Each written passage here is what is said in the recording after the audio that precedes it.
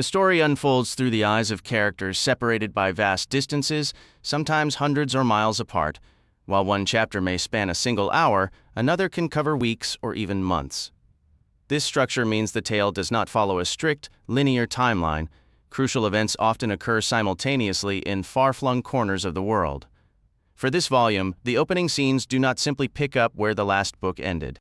Instead, they overlap with the closing events of the previous conflict, shifting focus to other locations. We begin by witnessing what was transpiring at the Fist of the First Man within the walls of River Run in the shadow of Harrenhal and along the banks of the Trident, all while the climactic battle raged at King's Landing and in its turbulent wake. The morning dawned under a heavy, colorless sky, the air so sharp and frigid it seemed to steal the breath from your lungs. The hunting dogs, a shivering pack of fur and fear, refused to pick up the trail. The lead hound, a large black female, had merely sniffed at the deep impressions in the frost, let out a low whimper and retreated to cower behind the others, her tail tucked tightly beneath her. They clustered together on the muddy bank of the frozen river, a pitiful sight as the relentless wind tore at their coats. Chet cursed under his breath, the cold piercing his layers of wool and hardened leather as if they were nothing. It was a damned miserable day, unfit for any living creature, yet here he stood, his face, perpetually marred by angry, swollen boils across his cheeks and throat, throbbed in the icy air. He should have been back at the wall right now, warm in the rookery tending to the ravens or stoking the hearth for the elderly Maester Aemon.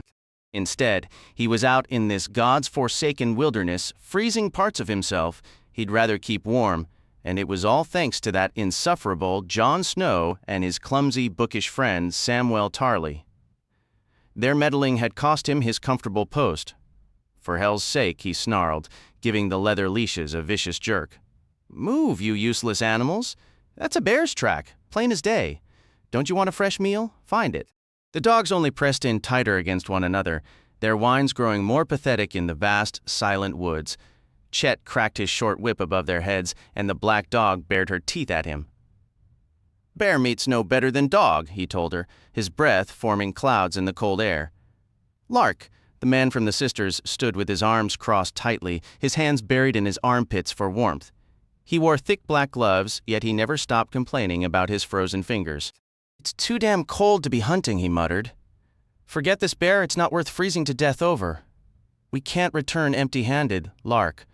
Small Paul grumbled, his voice muffled by the thick brown beard covering his face. Ice clung to his flattened nose where his snot had frozen. A massive hand in a fur glove gripped his spear tightly. "The Lord Commander won't be pleased." "To hell with the old bear, too," snapped Lark, a lean man with sharp features and anxious eyes. "Mormont will be dead by morning, remember? Why worry about what he wants?" Small Paul blinked his small, dark eyes. Chet wondered if the big man had already forgotten. He was dim enough to forget almost anything. "Why do we have to kill the old bear? Can't we just leave him be and go?" "You think he'll let us go?" Lark shot back. "He'll come after us. You want to be hunted, you big oaf." "No," Small Paul said, shaking his head. "I don't want that, not at all." "Then you'll do it?" Lark pressed. "Yes," the giant man declared, driving the butt of his spear into the frozen riverbank. "I will. He shouldn't chase us." The sisterman pulled his hands from his armpits and turned to Chet. "We should kill all the officers, I say." Chet was tired of hearing it. "We've been through this. The old bear dies, and Blaine from the Shadow Tower. Grubbs and Ethan, too. Bad luck for them drawing watch duty.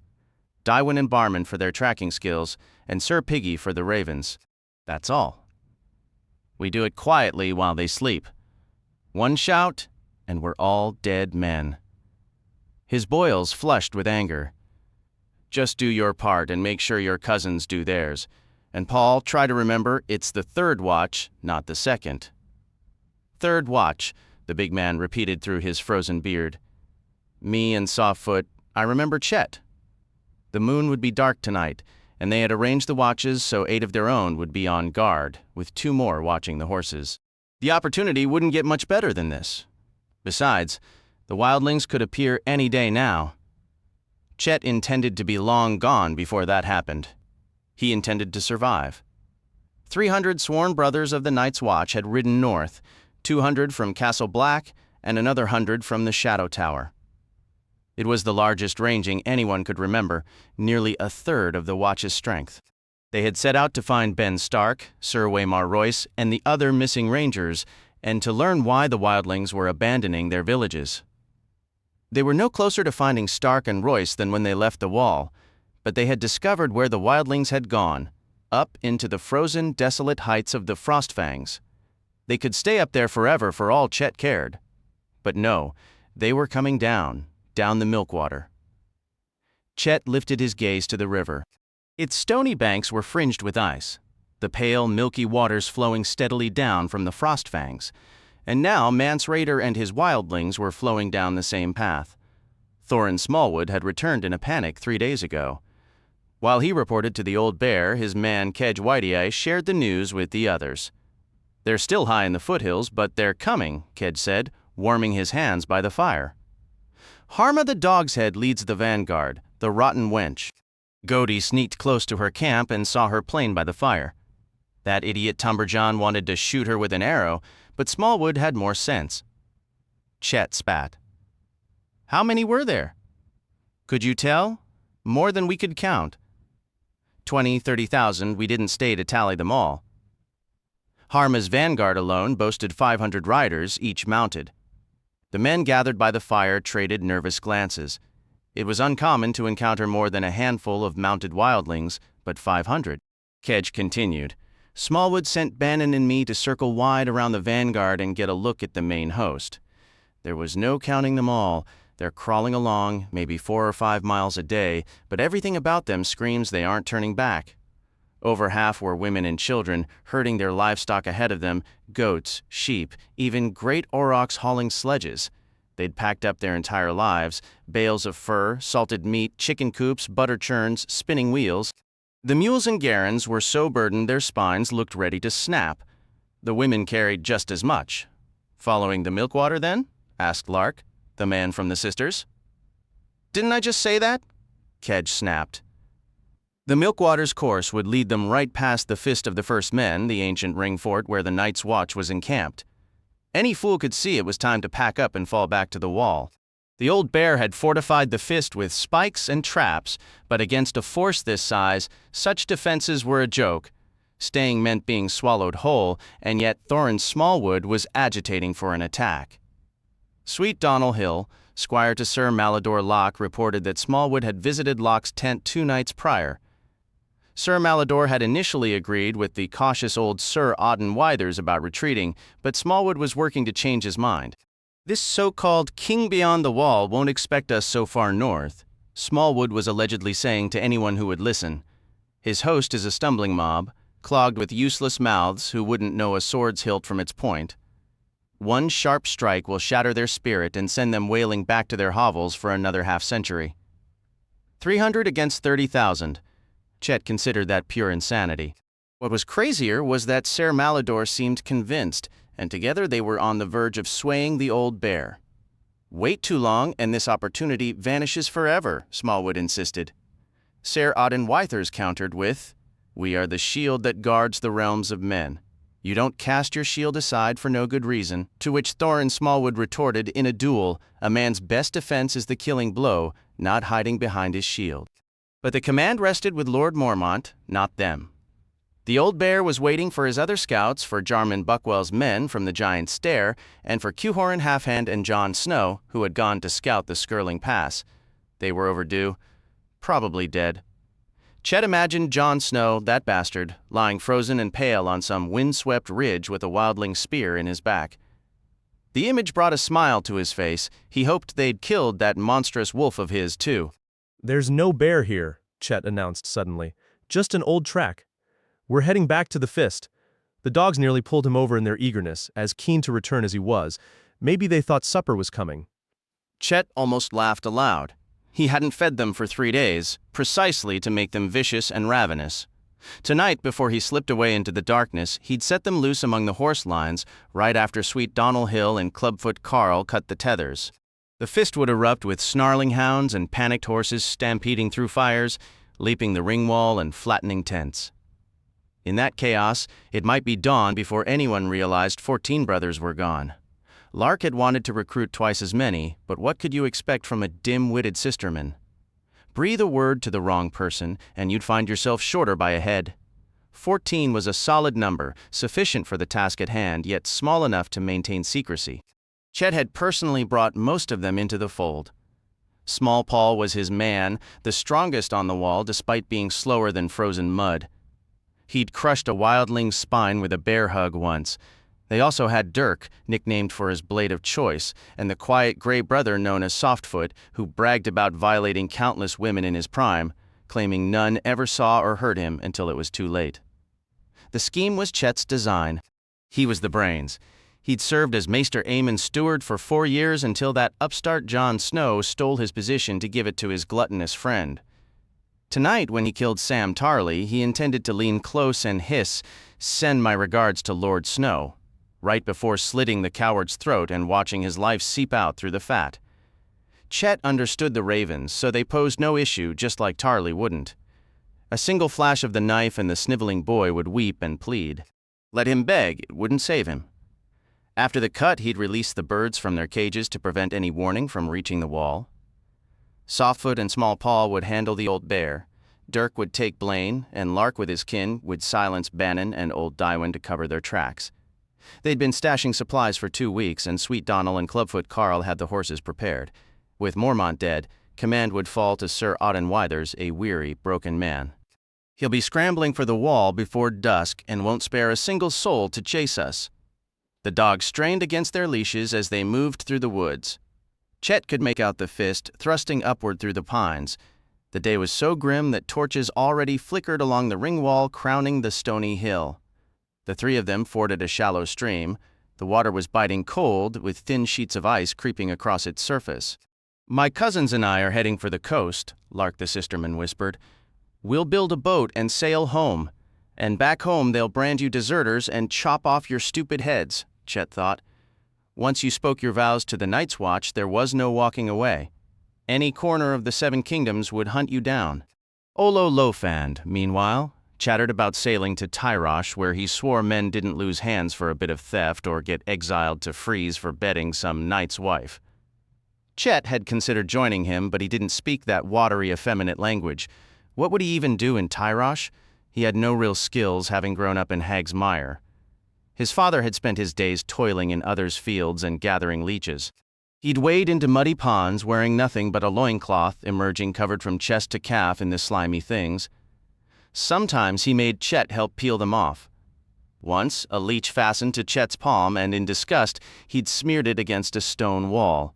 His father had beaten him raw for that.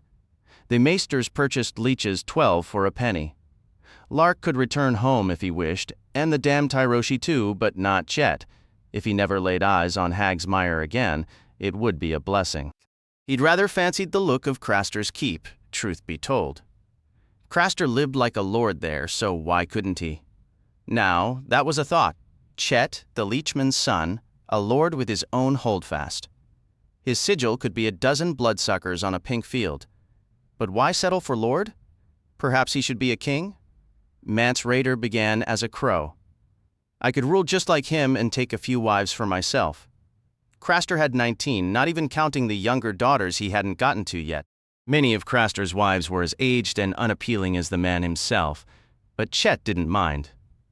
The older ones could be set to cooking and cleaning for him, tending vegetables and feeding the hogs, while the younger ones would share his bed and give him sons. Craster wouldn't be around to complain, not after Small Paul gave him a crushing embrace. Chet's only experience with women had been the paid company in Mole's Town. In his youth, the local girls would take a single glance at his pocked, blemished face and turn away in disgust. That wretched girl Bessa was the worst of them. She'd welcomed every other lad from Hag's Mire, so he saw no reason he should be different. He'd even wasted a morning gathering wild blossoms after hearing she favored them, but she'd only laughed right at him, saying she'd sooner share a bed with his father's bloodsuckers than with him. Her laughter died when he slid his blade into her.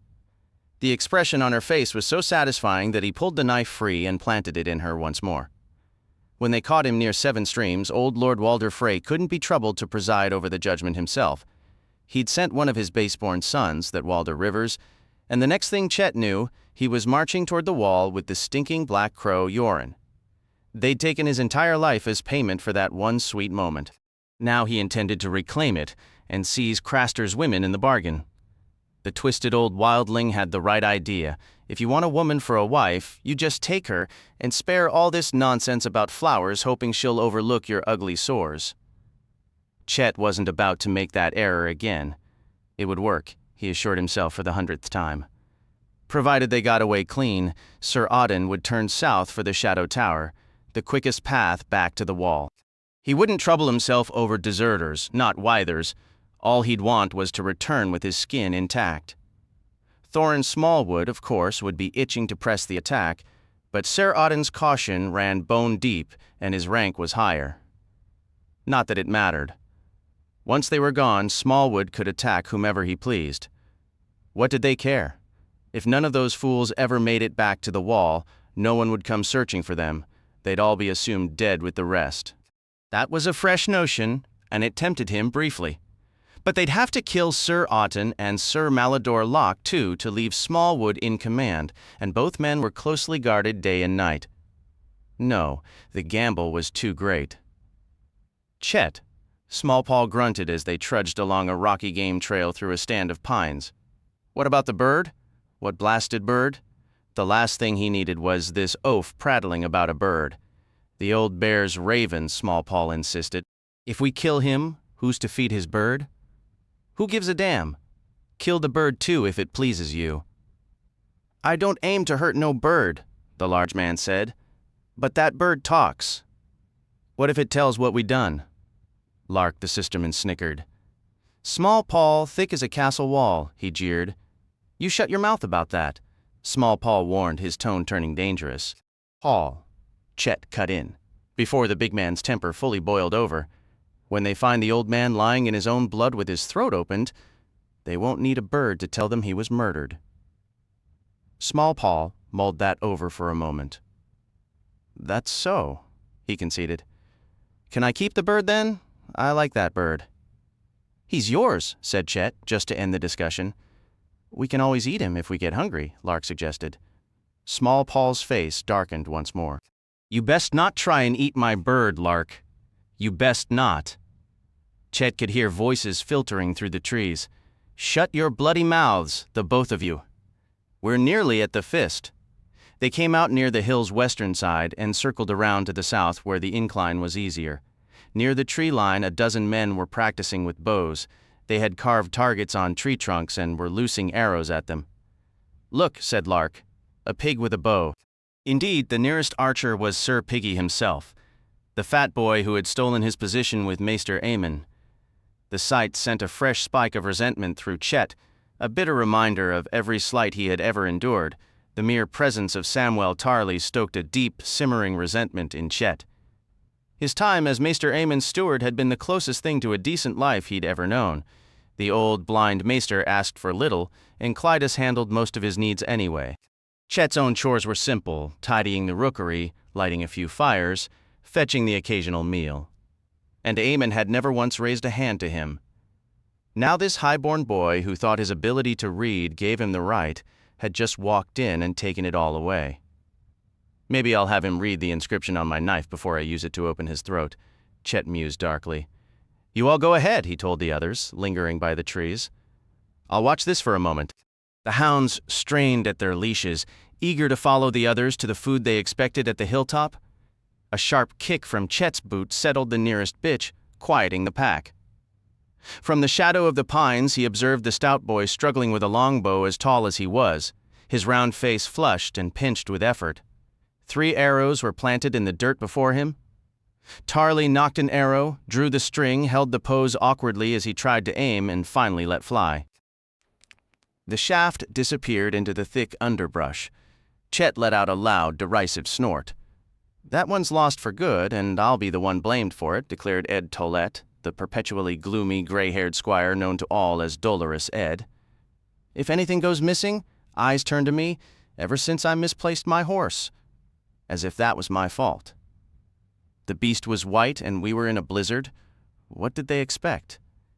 A gust caught that one, offered Gren, another of Lord Snow's companions. Try to keep the bow steadier, Sam. It weighs a ton, the fat boy grumbled, but he dutifully pulled the second arrow. This one sailed high, clipping through branches a good 10 feet above the target. I do believe you struck a leaf from that tree, Dolorous Ed noted. Autumn is coming quickly enough without your assistance. He sighed heavily. And we all know what follows autumn. Gods, I'm freezing. Loose your last arrow, Samwell. I fear my tongue is icing to the roof of my mouth. Sir Piggy lowered the bow, and Chet was sure the boy was about to burst into tears. It's impossible. Notch, draw, release, Gren instructed. Go on. Obediently, the fat boy pulled his final arrow from the ground, set it to the string, drew, and let go. He did it almost hastily, without the painstaking squint and aim of his first 2 attempts. The arrow thudded into the charcoal outline low on the chest and stuck there, quivering. I hit it! Sir Piggy sounded utterly astonished. Gren, did you see? Ed, look. I hit the mark, lodged it right between his ribs, I'd wager, said Gren. Did I kill him? The fat boy asked eagerly. Tollett shrugged. Might have punctured a lung, if the target had lungs. Most trees, as a rule, do not. He took the bow from Sam's grip. I've seen worse shots, truth be told, and made a few myself. Sir Piggy was practically glowing with pride. You'd think he'd single-handedly won a battle. But when his eyes found Chet and the dogs, his bright smile withered and died. You struck a piece of wood, Chet said, his voice dripping with scorn. Let's see how you shoot when it's Mance Rayder's wildlings charging you. They won't stand there with their arms spread like branches. Oh no, they'll be coming right at you, howling in your face, and I'll wager you'll soil those breeches. One of them will bury his axe right between your little pig eyes. The last sound you'll ever hear is the thunk it makes biting into your skull. The fat boy began to tremble. Dolorous Ed laid a hand on his shoulder. Brother, he intoned with grave solemnity, just because that was your experience doesn't mean Samwell here must suffer the same fate. What are you on about, Tollett? The axe that split your own skull.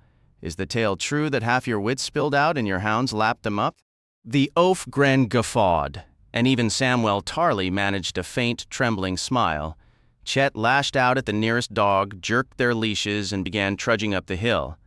Smile while you can, Sir Piggy. We'll see who's grinning when night falls. He only regretted he lacked the time to deal with Tollett as well. Miserable, long-faced fool.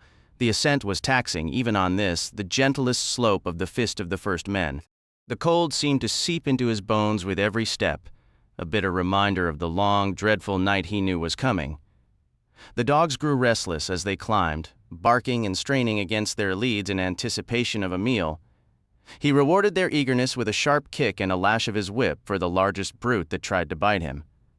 After securing them, he made his report outside the Lord Commander's dark tent. The tracks were there, just as Giant described, he told Mormont, but the hounds refused to follow the scent. By the riverbank like that, they could be old marks. A shame, Mormont replied, his voice as weary as his appearance. The man was bald, with a thick gray beard, and the raven perched on his shoulder bobbed its head and croaked, "Meat, meat, meat!" Chet briefly considered suggesting they roast the damn dogs, but he held his tongue until dismissed. That's the last bow I'll ever give him, he thought with a grim sense of finality. The cold seemed to deepen, a biting chill he'd swear was impossible. The dogs curled together in the frozen muck, and for a moment Chet envied their shared warmth. He pulled his black wool scarf over his nose and mouth instead, leaving only a slit to breathe through. He discovered that keeping moving helped, so he began a slow patrol around the camp's edge, a wad of sourleaf in his cheek. He shared a chew with the brothers on watch, listening to their idle talk. None were part of his plan, but it never hurt to know their mood. Mostly they were thinking about the relentless, brutal cold. The wind picked up with the fading light, whistling a thin, mournful note through the stones of the ring wall. "I can't stand that noise," Little Giant muttered. "Sounds like some lost babe crying in the thicket." Completing his circuit, he found Lark waiting by the dogs. "The officers are back in the old bear's tent, talking up a storm," Lark reported. "That's what high-born lads do," Chet said. "All but Blaine. They get drunk on their own words instead of proper wine." Lark edged closer, glancing around nervously. "That fool Small Paul is still going on about the bird," he warned. "Now he's asking if we saved any grain for the thing." "It's a raven," Chet said flatly. "It eats dead things." Lark cracked a grin. "His corpse, maybe? Or yours," Chet thought, but didn't say. They needed the strength of a man like Small Paul more than they needed Lark's nervous chatter. "Stop worrying over Paul. You handle your task, and he'll handle his by the time he got rid of Lark." Twilight was seeping through the trees. He sat to sharpen his sword, a frustrating task with gloves on, but only a fool would touch bare steel in this cold. The dogs whined as the sun vanished. He gave them water and a few muttered curses. Just a few more hours, and you can hunt your own supper. Soon the smell of food reached him. Daewin was holding court by the cook fire as Chet collected his portion of hard bread and a bowl of bean and bacon soup from Hake. "This forest is too quiet," the old woodsman was saying. "No frogs by the river, no owls in the trees. I've never heard woods feel so dead." "Those wooden teeth of yours sound pretty dead too," Hake retorted. Daewin clacked them together. "No wolves neither. They were here before, but they're gone now." "Where'd they all go, you reckon?" "Someplace warm," Chet answered. He scanned the dozen or so brothers around the fire. 4 were his. He studied them as he ate, watching for any flicker of doubt. Dirk was as steady as ever, quietly working on his blade like he did every night. Sweet Donald Hill was all easy laughter and jokes, his artfully tousled yellow hair and claim of Lannister blood doing nothing to endear him to Chet. Still, the pretty bastard seemed likely to hold his nerve. Chet felt more sure about the man they called Sawwood, a nickname earned more for his thunderous nighttime noises than any skill with an axe. At the moment, however, the forester was shifting uneasily on the ground, looking as if he might never draw a peaceful breath again. Maslin was in a far worse state. Even in the biting cold, sweat traced shiny paths down his face, catching the firelight like tiny, misplaced gems. He hadn't touched his meal, just stared into his bowl as though the steam rising from it was poison. "That one bears watching," Chet noted to himself. The call erupted without warning, a chorus of voices that soon echoed across the entire hill. "To assembly, all brothers of the Night's Watch, gather at the main fire." Scowling, Chet swallowed the last of his stew and fell in with the crowd. Lord Commander Mormont stood before the flames, with Smallwood, Locke, Withers, and Blaine lined up like grim statues behind him.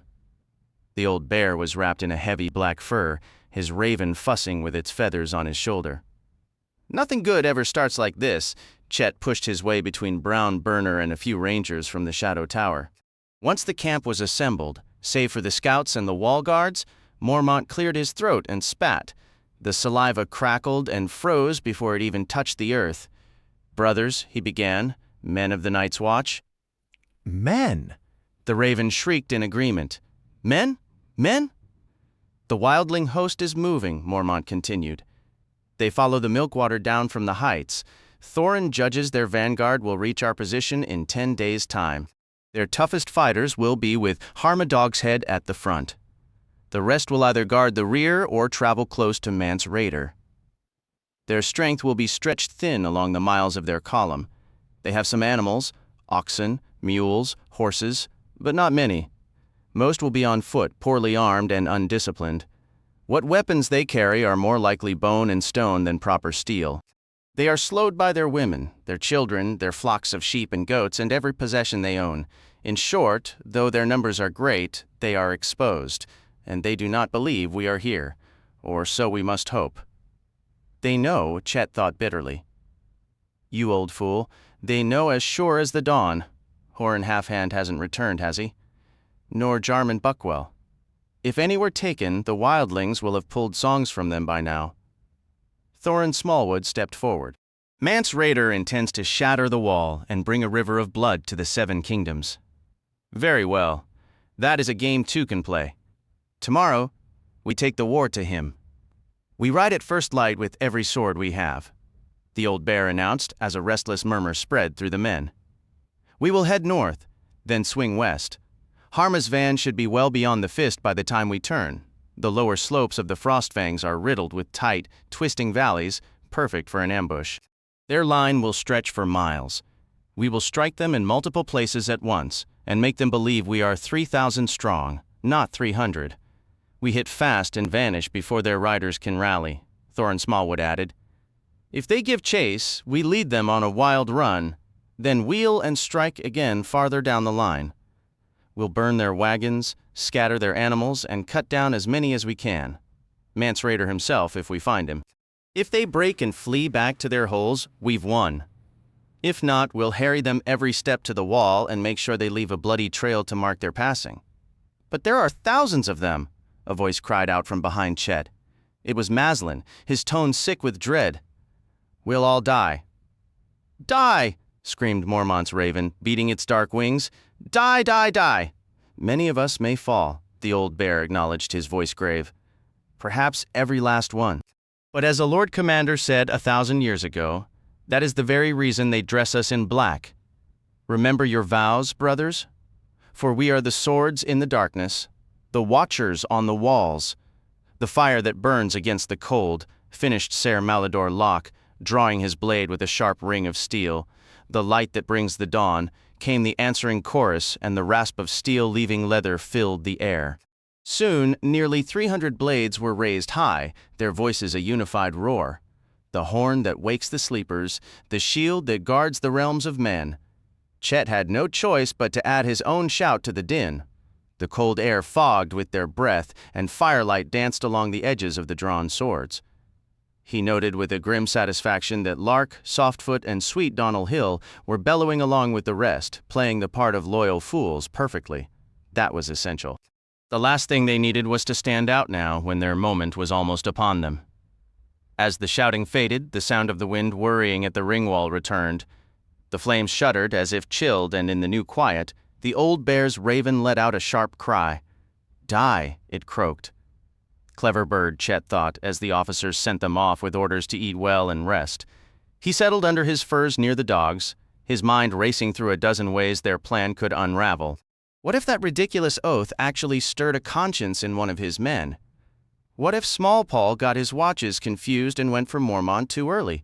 Or if Maslin's nerve failed, or someone decided to talk? He strained his ears against the night. The wind moaned like a lost infant. He could make out the murmur of distant voices, a horse's complaint, the crackle of a dying fire, but nothing more. It was too quiet. Bessa's face appeared in his mind, unbidden. It wasn't the knife I meant for you, he longed to say. I spent a whole morning gathering flowers for you, wild roses and tansy and golden cups. His heart hammered against his ribs, a frantic drumbeat he was sure would rouse the entire camp. A crust of ice had formed around his lips.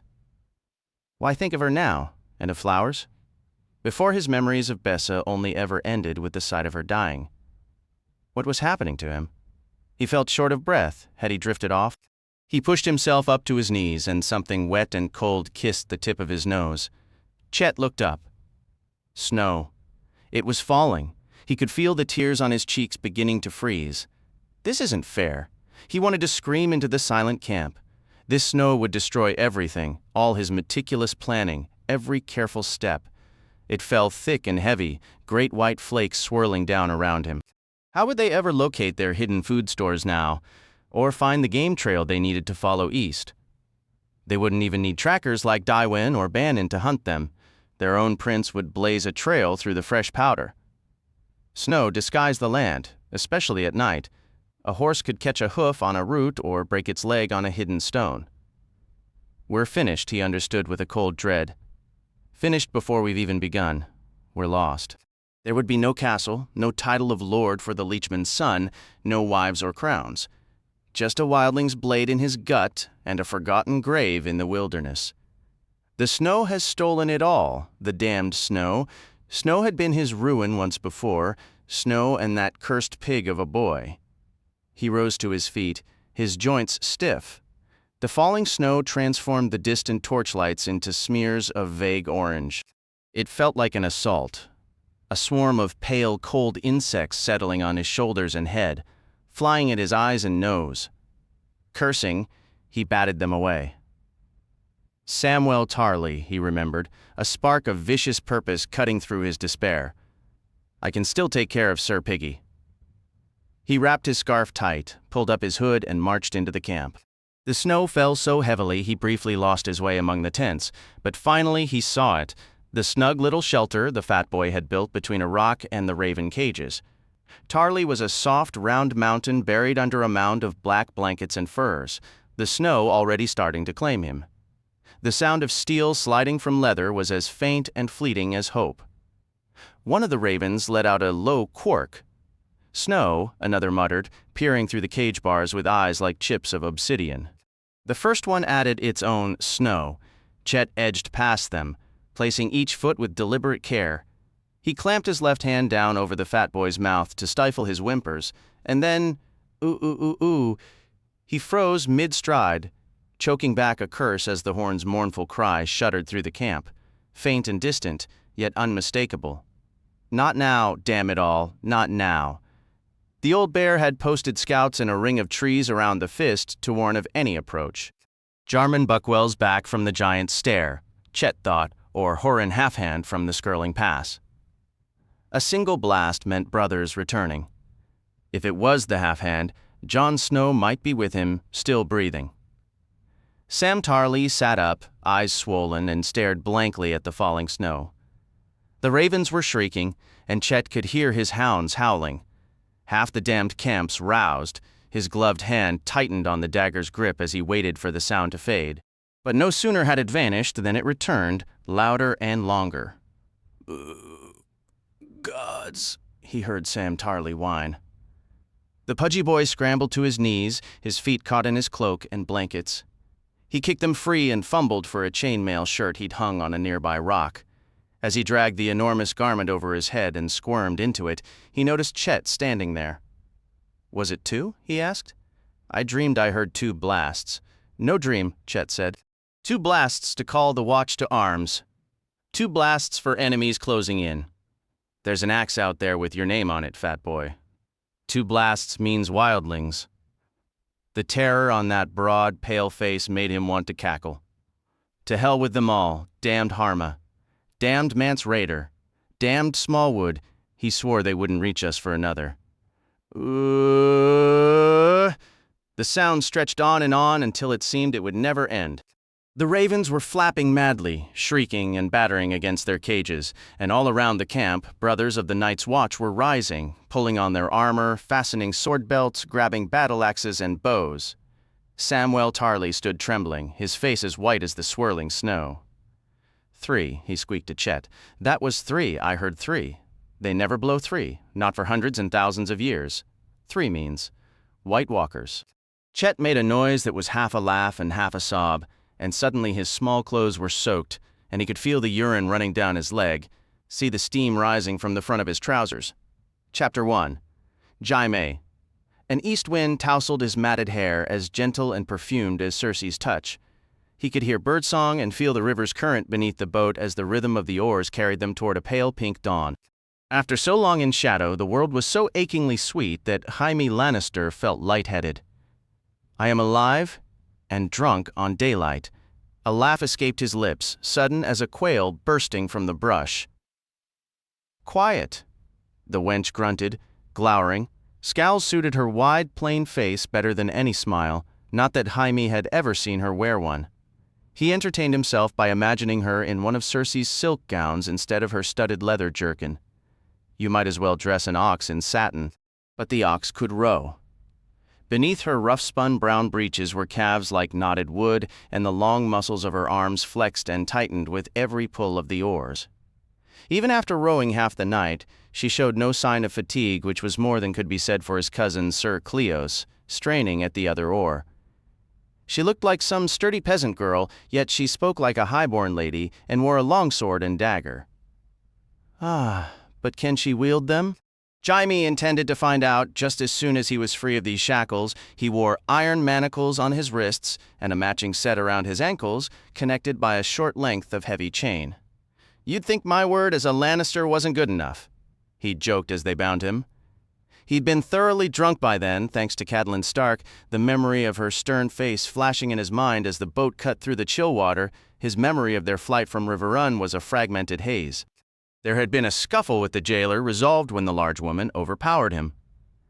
Then came the interminable spiral of a tower stair, his own legs as unsteady as reeds. He had faltered more than once before she offered an arm for support. Later, he was wrapped in a heavy cloak and deposited into the hull of a small boat. He recalled Lady Catelyn's voice, firm and commanding, ordering the Watergate's portcullis raised. She was dispatching Sir Cleos Frey back to the capital with fresh terms for the Queen, she announced, leaving no room for debate. After that, the world had faded. The wine brought a drowsy comfort, and the simple act of stretching his limbs was a forgotten pleasure his chains had denied him. Jaime had mastered the skill of sleeping in the saddle on long marches. This was no different. Tyrion will be utterly delighted when he learns I slept through my own rescue. Now, however, he was painfully awake, and the manacles were a persistent annoyance. "My lady," he called, "remove these irons, and I'll take a turn at the oars." Her response was another scowl, her features a landscape of prominent teeth and deep mistrust. "You'll keep your chains, Kingslayer. Do you plan to row the entire distance to King's Landing yourself?" "You will use my name. It is Brienne, not wench, and mine is Sir Jaime." "Not Kingslayer. Do you deny you killed a king?" "I do not." "Do you deny being a woman? If so, undo those trousers and provide evidence." He offered a bland smile.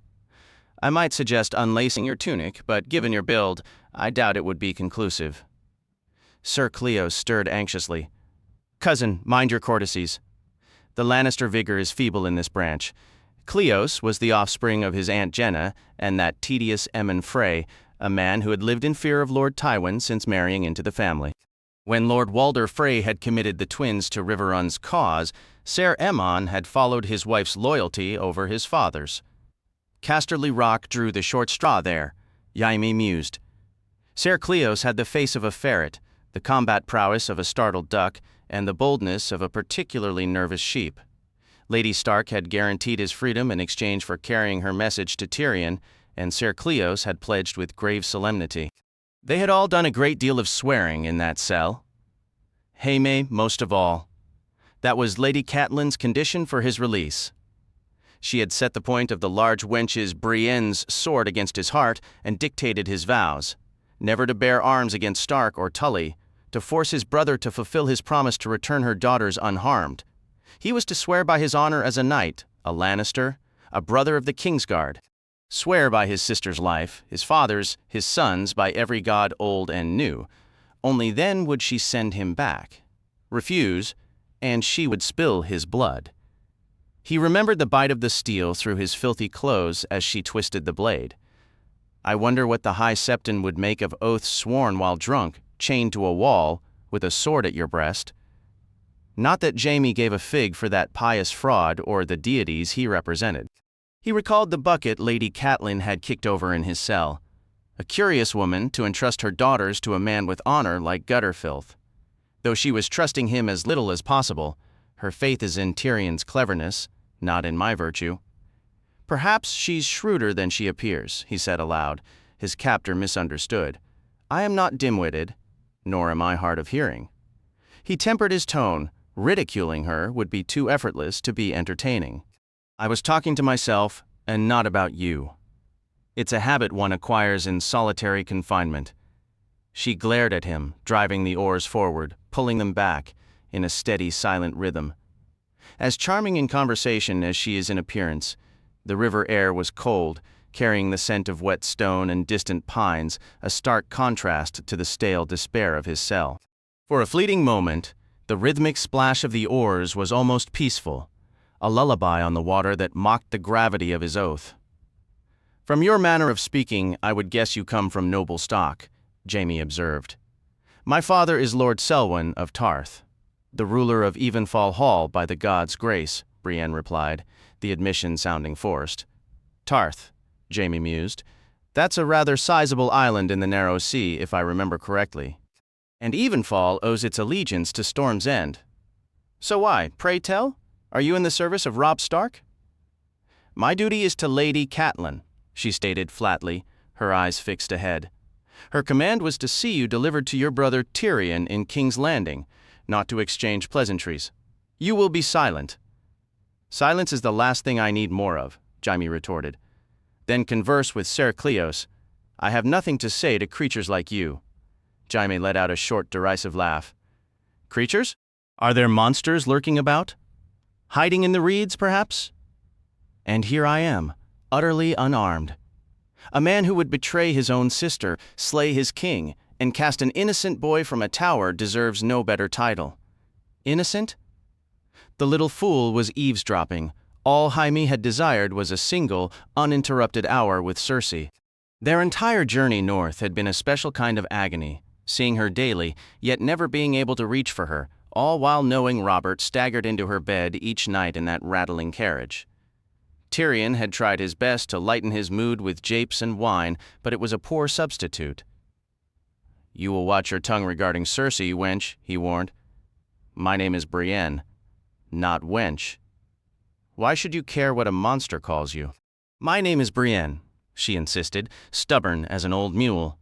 "Should I call you Lady Brienne?" He saw her flinch and pressed the advantage. "Or perhaps Sir Brienne would suit you better?" He chuckled. "No, I suppose not. You can dress a plow horse in all the trappings of a war horse, but that doesn't mean it belongs on a battlefield." "Cousin Jaime, I must beg you, such harsh words are unnecessary," interjected Ser Cleos Frey. His surcoat, visible beneath his cloak, displayed the mixed sigils of House Frey and House Lannister.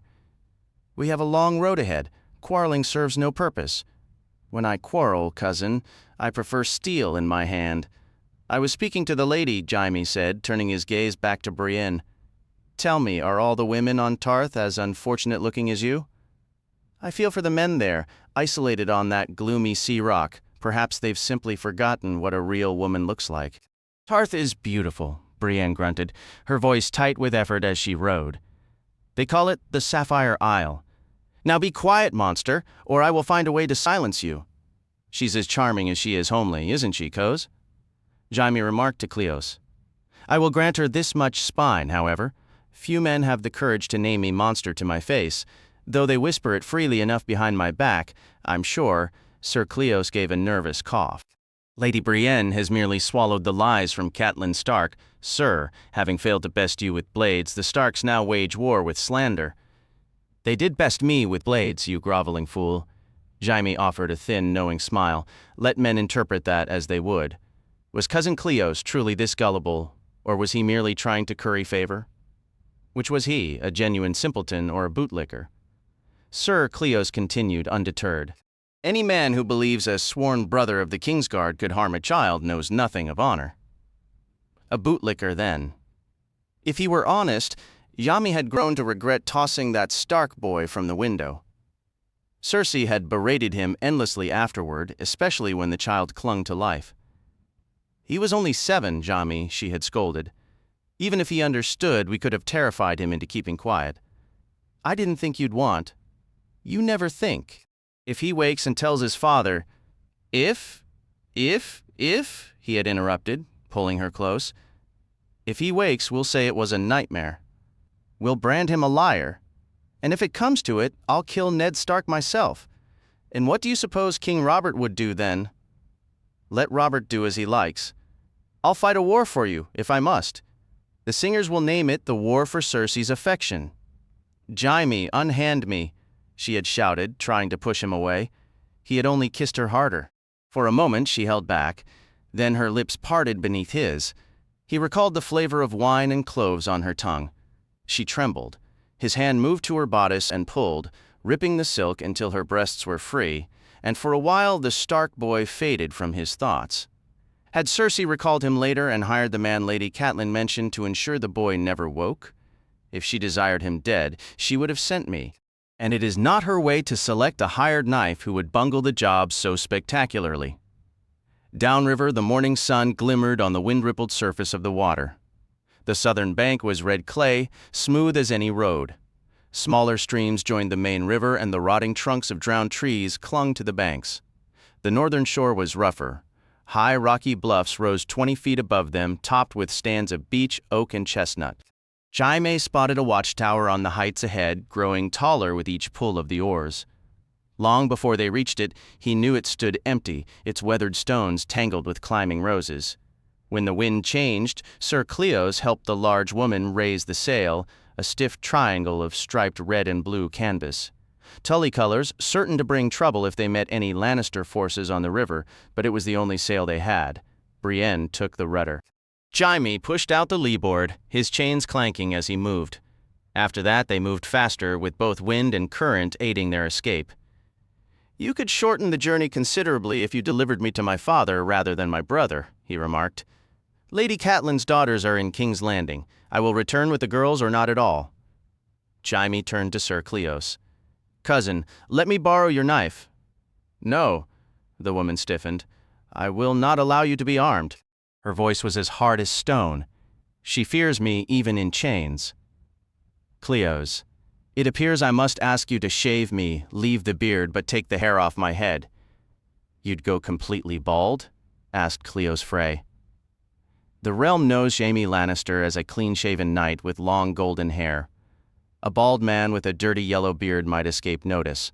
I'd prefer not to be recognized while I'm wearing these irons. The dagger was not particularly sharp. Cleos worked at it stubbornly, hacking and tearing through the tangled mats and tossing the hair over the side. The golden curls floated on the water's surface, slowly drifting behind them. As the knots disappeared, a louse crawled down his neck. Jaime caught it and crushed it against his thumbnail. Sir Cleos plucked others from his scalp and flicked them into the river. Jaime rinsed his head and made Sir Cleos sharpen the blade before letting him scrape away the last of the yellow stubble. When that was done, they trimmed his beard shorter as well. The reflection in the water showed a stranger. Not only was he bald, but he appeared to have aged 5 years in that dungeon. His face was thinner, with hollows under his eyes and lines he did not remember. "I don't look as much like Cersei this way. She'll despise that." By midday, Sir Cleos had fallen asleep. His snores sounded like a pair of squabbling ducks. Jaime stretched out to watch the world drift by. After the dark cell, every rock and tree seemed a marvel. A few one-room huts appeared and vanished, perched on tall poles that made them resemble waiting birds. Of the people who lived there, they saw no trace. Birds flew overhead or called from the trees along the shore, and Jaime caught sight of silvery fish slicing through the water. Tully trout. There's a poor sign, he thought, until he saw something worse. One of the floating logs they passed turned out to be a dead man, pale and bloated. His cloak was caught in the roots of a fallen tree, its color unmistakably Lannister crimson. He wondered if the corpse had been someone he once knew. The forks of the Trident were the simplest route to move goods or men across the riverlands. In peaceful days, the river would have been alive with fishermen in their small boats, flat-bottomed barges carrying grain down current, and traders hawking sewing supplies and fabrics from floating stalls. They might even have passed a brightly painted entertainer's vessel, its patchwork sails a riot of colors, traveling from one riverside settlement to the next. The war had drained all that life away. They sailed by silent villages, seeing no one. A shredded fishing net caught in the branches of a tree was the only hint that people had once worked these waters. A girl watering her mount by the bank turned and fled at the first sight of their sail.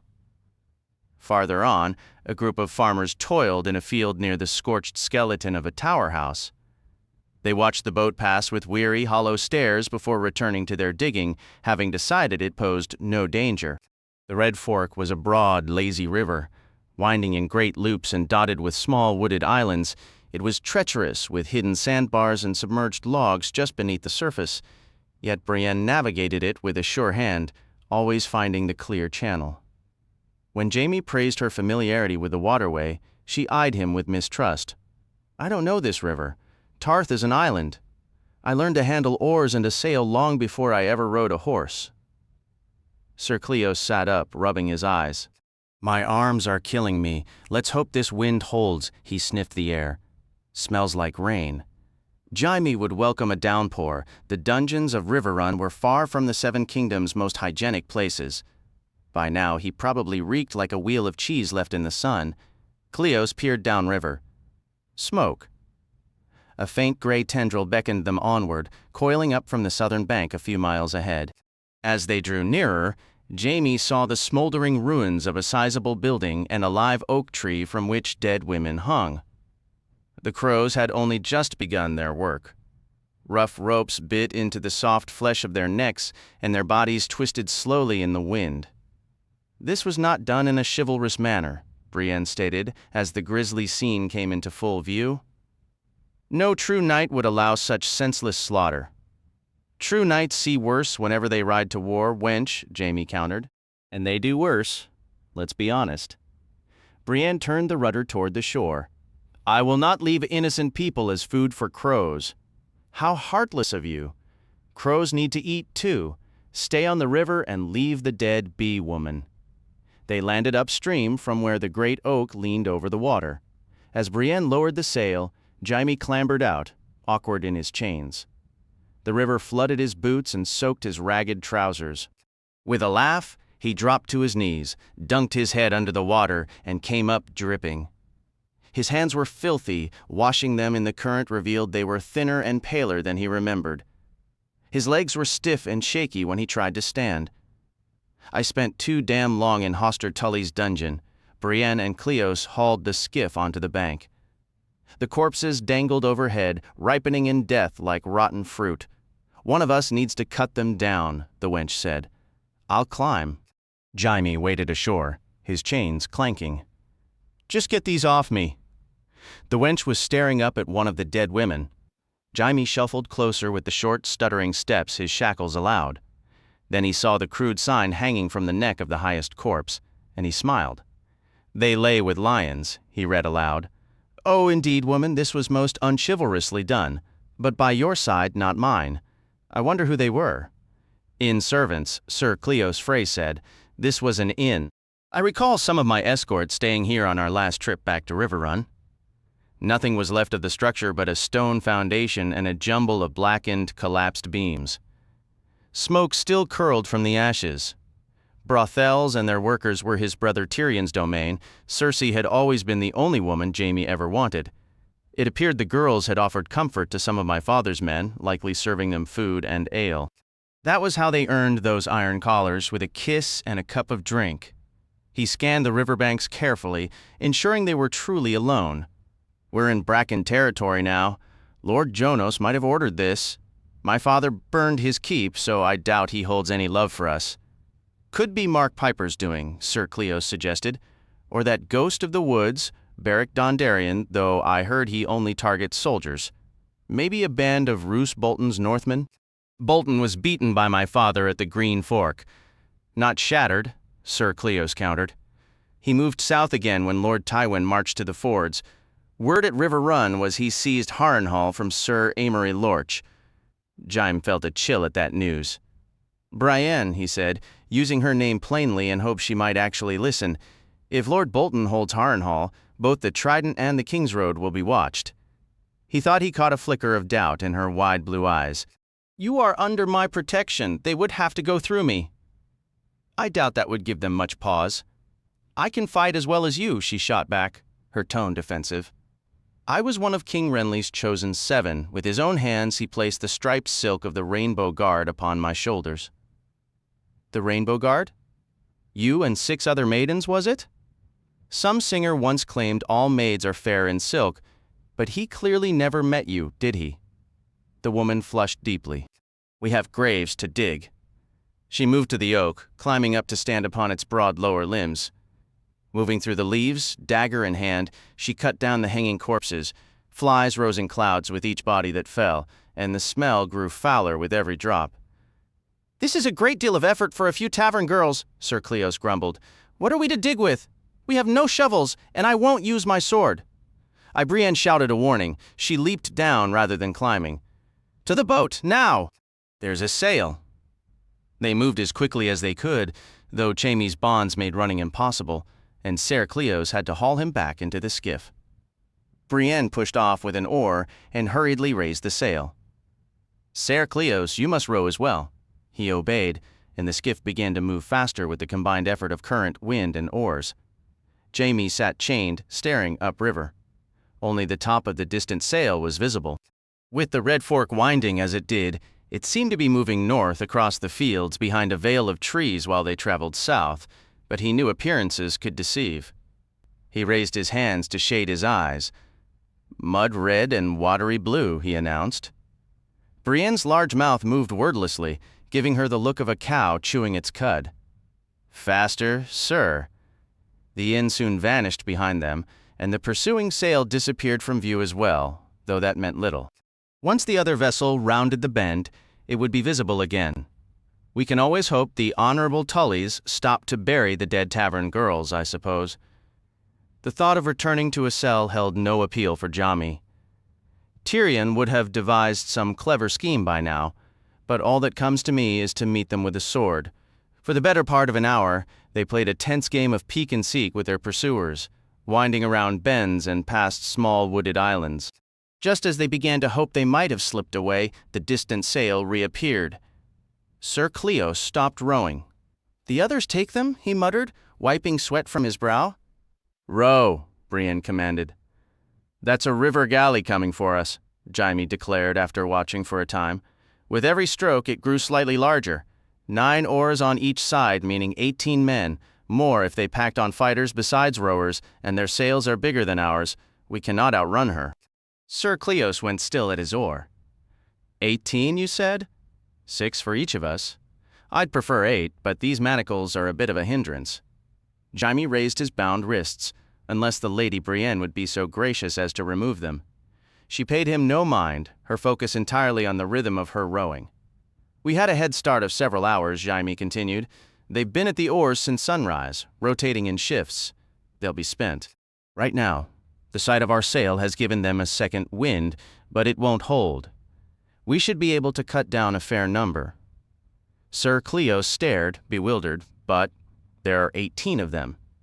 At a minimum, more likely 20 or 25. His cousin moaned. "We can't possibly overcome 18. Did I claim we could?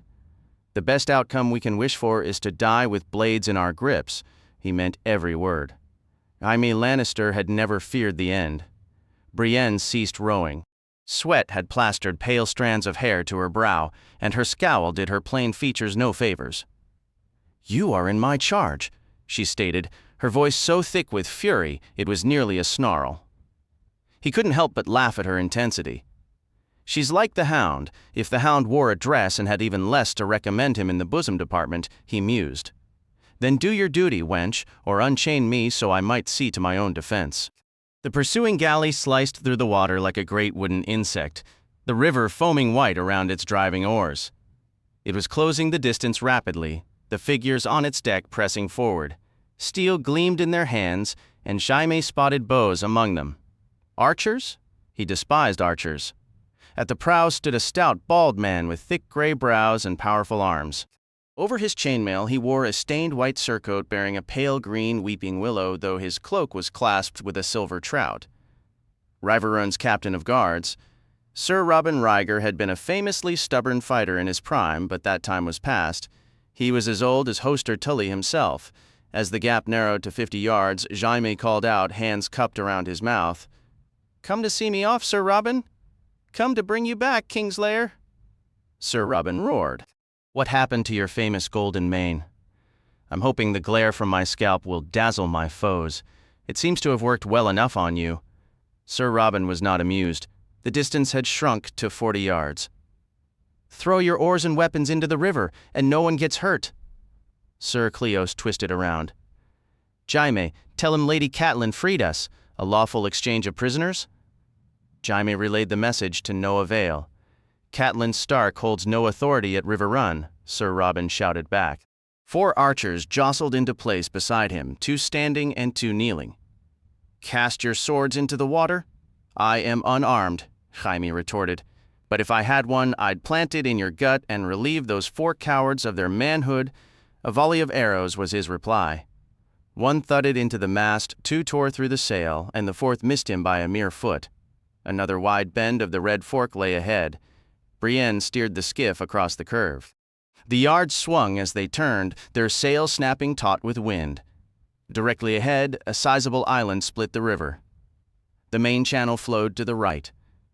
To the left, a narrower passage ran between the island and the high northern bluffs. Brienne adjusted the tiller, and the skiff veered left, its sail fluttering. Jaime studied her eyes. Pretty eyes, he thought, and utterly calm. He knew how to read a man's eyes. He knew the look of fear.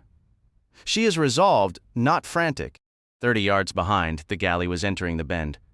"Sir Cleos, take the tiller," the wench ordered. "Kingslayer, take an oar and keep us from the rocks," at my lady's command. An oar was no sword, but its blade could smash a man's skull if swung with force, and its shaft could block a blow. Sir Cleos thrust the oar into Rahimi's hand and scrambled toward the stern. They rounded the tip of the island and veered sharply into the narrow channel, the boat tilting as its wake slapped against the rocky bluff. The island was a thicket of willows, oaks, and towering pines, their shadows lying dark upon the swift current and concealing submerged logs and the waterlogged skeletons of old trees. To their left, the bluff climbed steep and rugged, its base churning with white water where the river fought against fallen boulders and shattered rock. They slipped from sunlight into the cool gloom, shielded from the pursuing galley by the green curtain of the woods and the gray-brown stone face.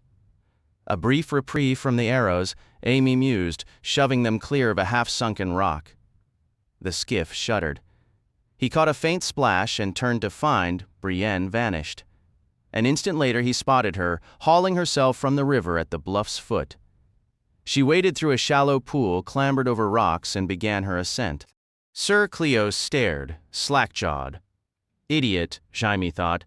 "Forget the woman," he barked at his cousin. "Steer." The sail was visible through the trees. The river galley came fully into view at the channel's head, trailing by 25 yards. As it swung around the bend, a volley of arrows flew, each one falling harmlessly wide. The motion of both vessels was troubling the archers, but Jaime knew they would soon adjust their aim. Brienne was already halfway up the cliff, finding purchase hand over hand. Rhaegar is bound to spot her, and when he does, those bowmen will pick her off. Jaime resolved to test whether the old knight's pride would cloud his judgment. "Sir Robin," he called out, "a word if you would." Sir Robin gestured, and his archers lowered their bows. "Speak your piece, Kingslayer, and be quick about it." The skiff drifted through a scatter of broken stones as Jaime shouted his challenge. "Let's settle this a better way. Single combat. You against me? Do I look a fool to you, Lannister?" "No, but you may well die like one this afternoon." Jaime raised his hands, the manacles clear.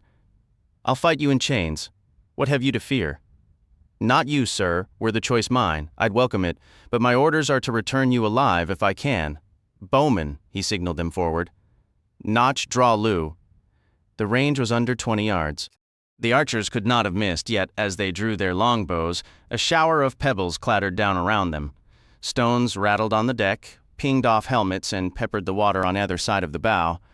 Those with the sense to look up saw a boulder the size of a draft horse break free from the bluff's crest. Sir Robin cried out in alarm. The rock hurtled down, struck the cliff face, split apart, and crashed upon them. The larger piece shattered the mast, ripped through the sail, hurled 2 archers into the river, and crushed the leg of an oarsman bent to his task. The speed with which the galley began taking on water suggested the smaller fragment had stove in the hull. The oarsmen's shrieks rebounded off the stone while the archers thrashed helplessly in the current. From their frantic splashing, neither man could swim. Jaime laughed aloud. By the time they cleared the channel, the galley was foundering among the shallows, whirlpools, and hidden snags, and Jaime Lannister concluded the gods had a sense of humor.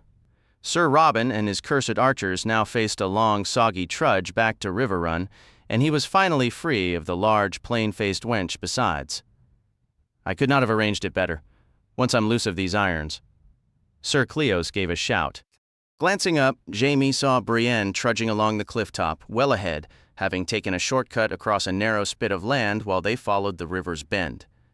She launched herself from the rock, and for a moment, as she arsed into a dive, she carried an unexpected, almost fluid grace. It would have been a bitter thought to wish her skull cracked open on the river rocks. Sir Cleos steered the little boat in her direction. Jaime still clutched his oar. A solid piece of wood that could end this nuisance with one well-placed blow once she drew near. Instead, he found himself extending the handle over the choppy water.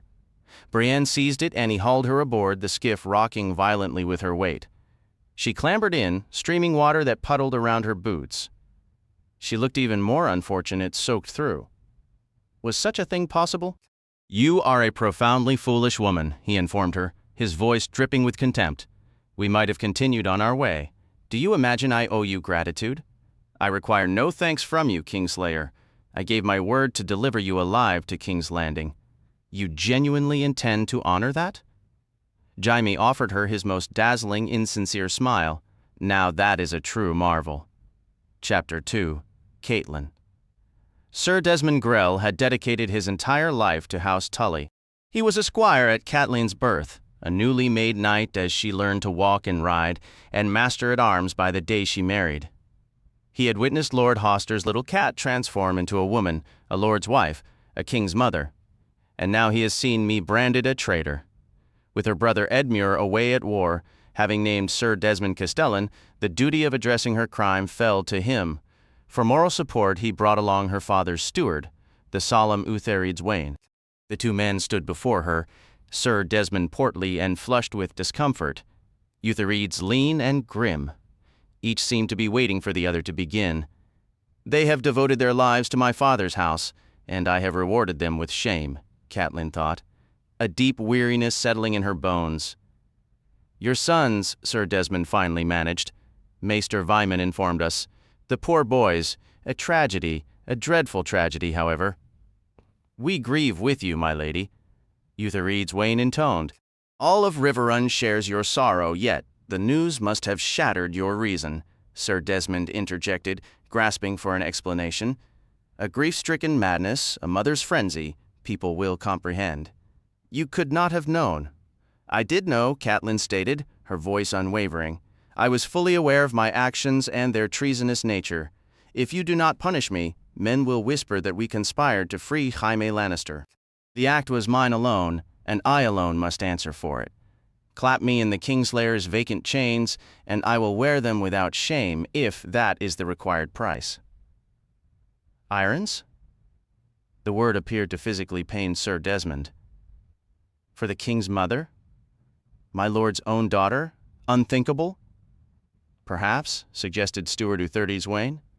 My lady would accept confinement to her rooms until Sir Edmure's return. A period of solitude to mourn her slain sons? Confined, yes, Sir Desmond agreed, latching onto the idea. Confinement to a tower cell would be suitable. If I am to be imprisoned, let it be within my father's chambers, so I may attend him in his final illness. Sir Desmond pondered this briefly. So be it. You shall want for no comfort or respect, but your freedom within the castle is revoked. You may visit the sept as needed, but otherwise you will remain in Lord Hoster's apartments until Lord Edmure returns, as you command. Her brother was not a lord while their father lived, but Catelyn did not bother to correct the title. Post a guard if you feel it necessary, but you have my sworn word that I will make no attempt to flee. Sir Desmond nodded, visibly relieved to conclude this unpleasant duty, but the mournful Utherides lingered after the Castellan departed. It was a grievous deed you performed, my lady, and all for nothing. Sir Desmond has dispatched Sir Robin Ryger and a dozen riders to hunt them down to retrieve the Kingslayer, or, failing that, to bring back his head. Catelyn had anticipated this very move. May the warrior guide your sword, Brienne, she prayed silently. She had played her part, now only hope remained. Her possessions were transferred to her father's bedchamber, dominated by the vast canopied bed where she had been born, its posts carved into the shapes of leaping trout. The room smelled of illness and dried herbs, a stark contrast to the vibrant memory of her childhood, when these same walls had echoed with her father's laughter. Her father's sick bed had been shifted to face the triangular balcony jutting from his solar, offering a view of the rivers he cherished. Lord Hoster was asleep when she entered. Catelyn stepped outside, her hand resting on the cool stone rail. Below, the swift tumblestone met the calmer Red Fork, the empty waterway stretching far into the distance. No striped sail from the east meant Sir Robin had not yet returned, a small mercy for which she was grateful. She returned to sit beside her father, unsure if her presence comforted him, but finding her own solace in the vigil. Would you understand what I have done, father? She wondered. If it were Lysa and me held by our enemies, would you have made the same choice? Or would you name it a mother's madness? The room held the cloying, sweet-foul scent of decay. a smell that carried her back to the loss of her sons, her sweet Bran and little Rickon, taken by Theon Greyjoy, the boy Ned had sheltered. Ned's loss was a permanent ache, but the theft of her babies. "It is a monstrous, cruel thing to lose a child," she whispered, the words more for her own heart than for his. Lord Hoster's eyes fluttered open. "Tansy," he rasped, his voice raw with suffering. "He does not know me." He often mistook her for her mother or for Lisa, but this name was unfamiliar. "It's Catelyn," she said. "It's Cat, father." "Forgive me the blood, please, Tansy. Could there have been another woman? Some village girl wronged in his youth, or a serving wench who offered comfort after mother's death." The thought was unsettling, a strange crack in the image of the father she thought she knew. "Who is Tansy, my lord? Shall I send for her? Where does she live? Does she still live?" "Dead." His hand fumbled for hers. "You'll have others, sweet babes and trueborn?" "Others?" Has he forgotten Ned is gone? Is he speaking to Tansy or to me or to Lysa now? He coughed, a bloody sputum staining his lips, and his grip on her fingers tightened. "Be a good wife and the gods will bless you sons, trueborn sons." A spasm of pain made him clutch her hand, his nails biting into her skin before a muffled cry escaped him. Master Vyman hurried in, preparing another dose of milk of the poppy to ease his lord back into a heavy sleep. Once her father was still, Catelyn spoke. "He was asking for a woman. Tansy? Tansy?" The maester's expression was blank. "A serving girl, perhaps? Someone from the nearby villages? My lady, I have been here many years, but that name, Catelyn, had been absent from Riverrun a long time. I can inquire if you wish. Utharide's Wain would know if anyone by that name ever served here." "Tansy. It is a common name among the small folk after the herb. Now that I think on it, there was a widow who came to the castle for old shoes needing new soles. Her name was Tansy, I believe, or was it Pansy? Some such flower. But she has not come for many years." "Her name was Violet," Catelyn corrected, recalling the old woman clearly. The maester offered an apologetic look. "Was it? Forgive me, Lady Catelyn. I must attend to my duties. Sir Desmond has ordered that we speak with you only as our duties demand." Catelyn replied. "Then you must follow his command." She held no ill will toward the knight. She had offered him little reason for faith, and she understood his fear that the lingering loyalty of Riverrun's people toward their lord's daughter might be used to stir further trouble. "At least I am free from the war for now," she thought, if only briefly. Once the maester departed, she wrapped herself in a wool cloak and returned to the balcony. Sunlight danced upon the rivers, turning the flowing water into a sheet of hammered gold as it moved beyond the castle walls.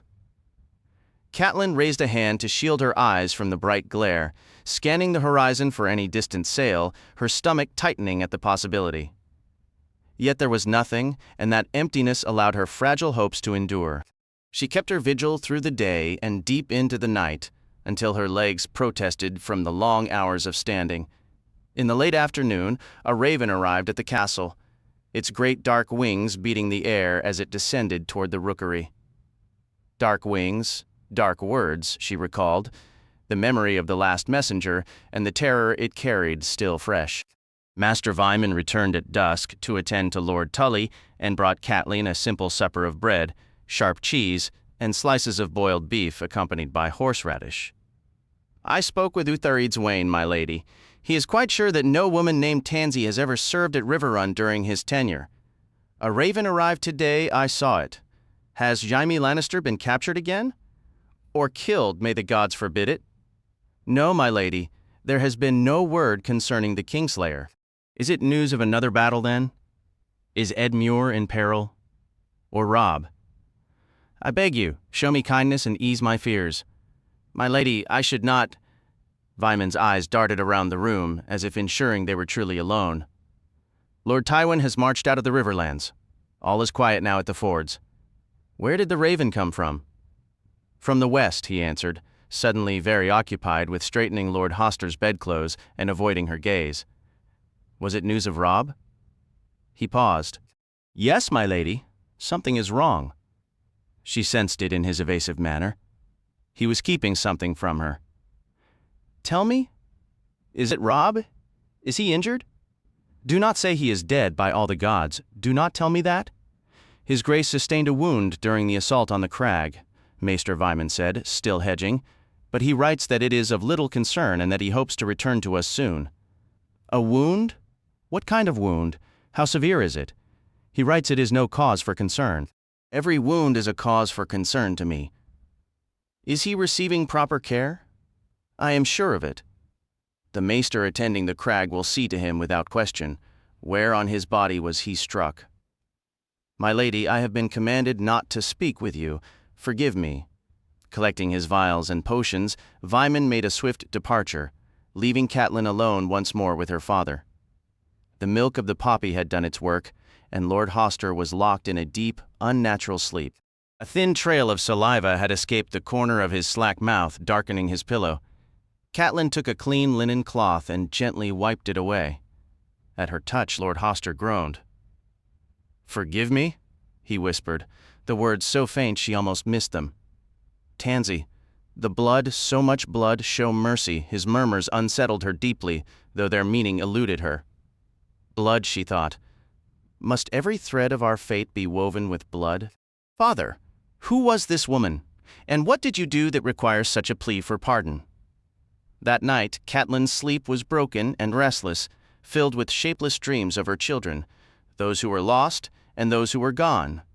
She awoke long before dawn, her father's troubled words echoing in her mind.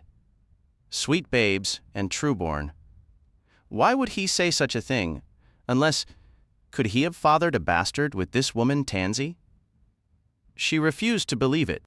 Of her brother Edmure, yes, it would scarcely surprise her to learn Edmure had a score of natural children scattered about. But not her father, not Lord Hoster Tully. It was unthinkable. Could Tansy be some affectionate name he used for Lysa, much as he called me Cat? Lord Hoster had confused her for her sister before. "You'll have others," he had said, "sweet babes and trueborn." The words now felt like a key to a lock she never knew existed, twisting in her heart with a cold, unexpected doubt. Lysa had endured 5 lost pregnancies, 2 while residing in the Eyrie and 3 more in King's Landing. Yet never at Riverrun, where their father, Lord Hoster, could have been there to console her. The exception, perhaps, was that very first time. She and Catelyn had been wed on the same day, remaining under their father's roof while their new husbands rode off to join Robert's rebellion. Later, when their monthly courses failed to arrive, Lysa had bubbled with excitement, certain they both carried sons. "Your boy will inherit Winterfell and mine the Eyrie," she'd said, her eyes shining. "They'll be the closest of friends, just like Ned and Robert, more brothers than cousins. I feel it in my heart." Her happiness, however, was fleeting. Lysa's blood arrived soon after, draining all that joy away. Catelyn had always assumed her sister was merely late. But what if a child had been growing within her then? The memory surfaced of the first time she let Lysa hold baby Robb, small, red-faced, and wailing, yet vibrantly alive. The moment Catelyn placed her son into Lysa's arms, her sister's face crumpled. She hastily returned the infant and fled the room. If Lysa had lost a child before, so much would make sense, their father's cryptic words and everything that followed. Lysa's union with Lord John Arryn had been arranged in great haste. John was an old man even then, older than Lord Hoster, an old man without an heir. His first 2 wives bore him no children, his nephew was slain alongside Brandon Stark in King's Landing, and a valiant cousin had fallen at the Battle of the Bells. House Arryn's continuation demanded a young wife proven capable of bearing children.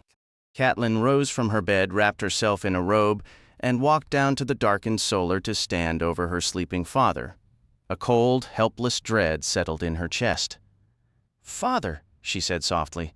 "Father, I understand now what you did." She was no longer that naive bride filled with childish dreams. She was a widow, branded a traitor, a mother shrouded in grief, and painfully wise to the world's harsh transactions. "You made him take her," she whispered into the quiet room. Lysa was the price John Arryn paid for the swords and spears of House Tully. Is it any wonder her sister's marriage proved so barren of affection? The Arryns were a proud house, fiercely protective of their honor. Lord John might wed Lysa to secure the Tully alliance for the rebellion, and in desperate hope of a son, but how could he truly love a woman brought to his bed unwilling and already touched by scandal? He would have been courteous, undoubtedly. He would have performed his duty. But Lysa craved warmth, not polite detachment. The next morning, as she ate a solemn breakfast, Catelyn requested a quill and parchment and began a letter to her sister in the distant Vale. She wrote of Bran and Rickon, the words sticking in her throat, but she wrote mostly of their father. His final thoughts are haunted by the wrong he did you. Maester Vyman says he cannot increase the milk of the poppy any further. It is time for father to lay down his sword and shield. It is time for him to rest. Yet he fights on stubbornly, refusing to yield. I believe he fights for your sake. He needs your forgiveness. She acknowledged the perils of the road from the Eyrie to Riverrun, grown dangerous from the war, but suggested a strong escort of knights could see Lysa safely through the mountains of the moon. 100 men, or even 1,000. And if she could not come, would she not at least write a few words of love to allow him to die in peace? Write what you will, and I shall read it to him, and ease his passing. Even as she set the quill aside and called for sealing wax, Catelyn felt the effort was probably futile. Too little, too late. Maester Vyman held little hope that Lord Hoster would live long enough for a raven to fly to the area and return. Then again, the Maester had expressed such doubts before. Tully men were not known for surrendering easily, regardless of the odds. A sudden, unbidden image flashed in Catelyn's mind. Lysa as a girl, not weeping, but standing furious and silent in their father's solar. A crushed winter rose at her feet, a detail of defiant anger she had never witnessed, but now could perfectly imagine. After leaving the parchment with the Maester, Catelyn visited the sept. She lit one candle to the Father above for her own father's health, another to the crone who first sent a raven into the world by glimpsing beyond death's door, and a final one to the mother, for Lysa, and for all the children they had each buried. Returning to her father's chamber, she tried to read to him, but the same lines blurred together until the noise from outside broke her concentration. Loud voices, a trumpet's call, and the unmistakable clamor of many horses. Her first fearful thought was of Sir Robin, but when she stepped onto the balcony, she saw only the empty rivers. The sounds were clearer from the open air, the clatter of armor, scattered cheers, a growing commotion from the direction of the main gate. Remembering that Sir Desmond had not forbidden her the roof, she climbed the winding stairs to the top of the keep. From that high vantage, she could see a crowd gathered before the rising portcullis and, beyond the castle walls, several hundred riders on the field. A gust of wind caught their banners, unfurling the silver trout of Riverrun against the sky. Edmure. Relief washed over her, so potent it made her knees weak. Yet it was 2 long hours before her brother came to her. In that time, the castle echoed with the joyful noise of reunions, soldiers embracing wives and children left behind. 3 ravens had already flown from the rookery, their dark shapes dwindling against the clouds. Catelyn watched them from her father's balcony. She had washed and changed, steeling herself for her brother's anger, but the waiting was a torment all its own. When footsteps finally sounded outside her door, she seated herself and folded her hands calmly in her lap. Edmure entered spattered with dried red mud from his boots to his surcoat. He looked nothing like a victorious commander. He was gaunt, his cheeks pale, his beard untrimmed, his eyes holding a feverish gleam.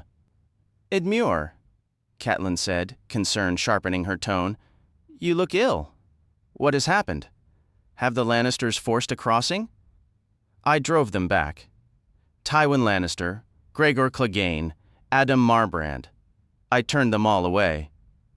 "But Stannis?" He grimaced, the expression twisting his weary face. "What of Stannis?" Catelyn asked. "He was defeated at King's Landing," Edmure replied, his voice thick with dismay. "His fleet burned, his army shattered." A Lannister victory was grim news, yet Catelyn found she could not mirror her brother's despair. Her own nightmares were still haunted by the memory of a shadow sliding through Renly's tent and the terrible flow of blood from his neck. "Stannis was never our friend, no more than Tywin Lannister." "You don't see it. Highgarden has pledged to Joffrey. Dorne as well." The entire South is against us now." His mouth hardened into a thin line. "And you saw fit to free the Kingslayer. You had no right." "I had a mother's right." She kept her voice steady, though the news of Highgarden's allegiance struck like a physical blow to Robb's cause. She pushed the thought aside. "No right," Edmure insisted. "He was Robb's prisoner, your king's captive. Robb entrusted him to my care. Brienne will guard him." She swore an oath on her sword. "That woman? She will take Jaime to King's Landing and return with Arya and Sansa. Cersei will never release them."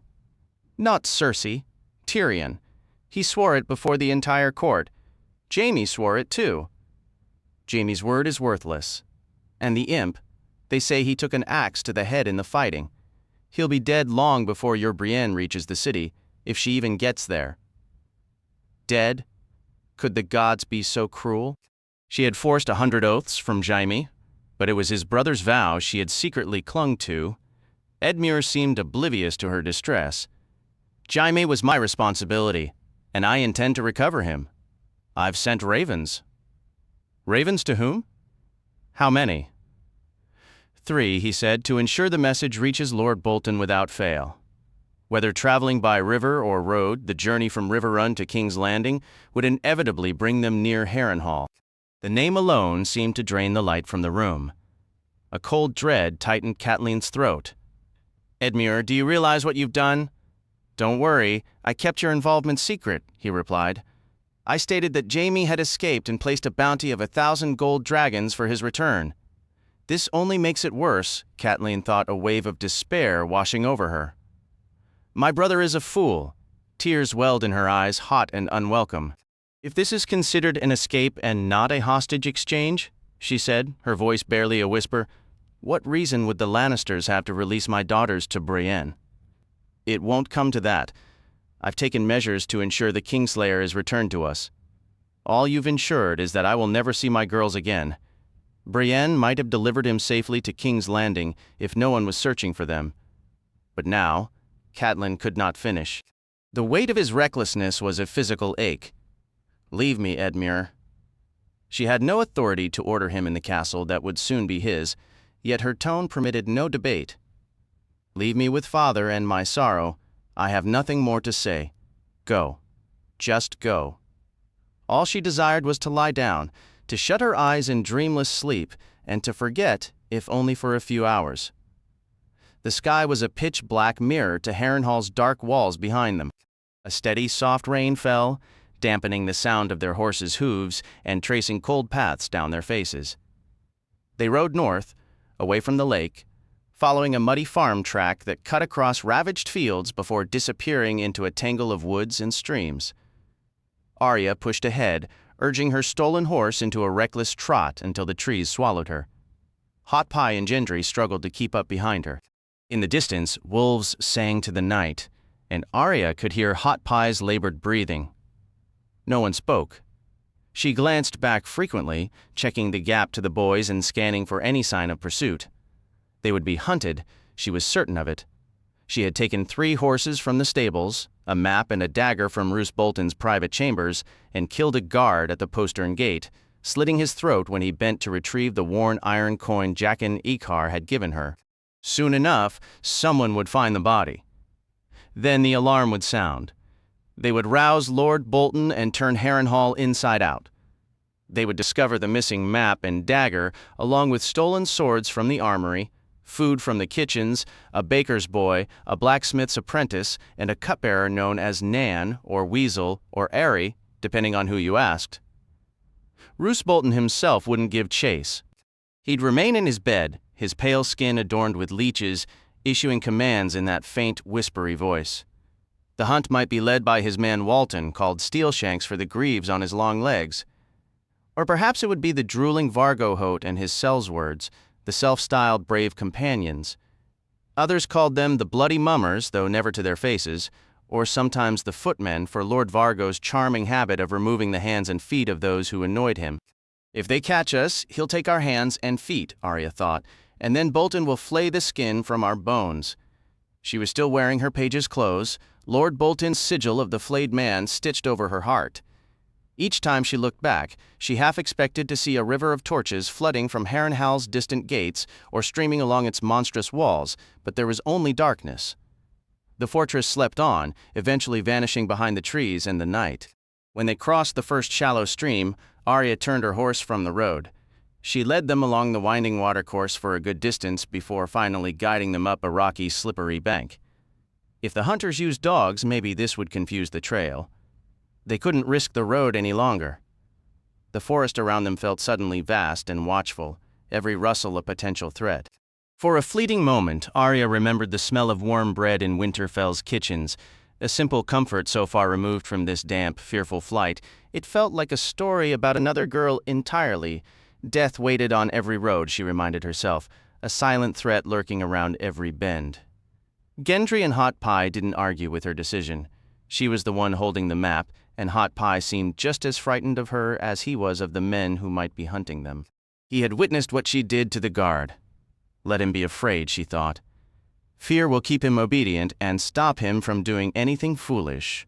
She knew she should feel more terror herself. She was just a girl of 10, skinny and alone on a stolen horse, with a shadowy forest stretching ahead and ruthless men who would happily maim her following behind. Yet, a strange calm had settled over her, a peace she never found within the walls of Harrenhal. The rain had cleansed the guard's blood from her hands, a sword rested against her back. Wolves moved like silent gray ghosts through the darkness, and Arya Stark was not afraid. Fear cuts deeper than swords, she whispered, the lesson from Syrio Forel, blending with Jacon's own creed, Valar Morghulis. The rain fell, then ceased, then returned, but their cloaks were thick and kept them dry.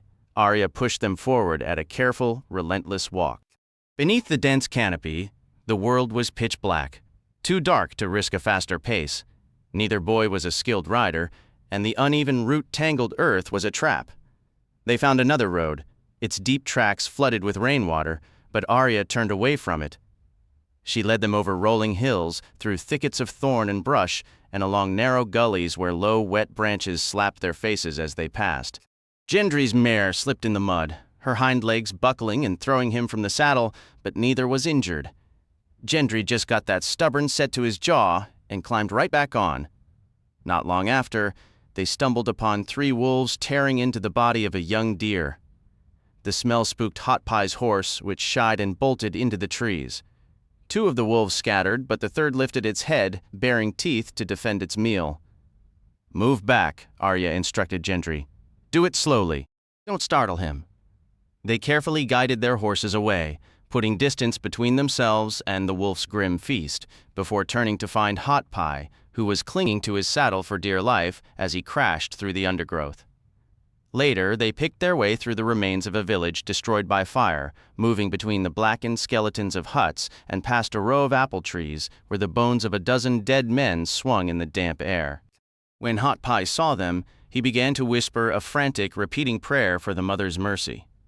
Arya looked up at the fleshless dead in their rotting clothes and recited her own litany.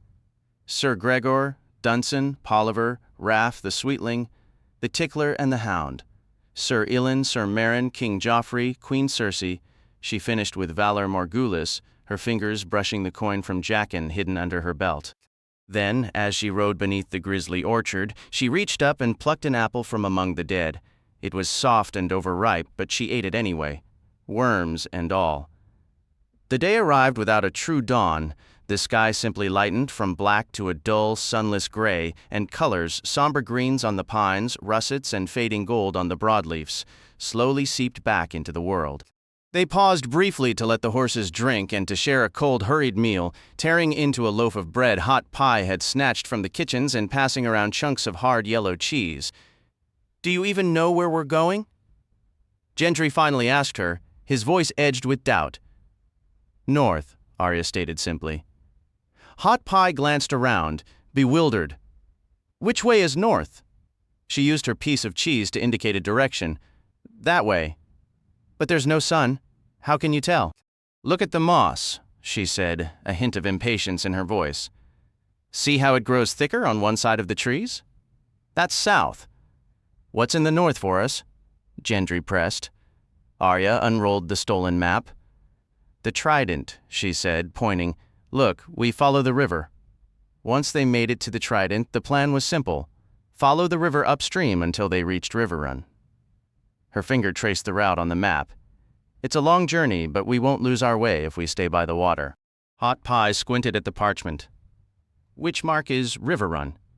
The castle was illustrated as a stone tower nestled in the fork where two blue rivers met, the Tumblestone and the Red Fork. She pointed. "Right there. It says Riverrun." "You can actually read words?" he asked, his voice full of awe as if she had claimed to fly. She gave a quick nod. "We'll be safe once we reach Riverrun." "We will. Why?"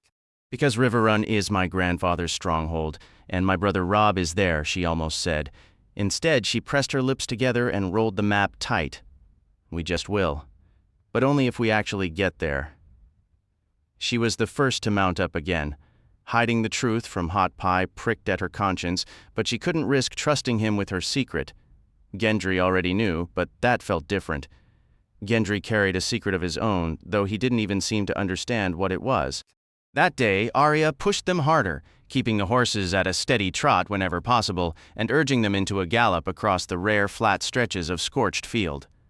True flat ground was scarce, however. The land was growing increasingly rolling. The hills weren't tall or particularly steep, but they were endless, a wearying procession of ups and downs. Soon they abandoned the direct route and began winding along the natural lay of the land, following stream beds and weaving through shallow, wooded valleys where the trees knit a solid roof overhead. Periodically, she sent Hot Pie and Gendry ahead while she backtracked to muddy their trail, ears straining for any sound of pursuit. "We're moving too slowly," she thought, gnawing her lip. "They're going to catch us for sure." Once, from a high ridge, she spotted dark shapes crossing a stream in the valley behind them. For a terrified moment, she feared Roose Bolton's riders had found them, but a second look revealed just a pack of wolves. She cupped her hands around her mouth and howled down. "A hoobo! A hoobo!" When the largest wolf lifted its head and howled back, the sound sent a shiver straight through her. By midday, Hot Pie started his complaining. His backside was sore, he declared. The saddle was chafing his thighs raw, and besides, he desperately needed sleep. "I'm so tired I'm going to just fall right off this horse?" Arya glanced at Gendry. "If he does fall off, who do you think finds him first, the wolves or the bloody mummers?" "The wolves," Gendry said flatly. "Better noses." Hot Pie opened his mouth, then shut it again. He did not fall off his horse. The rain returned not long after. They hadn't caught a single glimpse of the sun. The air grew colder, and pale mists began to coil between the pine trunks and drift across the barren, burned fields. Gendry was having nearly as rough a time as Hot Pie, though his stubborn pride kept him from complaining. He sat awkwardly in the saddle, a look of grim determination on his face beneath his shaggy black hair, but Arya could tell he was no natural rider. "I should have remembered," she chided herself. She'd been riding since she could walk, ponies first, then horses, but Gendry and Hot Pie were city-born, and in the city small folk walked. Yoren had given them mounts when they fled King's Landing, but plodding along on a donkey behind a wagon on the King's Road was one thing. Guiding a hunting horse through wild woods and ash-covered hills was entirely another. She knew she could make much better time alone, but she couldn't abandon them. They were her pack now, her friends, the only living friends she had left. If not for her, they'd still be relatively safe at Harrenhal, Gendry sweating at his forge and Hot Pie up to his elbows in kitchen flour. A dark, defiant thought solidified in her mind. If the mummers ever did catch them, she would tell them exactly who she was. Ned Stark's daughter, sister to the king in the north. Let them reckon with that. She resolved to order them to take her to her brother, and to leave Hot Pie and Gendry unharmed. Yet she doubted they would trust her word. And even if they did, the thought of Lord Bolton, a sworn bannerman to her brother, sent a chill through her. "I will not let them capture us," she promised herself, her hand drifting to the sword hilt at her back, the blade Gendry had procured. "I will not." As dusk began to settle, the forest finally thinned, revealing the muddy bank of a rushing river. Hot Pie let out a triumphant shout. "The trident! We just follow it upstream like you planned. We're nearly there." Arya bit her lip, studying the water. This isn't the Trident, though swollen from the rains. The river was barely 30 feet from bank to bank. Her memory held an image of the Trident as a vast, powerful flow. It's too narrow, she stated flatly, and we haven't traveled nearly far enough. We have, Hot Pie argued. We've been riding all day, hardly stopping. We must have covered leagues. Let's check the map again, Gendry suggested. Arya swung down from her horse, unfurled the sheepskin, and held it as the rain tapped against it. I think we're somewhere around here, she indicated, the boys crowding close to look. Hot Pie's face fell. But that's nothing. Look, Harrenhal is right there. We rode all day and got nowhere. Miles and miles still lie between us and the Trident, Arya countered. It will take days. This has to be a different river, one of these smaller ones. Her finger traced the delicate blue lines on the map, each labeled in careful script. The Dairy, the Green Apple, the Maiden, or maybe this one, the Little Willow. Hot Pie glanced from the thin line on the map to the churning water before them. Doesn't look very little? Gendry frowned, his brow furrowed. The one you're pointing at flows into this other one, see? The Big Willow, Arya read. So the Big Willow meets the Trident. We could follow one to the other, but we'd need to go downstream, not up. Unless this river isn't the Little Willow at all? What if it's this one? Her finger moved to a different, curling line. Ripple down rill, she announced. Gendry traced its path with a grimy finger. It twists around and flows right back down toward the lake, back toward Harrenhal. Hot Pie's eyes went wide with dread. No, they'll catch us for sure. We have to know which river this is, Gendry insisted, his voice thick with stubborn certainty. We have to. Well, we don't, Arya snapped. The map had names, but the riverbank did not. A sudden, sharp memory flashed, her father once telling her that rivers were like roads for the lost, but only if you knew their names. She pushed the thought aside. We won't go up or down, she decided, rolling the map tightly. We cross here and keep heading north, just as we were. Can horses even swim? Hot Pie's voice wavered. It looks deep, Airy. What about snakes? Gendry scanned the surrounding hills, his doubt plain. Are you certain we're still going north? With all these hills, we could be turned around, riding in circles. The moss on the trees, Arya began. He pointed accusingly at a nearby oak. That tree has moss on 3 sides, and the next one has none. We're lost. Maybe we are, Arya conceded, a new, defiant edge creeping into her tone. Wasn't everyone lost these days? The whole world seemed to have misplaced its way. But I'm crossing this river. You can come or stay. She remounted her horse, shutting out their protests. If they chose not to follow, they could find Riverrun on their own.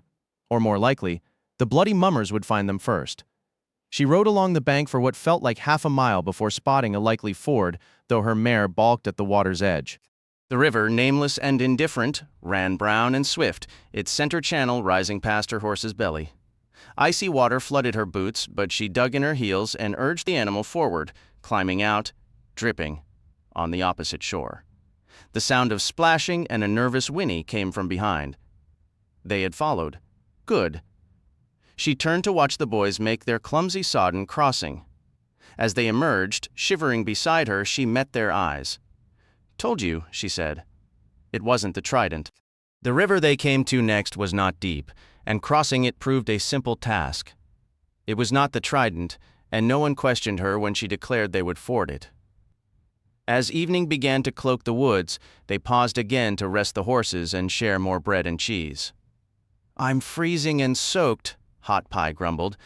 We're definitely far from Harrenhal now. We could risk a fire. No! Arya and Gendry shouted together, their voices merging into one sharp command. Hot Pie flinched. Arya shot Gendry a quick glance. He spoke in unison with me, just like Jon used to back in Winterfell. Of all her brothers, she missed Jon Snow the most. Can we at least stop to sleep? Hot Pie pleaded. I'm exhausted, Airy, and my backside is raw. I think I have saddle sores. You'll have worse than sores if they catch us, she snapped. We have to keep moving. We have to. But it's nearly dark and you can't even see the moon. Get back on your horse. As they trudged forward at a weary walk and the last light bled from the sky, Arya felt her own fatigue pressing down on her like a stone. She needed rest as badly as Hot Pie did, but stopping was not an option. If they slept, they might wake to find Vargo Hoat looming over them with his grotesque company. Shagwell the Fool, Faithful Urswick, Rorge and Biter, Septon Uti, and all the rest. After a time, however, the rhythmic sway of her horse became as lulling as a cradle's rock, and Arya felt her eyelids growing impossibly heavy. She let them shut for just a heartbeat, then forced them open again. "I must not sleep," she screamed inside her mind. "I must not." She rubbed her eyes fiercely with a knuckle, gripping the reins and nudging her horse into a brief canter. But neither she nor the animal could keep up the pace, and soon they slowed to a walk again. It was only moments before her eyes closed a second time, and this time they did not open so quickly. When they did, she found her horse had halted and was grazing on a patch of grass while Gendry was shaking her shoulder. "You fell asleep," he said. "I was just resting my eyes." "You were resting them for quite a while, then. Your horse was wandering in circles, but I didn't realize you were out until she stopped." Hot Pie's no better. He rode straight into a low branch and got knocked right off his saddle. You should have heard him shout. "Even that didn't rouse you. You need to stop and sleep." "I can go as long as you can," she insisted, then ruined it with a massive yawn. "Liar," he said flatly. "Keep riding if you want to be a fool, but I'm stopping. I'll take first watch. You sleep." "What about Hot Pie?" Gendry just pointed. Hot Pie was already on the ground, curled under his cloak on a damp mattress of leaves, snoring softly. A large chunk of cheese was clutched in one hand, as if he'd dozed off mid-bite. Arya saw there was no use arguing. Gendry was right. The mummers have to sleep too, she told herself, clinging to the hope it was true. She was so tired that dismounting was an ordeal, but she remembered to hobble her horse before settling under a broad beech tree. The ground was cold and unyielding. She wondered how long it would be before she knew a real bed again, with a warm meal and a hearth to drive out the chill. The last thing she did before letting her eyes close was to draw her sword and place it beside her. "Sir Gregor," she murmured through a yawn. "Dunson, Polliver, Raff the Sweetling, the Tickler, and the Tickler, the Hound." Her dreams were a crimson violent tide. The mummers were there, at least 4 of them, a pale man from Lys, a brutal axeman from EB, the scarred Dothraki rider named Ego, and a Dornishman whose name she never learned. On they came, riding through the downpour in rusted mail and sodden leather, their swords and axes knocking against their saddles. In the strange, sharp logic of the dream, they believed they were the hunters. But they were wrong. She was hunting them. In her dream, she was not a girl but a wolf, immense and formidable. As she broke from the tree line and bared her fangs with a deep, rumbling growl, the acrid scent of fear from both men and horses filled her senses. The Lysani's horse reared, shrieking, while the men shouted to each other in their harsh human tongue. Before they could rally, the rest of the pack surged from the shadows and the downpour, gaunt, soaked, and silent. The skirmish was brief and brutal. The hairy man fell as he reached for his axe. The dark one died with an arrow half-strung. The pale Lysani tried to flee, but her brothers and sisters ran him down, harrying his mount from all sides until the horse stumbled and they tore out the rider's throat. Only the man with bells in his hair held firm. His horse crushed one sister's skull with a kick, and his curved, silvery blade nearly severed another. Rage consumed her. She launched herself onto his back, wrenching him from the saddle. As they tumbled, her jaws clamped on his arm, teeth piercing leather, wool and flesh. Upon impact, she wrenched violently, tearing the limb clean from his shoulder. Triumphant, she shook the arm in her jaws, scattering warm crimson drops into the cold black rain. Chapter 4. Tyrion. The groan of rusted hinges woke him. "Who's there?" he rasped, his voice rough and strained, but at least returned to him. Fever still clouded his mind and he had no sense of time. How long had he been asleep? He felt wretchedly weak. "Who is it?" he called again, louder. Torchlight flooded the doorway, but his chamber was lit only by a guttering candle beside the bed. A shadow moved toward him, and Tyrion shuddered. Here in Maegor's Holdfast, every servant answered to the queen, so any visitor could be another of Cersei's assassins, sent to complete Sir Mandan's work. Then the figure stepped into the candle's glow, took in the dwarf's pallid face, and let out a low chuckle. Have a disagreement with a razor? Tyrion's fingers traced the angry scar that ran from above his eyebrow down across the ruins of his nose to his jaw. The wound was still tender and warm. A rather large and unfriendly razor, yes. Bronn's pitch-black hair was clean and swept back from his sharp features. He wore fine, tooled leather boots, a wide belt adorned with silver studs, and a cloak of pale green silk. Emblazoned across his dark gray doublet was a chain of fire embroidered in vivid green thread. "Where have you been?" Tyrion demanded. "I sent for you. It must have been 2 weeks ago. More like 4 days." The sellsword replied. "I've been here twice and found you dead to the world." "Not dead, though my dear sister certainly tried." He knew he shouldn't speak so openly, but Tyrion was beyond caution. In his bones, he knew Cersei had orchestrated Sir Mandan's attack.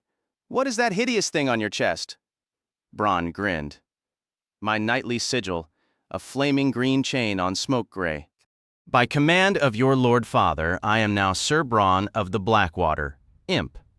Try to remember it." Tyrion pushed against the featherbed, shifting higher against the pillows. "I was the one who promised you a knighthood, if you recall. He did not care for that, by your Lord Father's command at all." Lord Tywin had been swift to act. Moving his son from the Tower of the Hand to seize it himself sent a clear message, and this knighthood was another. "I lose half my nose, and you gain a title. The gods owe me an explanation." His tone was bitter. "Did my father knight you himself? No. Those of us who lived through the fight at the Winch Towers were anointed by the High Septon and dubbed by the Kingsguard. It took the better part of the day, with only 3 of the Kingsguard remaining to perform the ceremony." "I was aware Sir Mandan fell during the fighting," Tyrion said, recalling how Podrick had shoved the man into the river just before that treacherous blade could find his heart. "Who else is gone?" "The Hound," Bronn replied, taking a seat. "Not dead, just vanished. The City Watch claims he lost his nerve, and you led the charge instead." A decision I'm not particularly proud of, Tyrion thought, the scar on his face tightening as he frowned. He motioned for Bronn to sit.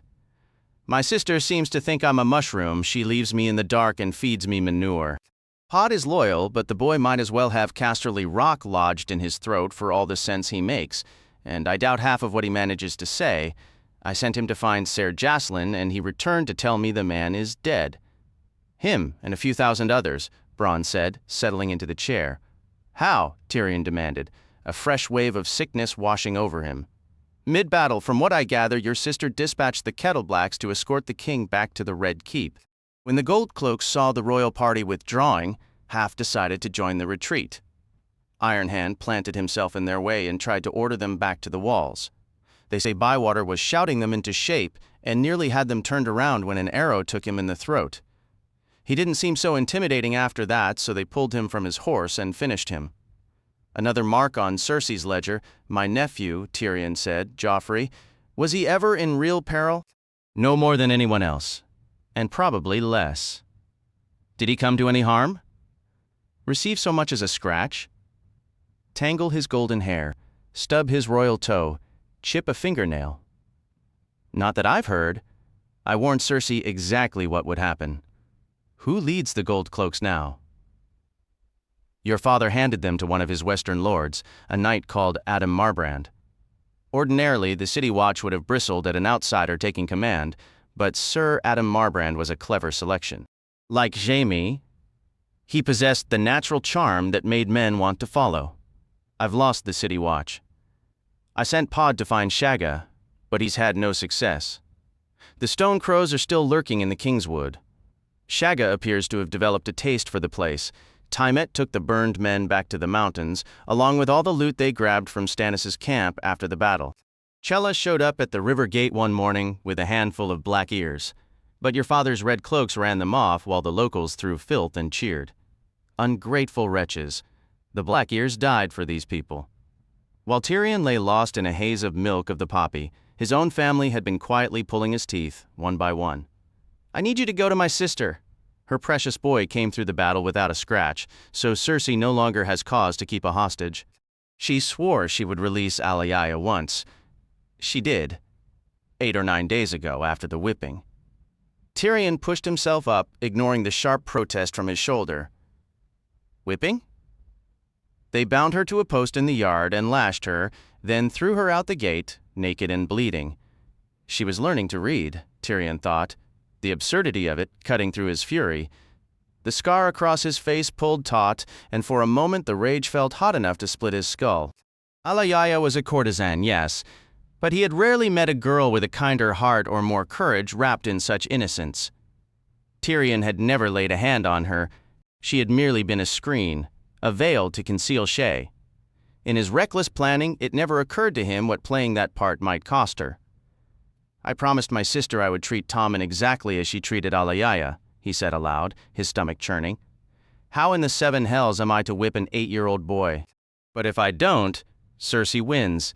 "You don't have Tommen?" Bronn stated bluntly. The moment she learned Ironhand was dead, the Queen sent the Kettleblacks to collect him, and no one at Rosby had the spine to refuse. Another loss, yet he had to admit it was also a relief. He was genuinely fond of Tommen. "The Kettleblacks were supposed to be on our side," Tyrion reminded Bronn, irritation sharpening his tone. "The men I hired were loyal enough so long as I paid them double what the Queen offered. Now she's raised the stakes.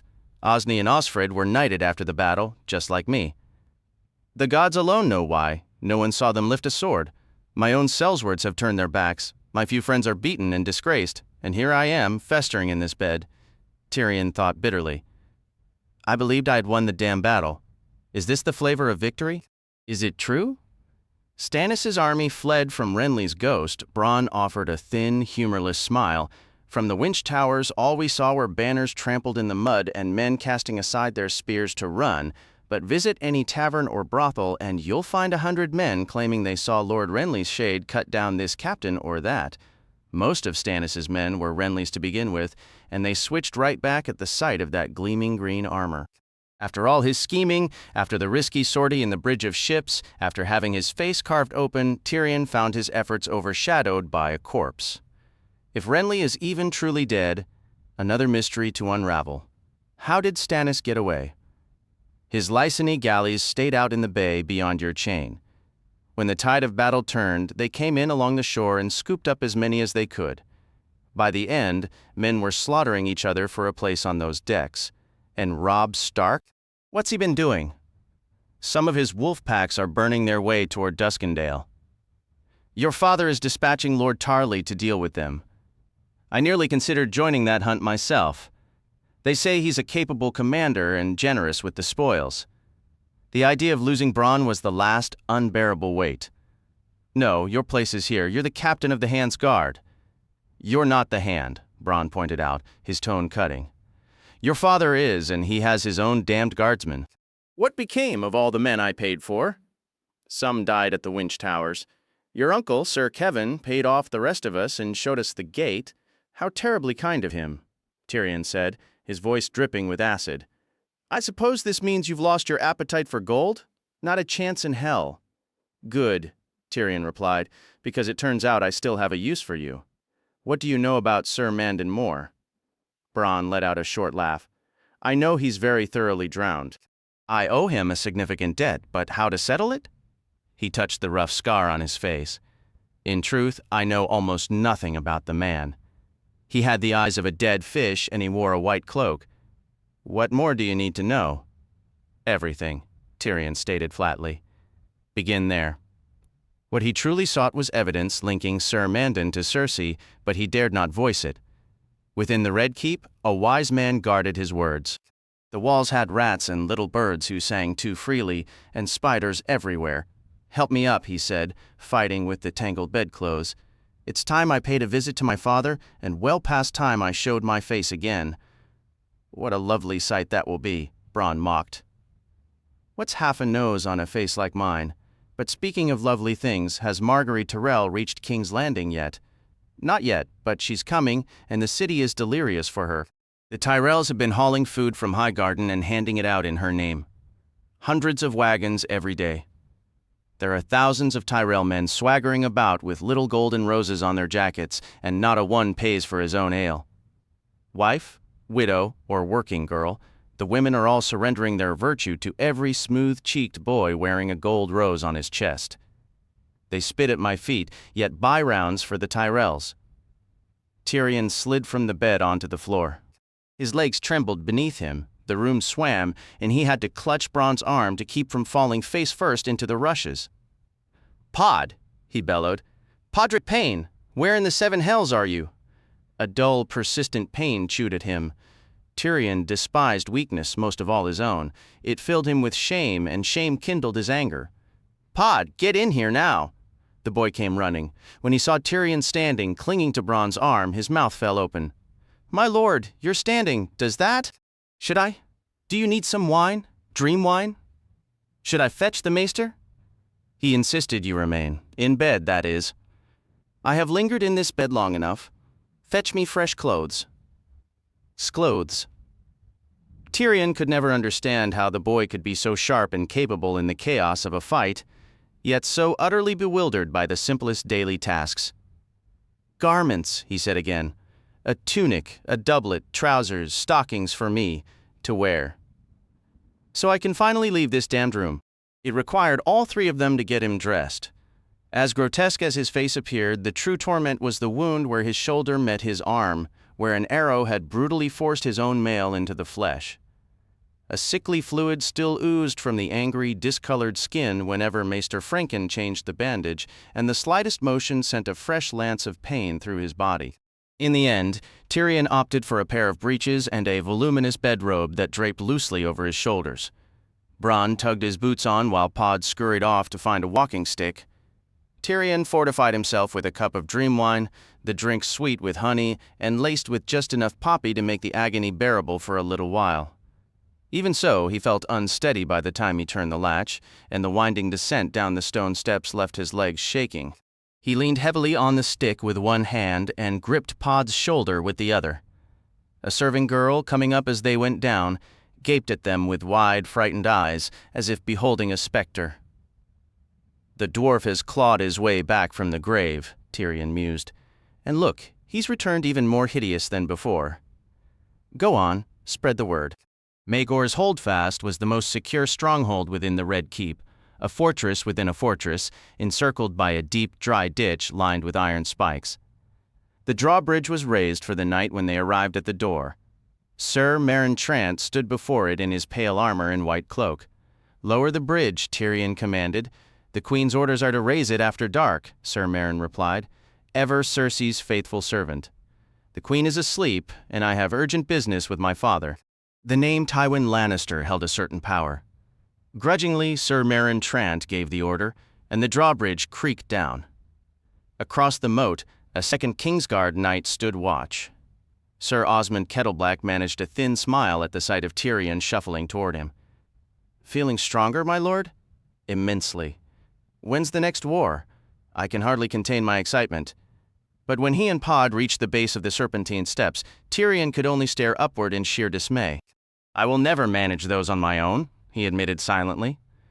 Swallowing what little pride he had left, he asked Bronn to carry him, desperately hoping that at this late hour there would be no witnesses to smirk, no one to later gossip about the dwarf being hauled up the stairs like an infant.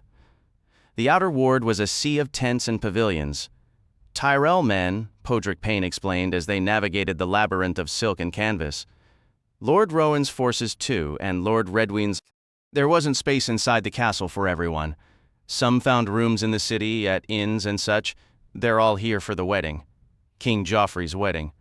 Will you be well enough to attend, my lord? Not even a pack of rabid weasels could keep me from it. Weddings had one advantage over battles, at least. The odds of someone slicing off your nose were considerably lower.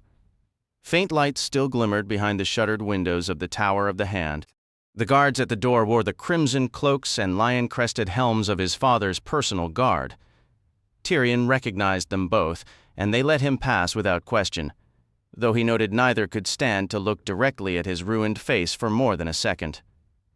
Inside, they encountered Ser Adam Marbrand descending the tight spiral stair, clad in the ornate black breastplate and cloth of gold cloak of a city watch officer. My lord, he said, it is good to see you upright. I had heard whispers of a rather small grave being prepared. So had I. Under the circumstances, rising seemed the prudent course. I understand you now command the city watch. Should I congratulate you or offer my sympathies? Sir Adam asked with a wry smile. Perhaps a bit of both, I'm afraid. Between the fighting and men running off, I'm left with about 4,400 gold cloaks. Only the gods and Lord Baelish know how we'll keep paying that many, but your sister has ordered me not to send a single one home. Still worried, Cersei? The fighting is over. The city watch won't save you now. Do you bring word from my father? Tyrion inquired. I do, though I fear I left him in a foul temper. Lord Tywin believes 4,400 guards are more than enough to locate one missing squire. Yet your cousin Tyrek is still nowhere to be found. Tyrek, son of his late uncle Tygett, was only 13. He had disappeared during the riots, not long after being wed to Lady Ermesande, a babe in arms and the last heir of House Hayford. She was probably the first bride in the realm to be widowed before she was even weaned. I searched for him as well, but without success, Tyrion admitted. He's food for the worms now, Bronn stated with his characteristic bluntness. Even Ironhand and the eunuch with his fat purse of rewards turned up nothing. Let it go, sir. Sir Adam looked at the sellsword with clear distaste. Lord Tywin is not one to give up on family. He wants the boy found alive or otherwise, and I intend to see it done. He turned back to Tyrion. Your father awaits you in his study. My study? Tyrion thought bitterly. I believe I can find it. The path led up yet more stairs, but this time he managed the climb on his own, with a hand on Podrick's shoulder for balance. Bronn pushed the door open. Lord Tywin Lannister sat by the window, writing in the lamplight. He glanced up at the sound of the latch. Tyrion. He set his quill down calmly. I'm glad you recall who I am, my lord. Releasing Pod, Tyrion shifted his weight to his cane and moved forward. Something isn't right here, he sensed immediately. Sir Bronn, Podrick, Lord Tywin said. You will wait outside until we are finished.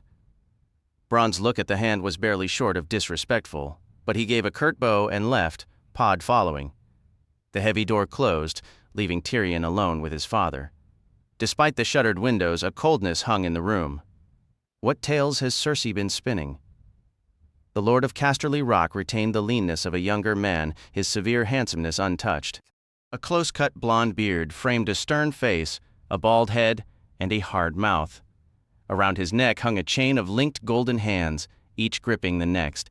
That's a fine chain, Tyrion remarked. Though it suited me better, Lord Tywin ignored the jab. You should sit. Is it wise for you to be out of bed? I am tired of that bed. Tyrion knew how his father scorned any show of frailty. He took the nearest chair. Such lovely rooms you have. Would you believe it? While I was near death, someone had me moved to a tiny, dark cell in Maegor's Holdfast. The Red Keep is overflowing with wedding guests. Once they leave, we will arrange more suitable quarters for you. I was rather fond of these quarters. Have you settled on a date for this grand wedding? Joffrey and Margaery will be wed on the first day of the new year, which also marks the start of the new century. The ceremony will signal the dawn of a fresh age. A new Lannister age, Tyrion mused. What a pity. I'm afraid I've already made other plans for that day. Did you come here only to complain about your room and make your feeble jokes? I have important correspondence to complete. Important letters, of course. Some battles are won with swords, others with quills and ravens. Spare me your veiled reproaches, Tyrion. I came to your sickbed as often as Master Balabar permitted when your death seemed likely. He rested his chin on steepled fingers. Why did you dismiss Balabar? Tyrion merely shrugged. Master Franken isn't quite so insistent on keeping me unconscious. Balabar arrived in the city with Lord Redwine's party. He's reputed to be a skilled healer. It was considerate of Cersei to request he attend to you.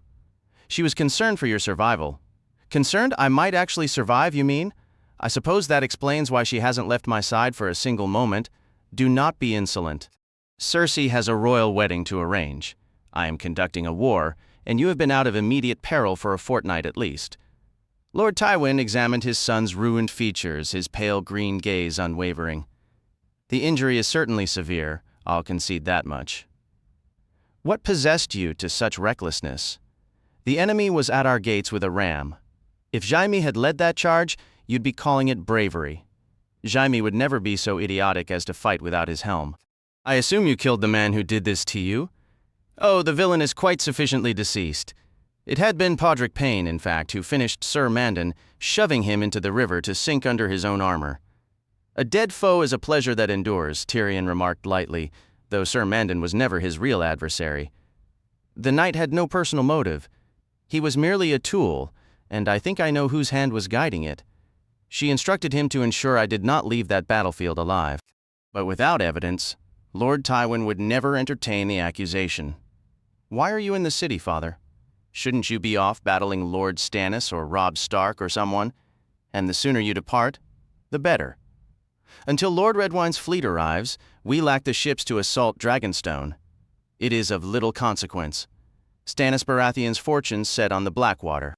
As for Stark, the boy remains in the west, but a significant force of Northmen under Helman Tallhart and Robert Glover is moving toward Duskendale. I have dispatched Lord Tarley to intercept them, while Sir Gregor sweeps up the King's Road to block their retreat. Tallhart and Glover will be trapped between them, costing Stark a third of his strength. Duskendale? There's nothing of value there worth that gamble.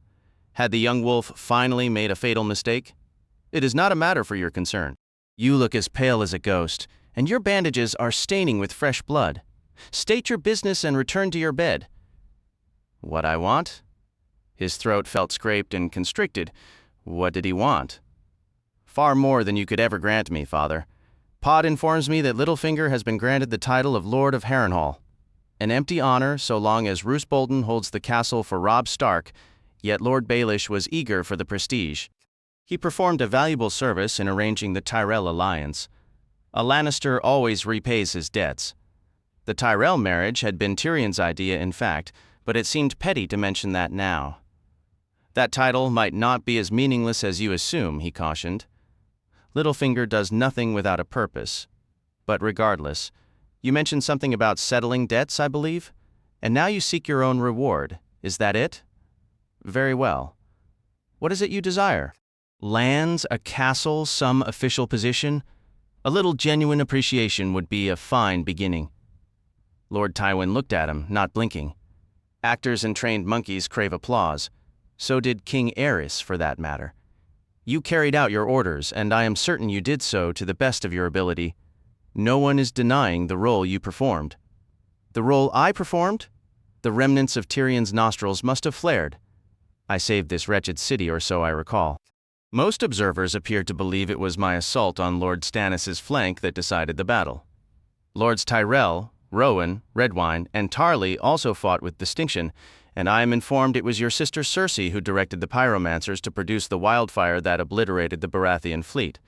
So all I managed was a rather drastic shave. Is that the summary? Tyrion could not strip the bitterness from his voice. Your chain was a clever tactic and vital to our success. Is that what you wish to hear? I am also given to understand we owe our new alliance with Dorne to your efforts as well. You might be glad to hear that Myrcella has reached Sunspear without incident. Sir Aerys Oakheart reports she's grown quite fond of Princess Arianne, and Prince Trystane seems utterly charmed by her. Handing a hostage to House Martell sits poorly with me, though I recognize there was little alternative. We'll hold a hostage of our own, Tyrion countered. A seat on the council was also part of the agreement.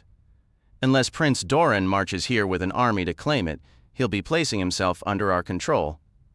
If only a council seat were all the Martells sought, Lord Tywin replied.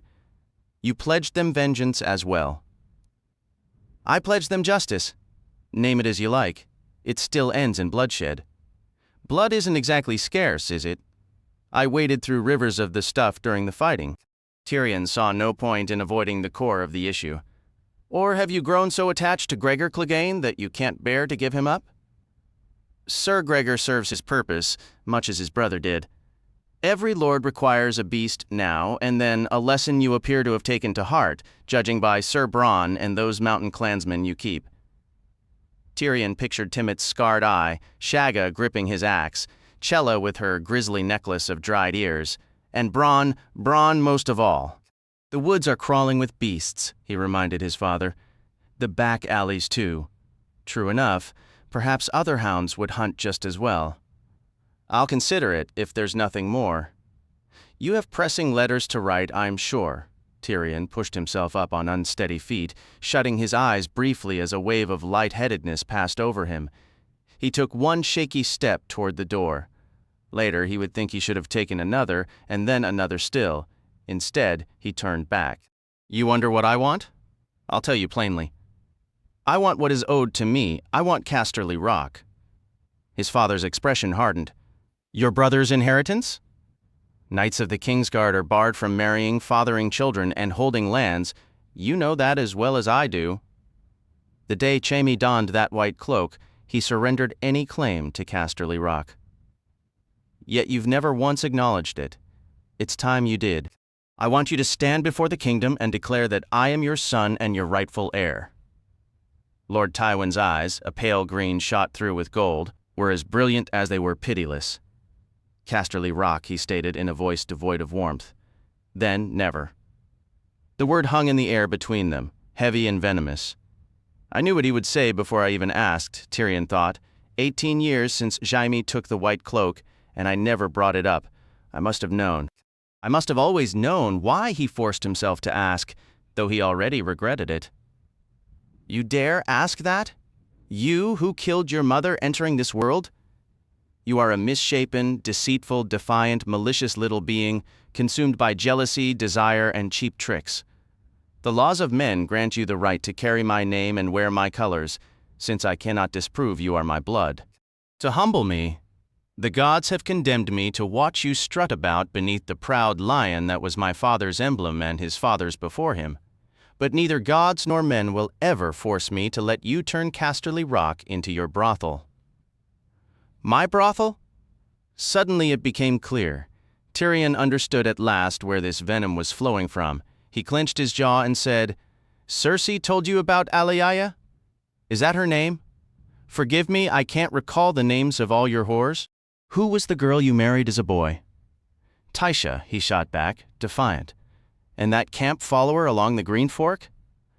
Why does it matter to you? Tyrion retorted, unwilling to even speak Shay's name in front of him. I don't care, no more than I care whether they live or die. It was you who had the girl whipped. It wasn't a question. Your sister informed me of your threats against my grandsons. Lord Tywin's tone was colder than winter frost. Did she lie? Tyrion wouldn't deny it. I made threats, yes. To keep Alayaya safe. To protect the Kettleblacks from exploiting her position, Tyrion had taken measures. Lord Tywin's voice was cold. You would jeopardize our family's standing, your own kin, for the sake of a courtesan's honor? Is that truly your reasoning? Tyrion met his father's gaze. You were the one who taught me that a well-placed threat can carry more weight than any act of violence.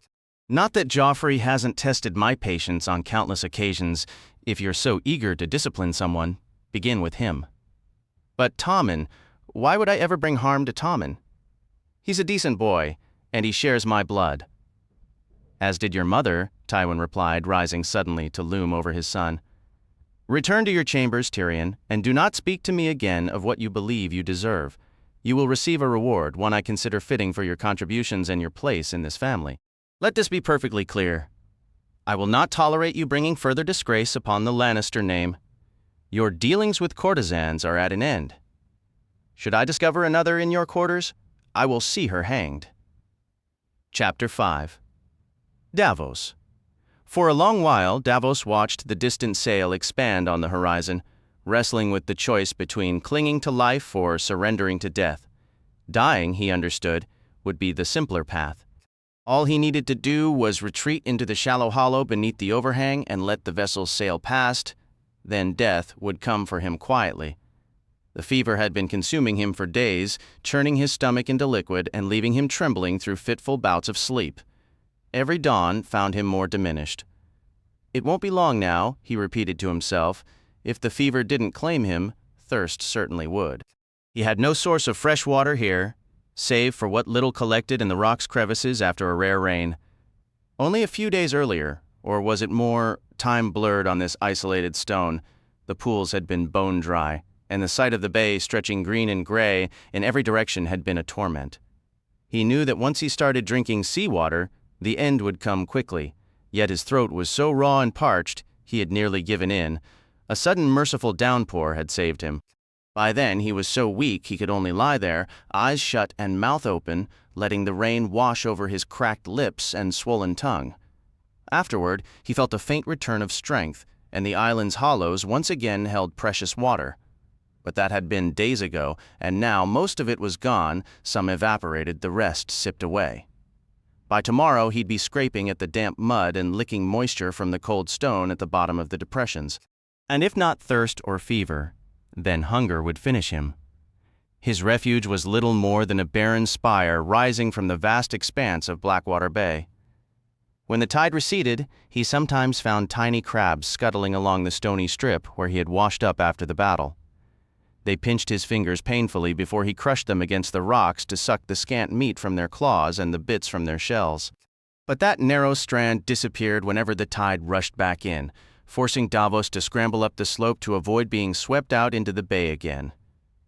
The highest point of the spire stood about 15 feet above the water at high tide, but when the bay grew rough, the spray climbed even higher, leaving no way to stay dry, even in his so-called cave, which was really just a scooped-out hollow beneath an overhang. Nothing grew on the rock except patches of lichen, and even the seabirds seemed to avoid the place. Occasionally a few gulls would land atop the spire, and Davos would try to catch one, but they were too swift for his weakened attempts. He took to hurling stones at them, though his throws lacked force. Even when a stone struck, the gulls would only shriek in irritation before taking flight. Other rock formations were visible from his perch, distant, taller spires rising from the water. The nearest stood a good 40 feet high, he estimated, though it was hard to judge at such a distance. A constant cloud of gulls swirled around it, and often Davos dreamed of crossing over to plunder their nests for eggs, a fleeting fantasy that felt both desperate and absurd. The water here was frigid, the currents powerful and deceptive, and he understood he lacked the endurance for that kind of swim. It would end him as certainly as gulping down salt water. Autumn in these waters often brought relentless rain, he recalled from seasons gone by. The days were tolerable when the sun broke through, but the nights grew steadily colder, and when the wind whipped across the bay, pushing a froth of whitecaps ahead of it, Davos would soon be drenched and trembling. Fever and chills took turns with him, and lately a deep, wrenching cough had settled in his chest. His only shelter was the cave, and it offered scant protection. When the tide receded, pieces of driftwood and scorched wreckage would litter the shore, but he possessed no means to kindle a flame. In a moment of sheer desperation, he had once tried rubbing 2 pieces of waterlogged wood together, but they were too decayed, and his reward was only raw, painful blisters. His clothes were perpetually soaked, and he had lost one boot somewhere in the bay before the waves deposited him here. Thirst, hunger, and the biting cold were his constant companions, his only friends in this desolate place. In time, he had begun to believe one of these friends might finally show mercy and release him from this unending torment. Or maybe he would just walk into the surf one morning and strike out for the distant shore he knew lay somewhere to the north beyond the horizon. It was too far for a man as weakened as he was, but that hardly mattered. Davos had lived his life on the water, it seemed fitting he should die there too.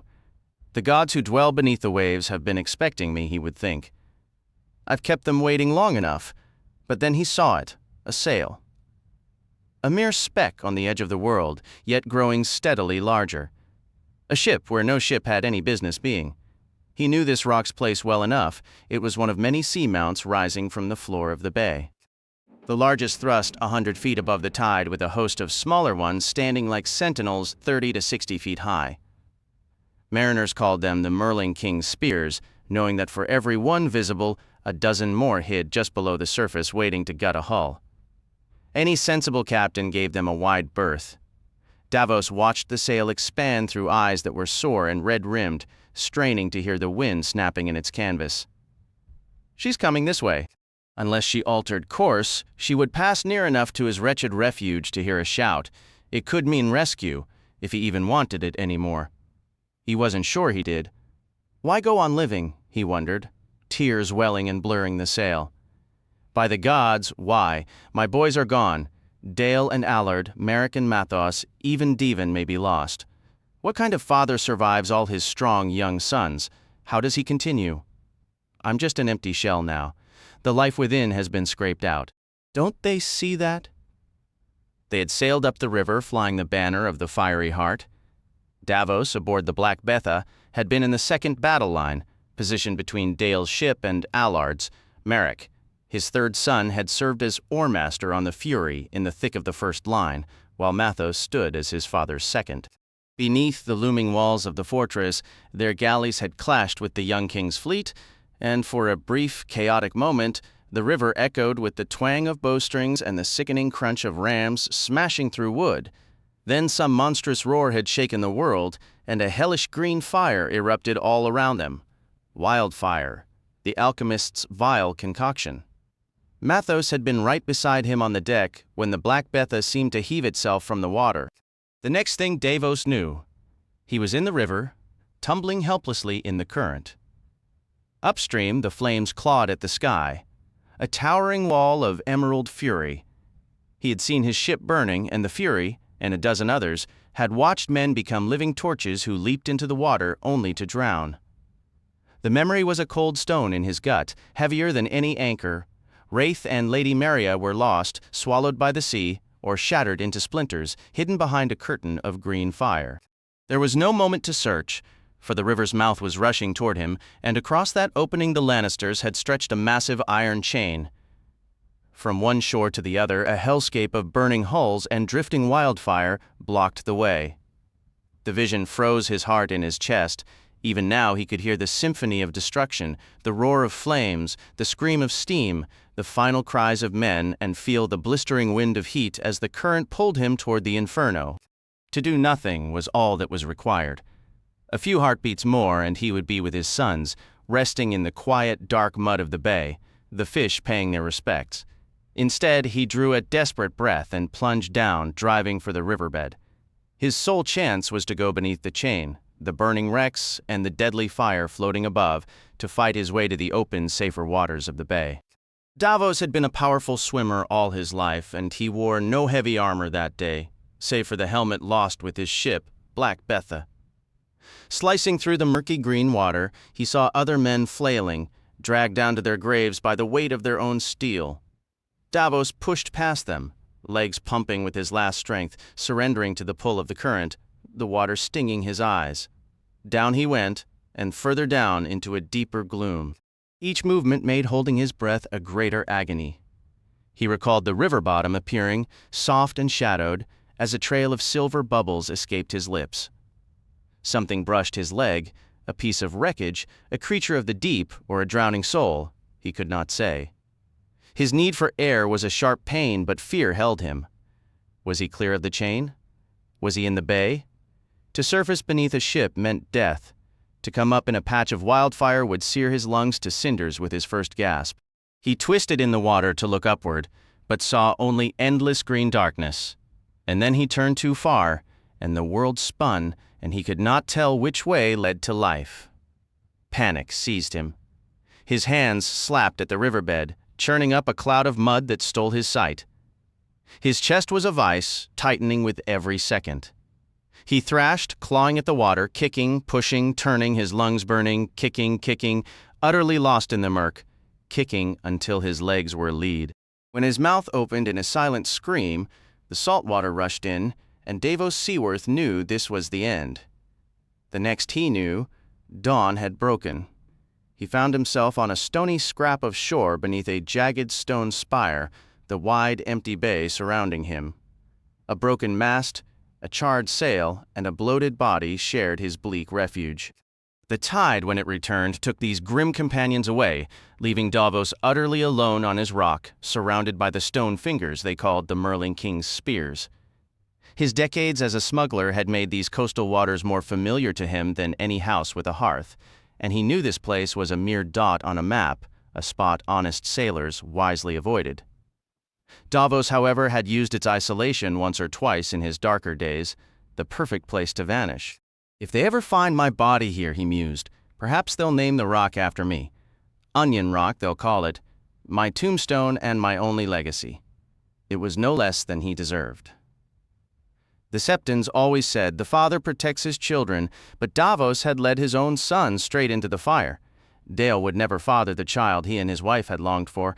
Allard with his sweetheart in Old Town, his girl in King's Landing, and another in Braavos would leave a trail of tears. Mathos would never command his own vessel as he'd dreamed. Merrick would never earn the knighthood he desired. How could he draw breath when they could not? So many valiant knights and noble lords had perished. Better men, higher born. Just crawl into your cave, Davos, and be done with it. Crawl inside, make yourself small, and the ship will pass you by. No one will ever trouble you again. Rest your head on that stone pillow, let the gulls take your eyes and the crabs claim your flesh. You've feasted on enough of them in your time. It's a debt long overdue. Hide, smuggler, hide, stay quiet, and die. The sail was nearly upon him. A few heartbeats more, and the vessel would be safely past, leaving him to perish in solitude. His hand moved to his throat, searching clumsily for the small leather pouch he always wore. Inside were the bones of the 4 fingers his king had taken from him on the day Davos was knighted. My luck. His shortened fingers patted his chest, finding only damp cloth. The pouch was gone, and the finger bones with it. Stannis never understood why he kept them. To remember my king's justice, he whispered, his lips cracked and dry. But they were lost now. The fire took my luck and my sons alike. In his fever dreams, the river still burned. Demons danced upon the water with whips of flame, and men blackened and screamed beneath the lash. Mother, have mercy, Davos prayed. Save me, gentle mother. Save us all. My luck is gone and my sons. He wept openly, salt tears cutting paths through the grime on his cheeks. The fire took everything. The fire. Perhaps it was only the wind against the stone, or the sea sighing on the shore, but for a fleeting moment Davos Seaworth heard her reply. You called the fire, she murmured, her voice as faint as the whisper inside a seashell, sorrowful and soft. You burned us, burned us, burned us. Burned us. It was her. Davos cried out. Mother, do not forsake us. It was the red woman who burned you, Melisandre, her. He could see her clearly. The heart-shaped face, the eyes like glowing coals, the long copper hair, her red gown swirling like living flames as she walked, a vision of silk and satin. She had come from the distant east, from Asai to Dragonstone, where she won over Sellies and the queen's men to her foreign god, and then the king himself, Stannis Baratheon. He had gone so far as to place the fiery heart upon his banners, the symbol of R'hllor, Lord of Light, and God of Flame and Shadow. At Melisandre's urging, he tore the 7 from their sept at Dragonstone and burned them before the castle gates, and later he set fire to the Godswood at Storm's End, even the solemn-faced Heart Tree, a great white weirwood. It was her doing, Davos repeated, his voice growing weaker. Her doing, and yours, Onion Knight. You rode her into Storm's End under cover of darkness so she could birth her shadow. You are not innocent. You sailed beneath her banner and flew it from your mast. You watched the 7 burn at Dragonstone and did nothing. She gave the father's justice to the flames, and the mother's mercy, and the wisdom of the crone. Smith and stranger, maid and warrior, she burned them all for the glory of her cruel god, and you stood by in silence. Even when she killed old Maester Cresson, even then, you did nothing. The sail was 100 yards off now, cutting swiftly across the bay. In moments it would be past him, shrinking on the horizon. But Sir Davos Seaworth began to climb. He hauled himself up the rock with trembling arms, his head spinning with fever. Twice his maimed fingers slipped on the wet stone, and he nearly fell, but somehow he clung on. If he fell, he died, and he had to live. A little while longer, at least. There was something left for him to do. The top of the rock was too narrow to stand on safely. Weak as he was, so he crouched and waved his thin arms. Ship! He screamed into the wind. Ship! Here! Over here! From this height he could see her more clearly, the lean striped hull, the bronze figurehead, the sail billowing full. A name was painted on her side, but Davos had never learned his letters. Ship! He called again, his voice raw. Help me! Help me! A crewman on the forecastle spotted him and pointed. Davos watched as other sailors gathered along the rail to stare. Not long after, the galley's sail was lowered, oars extended, and the vessel swung toward his rocky perch. It was too large to come near, but at a distance of about 30 yards, a small boat was lowered into the water. Davos held fast to the stone and watched it inch closer. 4 men rowed while a 5th stood at the bow. "You there," the man in front called when they were only a few feet from the jagged island, "up on the rock. Who are you?" A smuggler who reached too high, Davos thought. A man foolish enough to love his king beyond wisdom and forget the gods he once knew. His throat was dry as dust, and speech felt foreign, the words clumsy on his tongue and odd in his ears. "I was in the battle. A captain. A knight." "I was a knight." "Aye, sir," the man replied. "And which king did you serve?" It struck Davos then the galley could belong to Joffrey. One wrong name, and they might leave him to the sea. But no, her hull bore stripes. She was Lysine, one of Salad Horsan's ships. The Mother has sent her in mercy, he realized. She has a purpose for me yet. Stannis lives. I still have a king, and I have other sons, a wife who remains faithful. How could I have lost sight of that? The Mother's grace is profound indeed. "Stannis," he shouted back toward the Lysini. "By the gods, I serve King Stannis." "Aye," answered the man in the boat, "and so do we." Chapter 6. Sansa.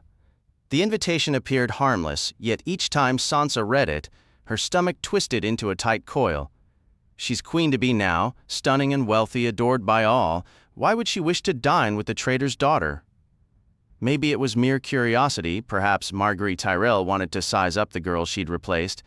Does she hold a grudge? Does she imagine I begrudge her? Sansa had watched from the castle walls as Margaery and her retinue climbed Aegon's high hill. Joffrey had greeted his new betrothed at the king's gate to welcome her to the capital, and they rode together through roaring crowds. Joffrey gleaming in golden armor and the Tyrell girl radiant in green, a cloak of autumn blossoms streaming from her shoulders. She was 16, with chestnut hair and warm brown eyes, slender and lovely. The small folk shouted her name as she passed, held children up for her blessing, and strewed flowers beneath her horse's hooves. Her mother and grandmother followed in a tall wheelhouse carved with 100 twisting roses, each one gilt and shining. The common people cheered for them, too, the same people who once dragged me from my saddle and would have killed me if not for the hound. Sansa had done nothing to earn their hatred, just as Margaery had done nothing special to win their love. Does she expect me to adore her as well?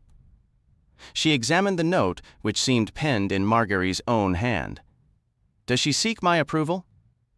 Sansa wondered whether Joffrey knew about this supper. For all she knew, it might be his scheme. That idea filled her with dread. If Joffrey was behind the invitation, he surely had some cruel trick planned to humiliate her before the older girl. Would he order his Kingsguard to strip her naked again? The last time he tried, his uncle Tyrion had intervened, but the imp could not protect her. Now, no one can save me but my Florian. Sir Dontos had vowed to help her escape, though not until the night of Joffrey's wedding. The plans were carefully set, her devoted knight-turned-fool assured her. Until then, there was nothing to do but endure and mark the days. And dine with my successor. Maybe she was being unfair to Margaery Tyrell. Perhaps the invitation was simply a gesture of kindness, an act of courtesy. It might be just a supper. But this was the Red Keep. This was King's Landing. This was the court of King Joffrey Baratheon, the first of his name, and if Sansa Stark had learned one thing here, it was to distrust everyone. Even so, she had to accept. She was nothing now, merely the cast-off daughter of a condemned traitor and the shamed sister of a rebel lord. Refusing the future queen's invitation was scarcely an option. In the quiet of her room, she often wished for the hound's grim presence. On the night of the battle, Sandor Clegane had appeared at her door, offering escape, but Sansa had turned him away. Lying awake, she sometimes questioned that choice. Hidden beneath her summer silks in a cedar chest was his stained white cloak, a keepsake she could not explain. They called the hound a coward, saying the imp had to command his men when he was too drunk with fear to fight. But Sansa knew the truth hidden behind his scars. It was not battle he feared, but fire. That terrible night, when the very river had burned with green flame, even the stone walls of the castle had felt unsafe. The thought of the chaos outside was unimaginable. With a resigned sigh, she took up her quill and penned a gracious note of acceptance to Marguerite Tyrell. When the evening arrived, it was not a fearsome dog who came for her, but a resplendent flower. The sight of Sir Loras Tyrell at her threshold made her heart flutter wildly. This was her first glimpse of him since his triumphant return to King's Landing at the head of his father's host. For a breathless moment, words failed her. "Sir Loras," she finally breathed, You look absolutely splendid." A slightly puzzled smile touched his lips. "You're too kind, my lady. And as lovely as a morning in Highgarden. My sister awaits you with great anticipation." "I have so looked forward to it," Sansa managed. "As has Marguerite," he said, offering his arm. "My grandmother will be joining us as well." "Your grandmother?" Sansa found it wonderfully difficult to walk, talk, and think all at once with Sir Loras's hand resting on her silk sleeve. She could feel its warmth like a gentle brand. "Lady Olenna, she is to be our companion this evening." "Oh," Sansa said, her mind singing. "He is touching me, he is here and touching my arm. They call her the Queen of Thorns, don't they?" "They do." Sir Loras laughed, a sound she found wonderfully warm. "Though I'd advise against using that name in her company unless you wish to be pricked." Sansa flushed, feeling a fool. Of course, no lady would enjoy such a title. Perhaps Cersei is right about me, after all. She scrambled for something clever to say, but her wits had fled. She nearly complimented his beauty again before remembering she already had. Yet he was beautiful. Taller than she remembered, yet just as lithe, with the most remarkable eyes. He is not a boy, she reminded herself, but a man grown, a knight of the Kingsguard. The white cloak suited him better than the Tyrell greens and golds ever had, the only color upon him the golden rose brooch of Highgarden set amidst jade leaves. Sir Balon Swan held the door of Maegor's holdfast for them. He wore the same white but wore it poorly by comparison. Across the spiked moat, the clamor of practice filled the inner yard. With the castle overflowing, the outer ward was a sea of tents, leaving only this smaller space for training. Sansa watched, wincing, as one of the Redwine twins was steadily driven back by Ser Talad. The stout Sir Kennos huffed and puffed against Osney Kettleblack, while Osney's brother Osfrid relentlessly battered the frog-faced squire, Moro Slint. Even with blunted swords, Slint would be painted in bruises by morning, a sight that twisted something in Sansa's stomach. It was a stark, brutal poetry, so different from the graceful knight at her side. The ground was still fresh over the graves from the last fight, yet the clang of steel for the next one already filled the yard. Near the edge, a solitary knight, his shield marked with twin golden roses, was fending off 3 attackers.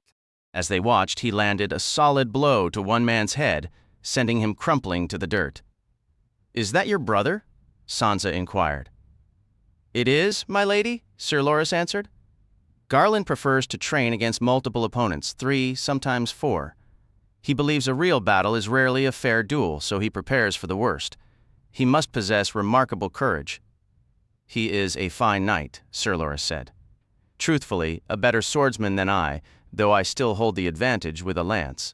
"I remember," Sansa said softly. "You ride beautifully, sir." "You are kind to recall." "When did you see me ride?"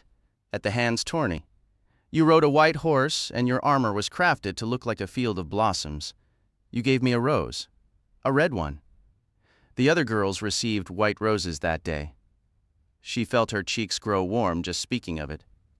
"You told me no victory could ever be as lovely." Sir Loras offered a polite, distant smile. "I merely stated what any man with sight could observe." "He doesn't remember," Sansa thought with a jolt. "He's just being courteous."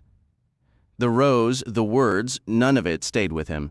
She had been so convinced it held meaning that it was a sign. A red rose, not white.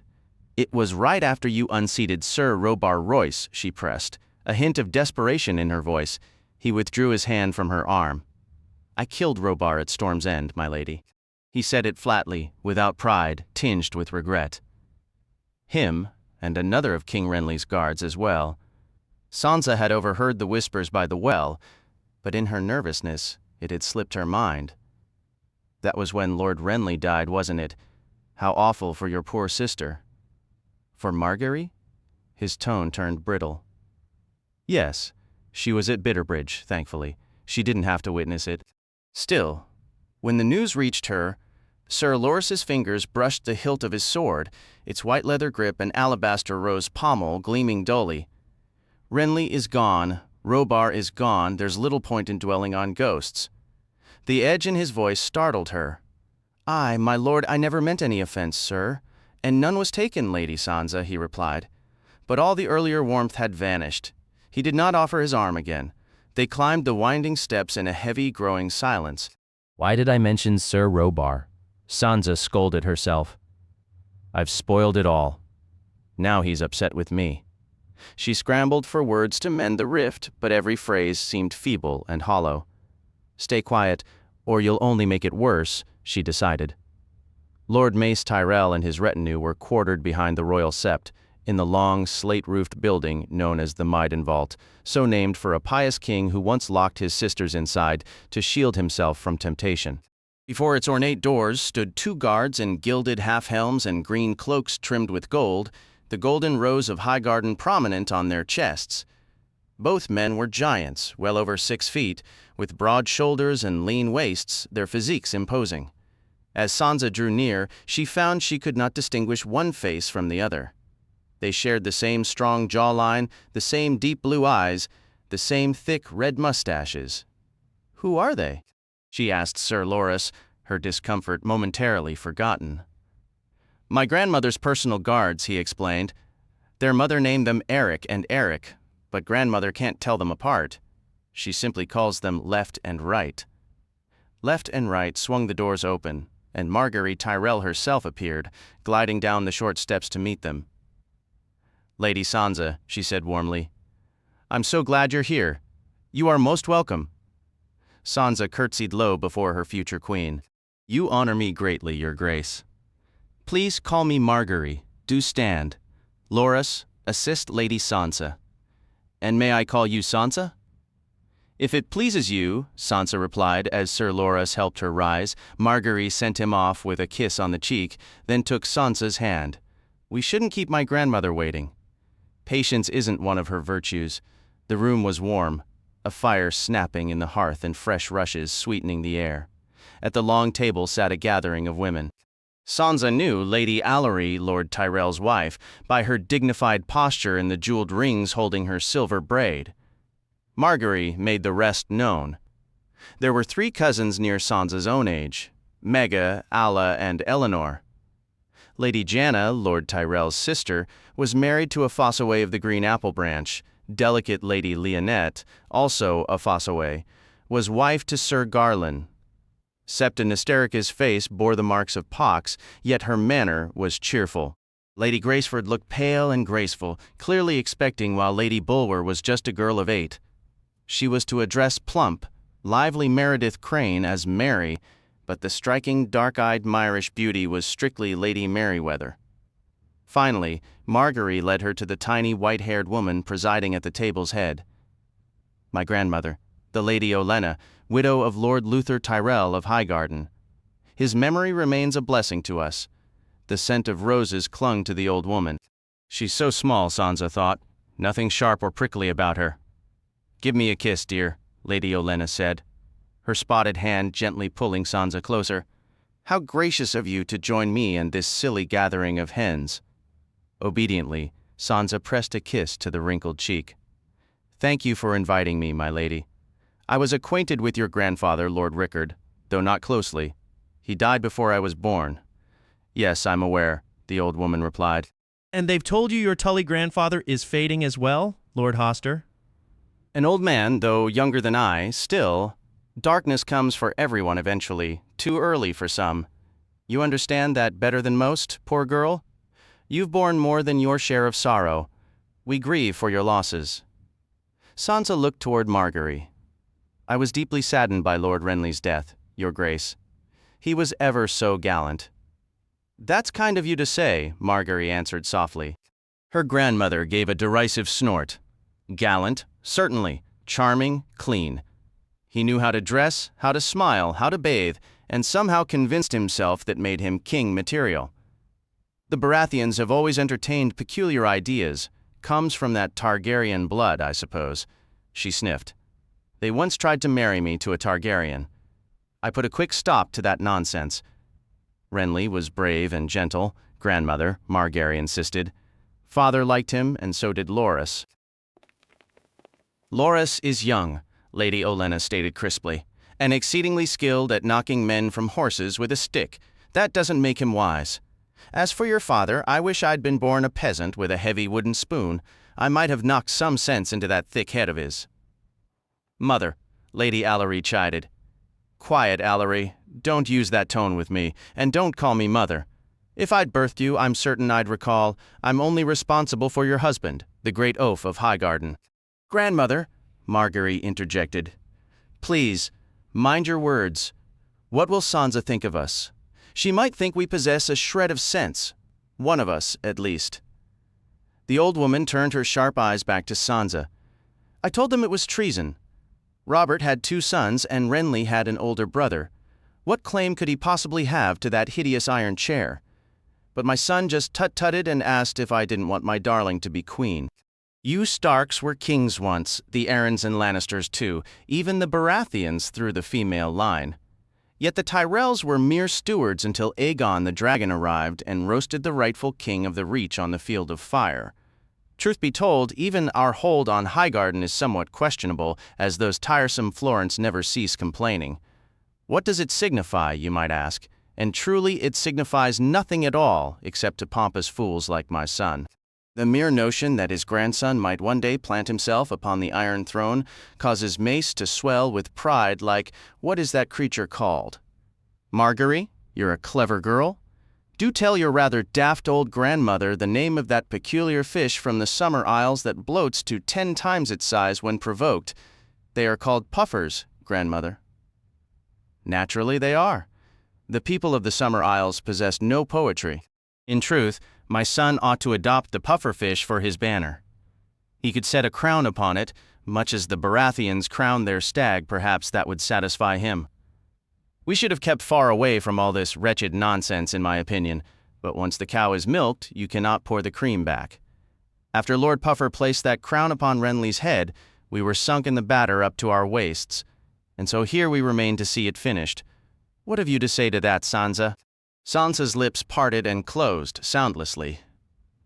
She felt rather like a puffer fish herself. House Tyrell can trace its line back to Garth Greenhand, she managed to say, grasping for a suitable reply.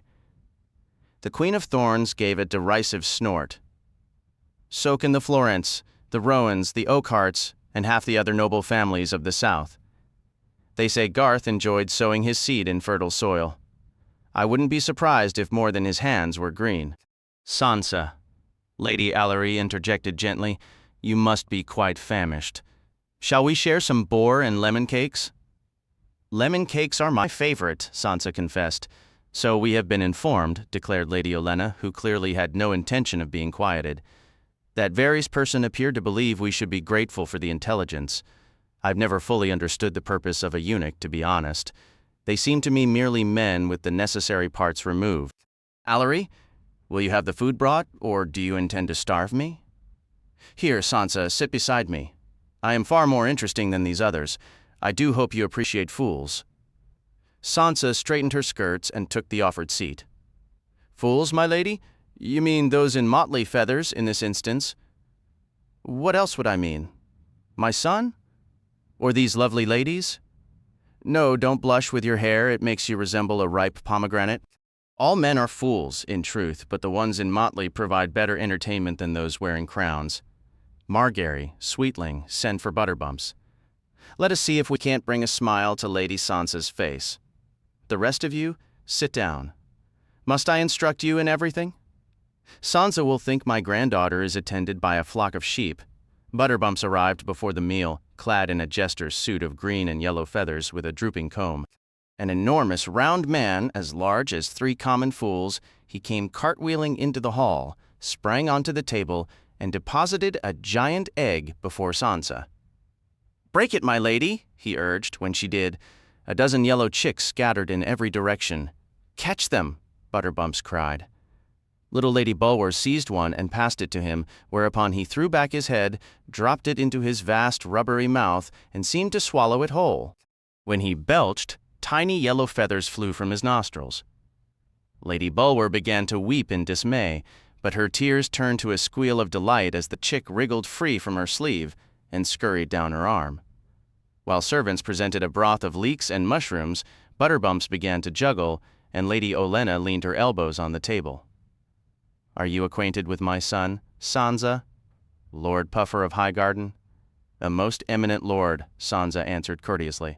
"A great oaf," corrected the Queen of Thorns. "His father was an oaf as well. My husband, the late Lord Luthor. Oh, do not mistake me, I was fond of him. A gentle man, and not without skill in the bedchamber, but a dreadful oaf all the same.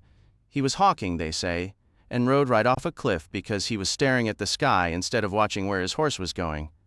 Now my own fool of a son is doing much the same, only he's riding a lion instead of a gentle palfrey.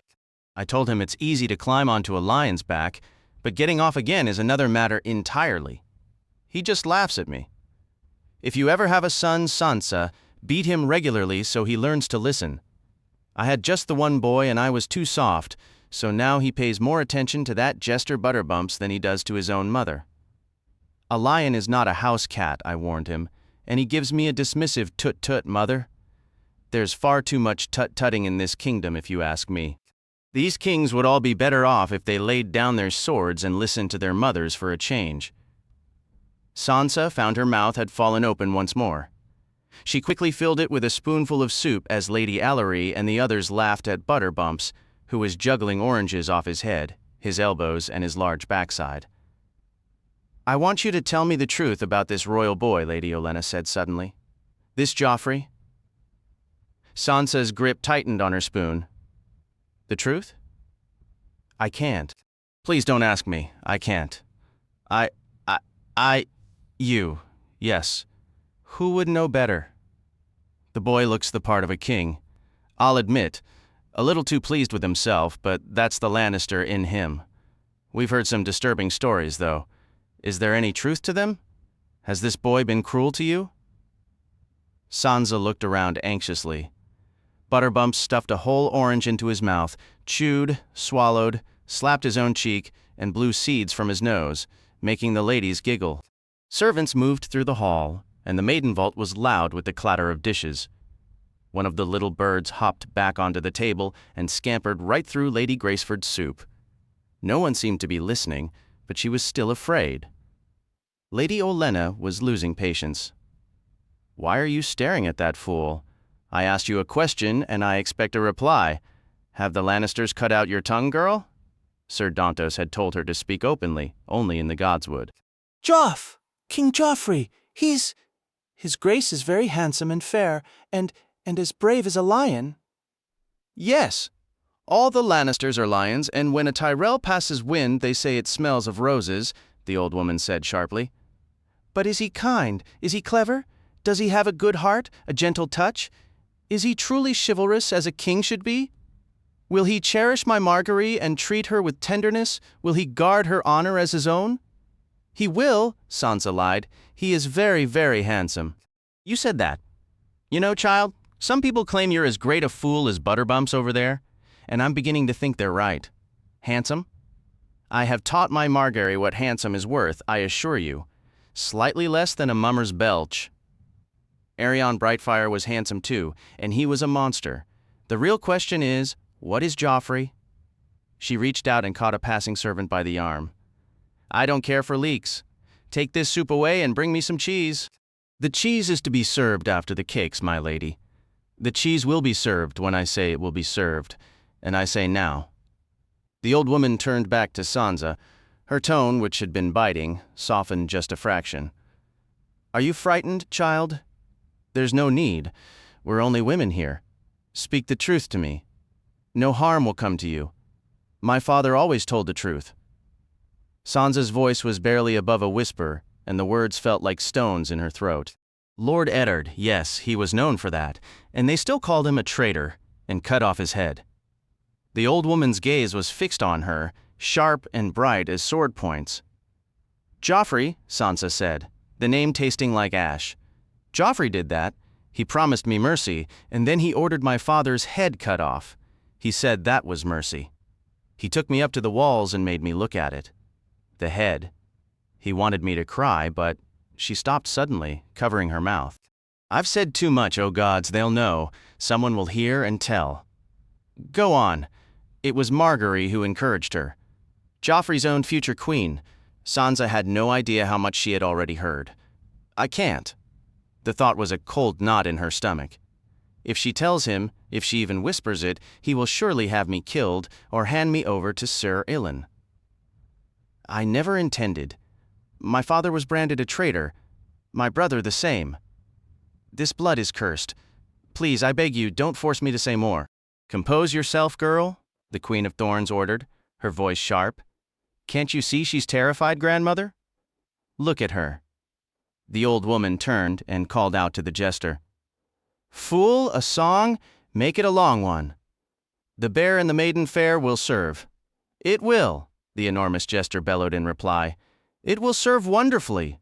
Shall I perform it while standing upon my head, my lady? Would that improve the melody? No. Then keep your feet on the ground. We wouldn't want your ridiculous hat tumbling off. As I remember, you never bother to wash beneath it, as my lady commands. Butterbumps gave an exaggerated bow, released a thunderous belch, then straightened, thrust out his belly and roared. A beer there was, a beer, all black and brown, and covered with hair. Lady Olenna shifted closer, the cushion sighing beneath her. Even when I was a girl, younger than you are now, it was common knowledge that in the Red Keep, the very stones have ears. Well, let them listen to a tune, it will do them good. Meanwhile, we women may speak plainly. But, Sansa stammered, her voice a frightened whisper, Lord Varys, he knows things, he always finds out. Sing louder, the Queen of Thorns shouted at Butterbumps, her voice cutting through the music. Are you mumbling at me, you overstuffed clown? I don't pay you for murmurs. Sing the beer, thundered Butterbumps, his voice booming against the ceiling. Oh, come, they said, oh, come to the fair, said he. But I'm a beer, all black and brown and covered with hair. The old woman's wrinkled face softened into a smile. In the gardens of Highgarden, spiders weave their webs among the roses. We let them be so long as they mind their own business. But if one crawls where it shouldn't, she gave a slight dismissive wave of her hand. Now, child, the truth. What manner of boy is this Joffrey who bears the Baratheon name but has the look of a Lannister? And down the road from here to there. From here to there, 3 boys, a goat, and a dancing beer.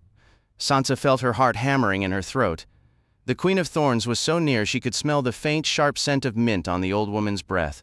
Thin, strong fingers closed around her wrist. On her other side, Margaery listened intently. A cold tremor ran through her. A monster, she whispered, the words barely audible even to herself. Joffrey is a monster. He lied about the butcher's boy and forced my father to kill my wolf.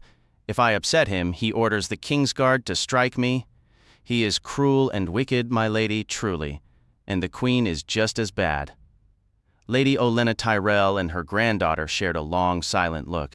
Ah, the old woman finally said, a note of weary resignation in her voice.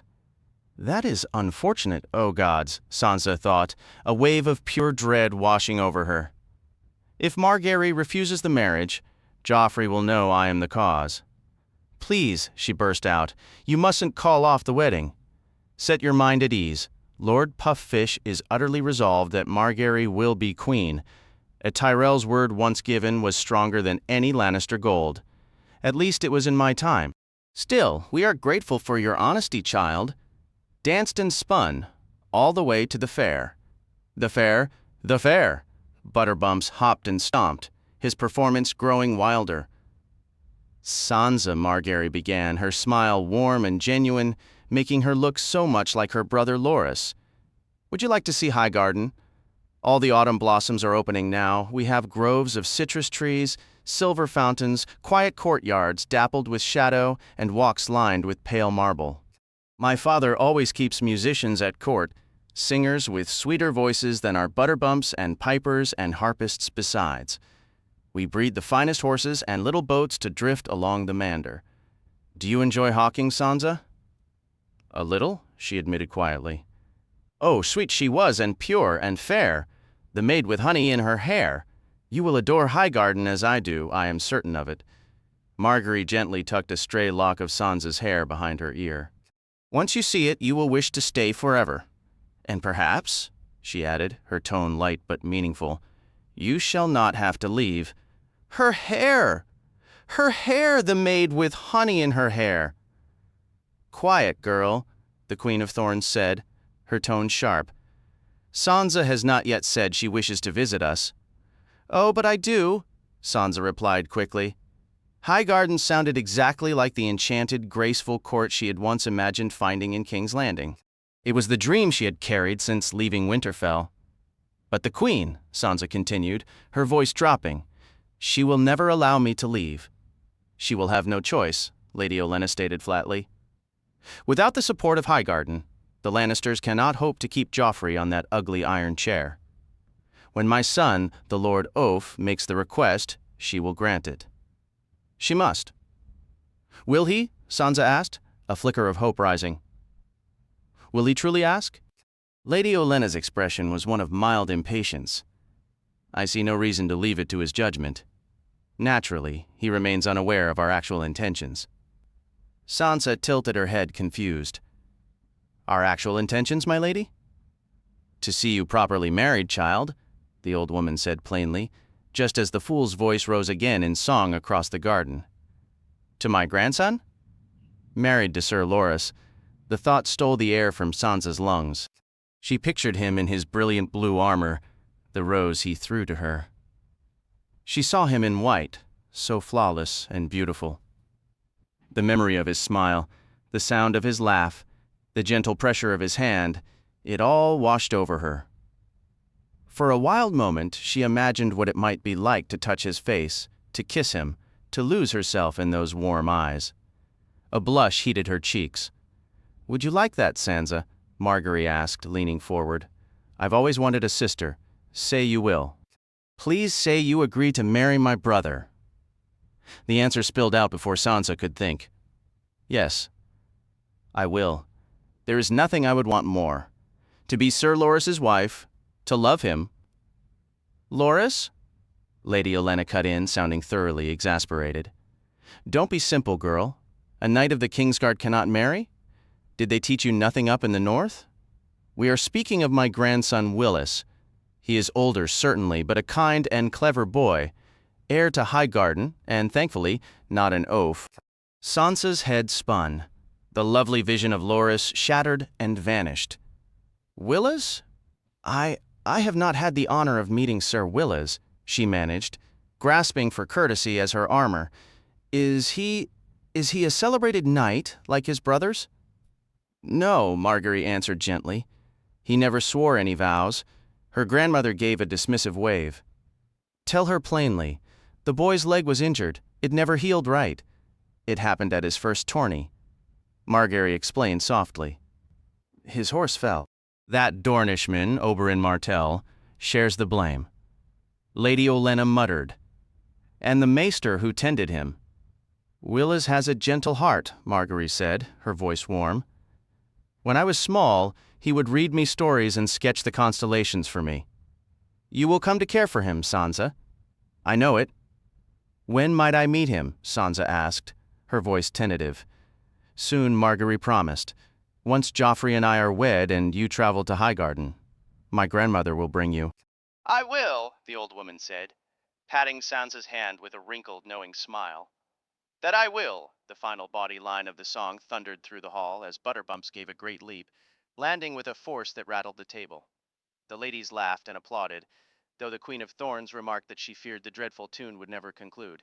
At last, she added, my cheese arrives. Chapter 7. Jon, a gray, scentless dark enveloped them, carrying only the chill aroma of pine and damp earth. Tendrils of pale fog curled from the ground as the riders picked their path through a field of stones and stunted trees, descending toward the river valley. Below, countless campfires glittered like a spilled treasure across the black floor, a second river of shimmering light mirroring the icy course of the milkwater. Jon Snow flexed the fingers of his sword hand, feeling the old burn. They moved down the ridge in silence, no banners raised, no horns blown. The only sounds were the distant rush of water, the steady tread of hooves, and the dry rattle of the bone armor worn by their leader. High above, an eagle circled on broad wings, while below marched a column of men, dogs, horses, and a single white direwolf. A stone, loosened by a passing hoof, clattered down the slope. Jon saw Ghost's head turn sharply at the noise. The wolf had trailed them at a distance all day, but with the moon's rise he had drawn close, his eyes like burning coals. The dogs of their party met him with their usual chorus of snarls and barks, which Ghost ignored with regal disdain. Only 6 days past, the largest hound had tried an ambush as they made camp. Ghost had whirled and struck, sending the beast fleeing with a torn and bloody leg. The rest of the pack had kept a wary distance ever since. Jon's own Garren let out a soft nicker, but a gentle touch and a murmured word settled it.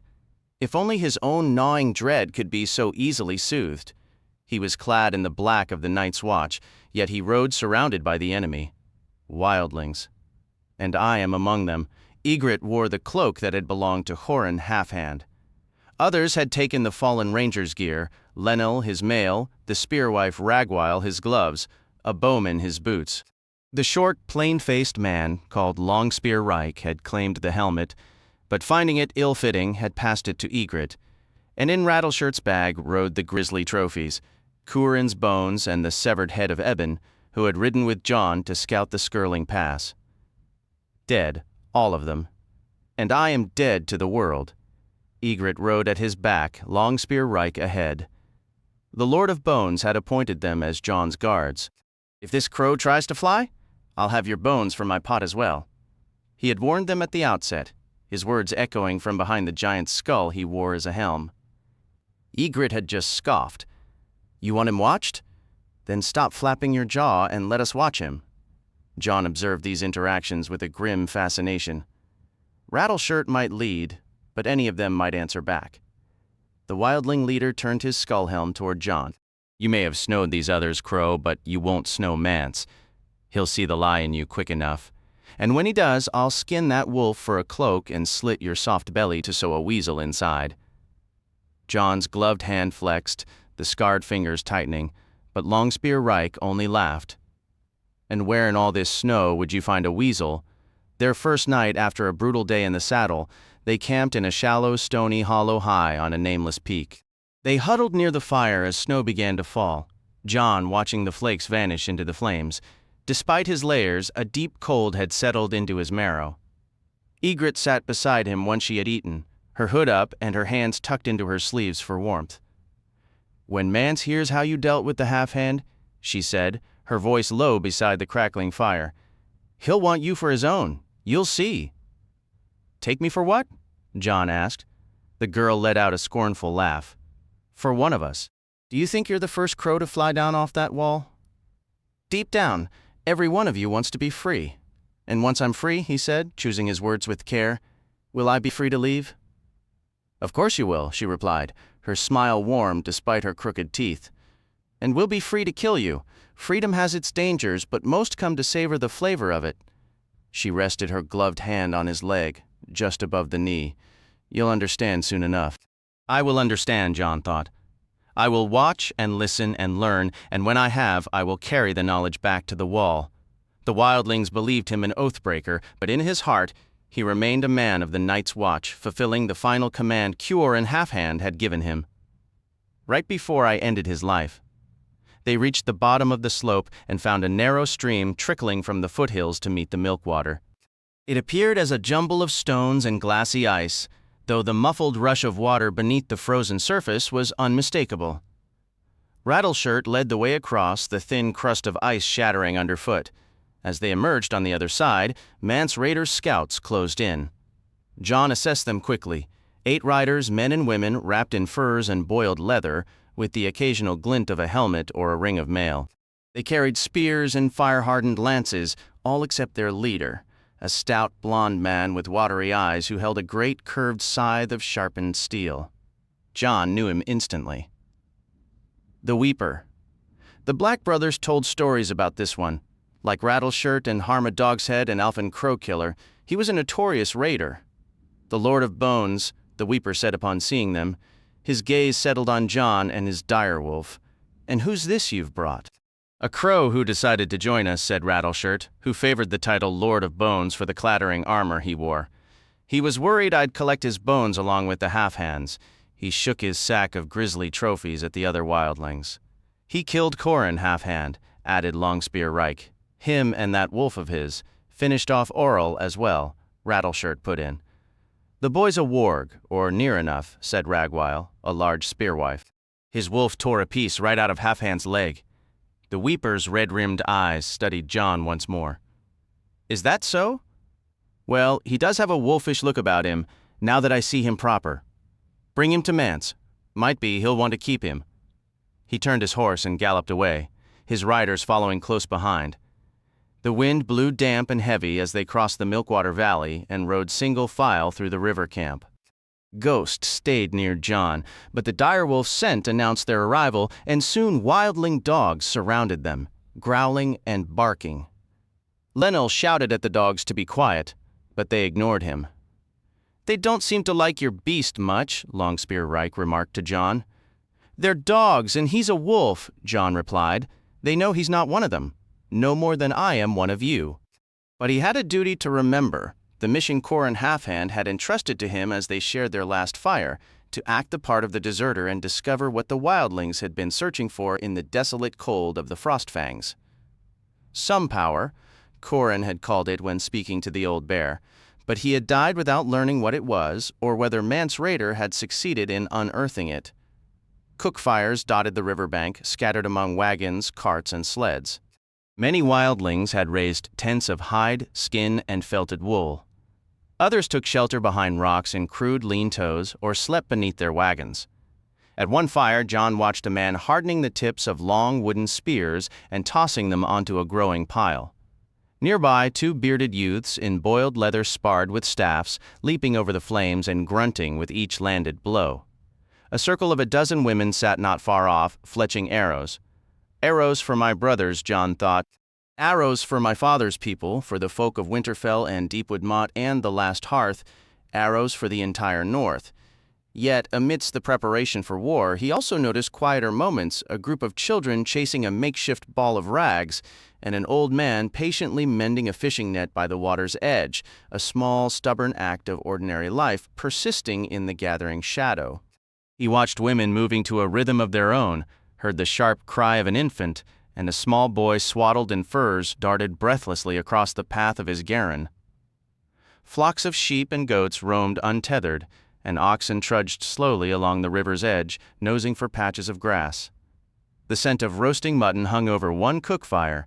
At another, a boar turned steadily on a wooden spit. In a clearing ringed by tall green pines, Rattleshirt swung down from his saddle. "We stop here," he announced to Lenel, Ragwile, and the rest. "Tend the horses first, then the dogs, then yourselves. Ygritte, Longspear, bring the crow to Mance. Let the king have his look, we'll open him up after." They continued on foot, passing more fires and more shelters, with Ghost padding silently behind. Jon had never imagined so many free folk gathered in one place. He doubted anyone ever had. This isn't one camp, he realized. It's 100 little camps strung together, and every one of them weaker than the last. Stretched out over miles, the wildlings had no real defenses. No trenches, no sharpened stakes, only scattered riders watching the edges. Each band or family or village had simply halted where it suited them, whenever they saw others stopping or found a decent spot. The free folk. If the Night's Watch caught them in this sprawl, that freedom would cost many their lives. They had numbers, but the Watch had discipline, and in a fight, discipline wins over numbers 9 times out of 10, his father had taught him. There was no mistaking which tent belonged to the king. It was 3 times larger than any other he'd seen, and the sound of music drifted from inside.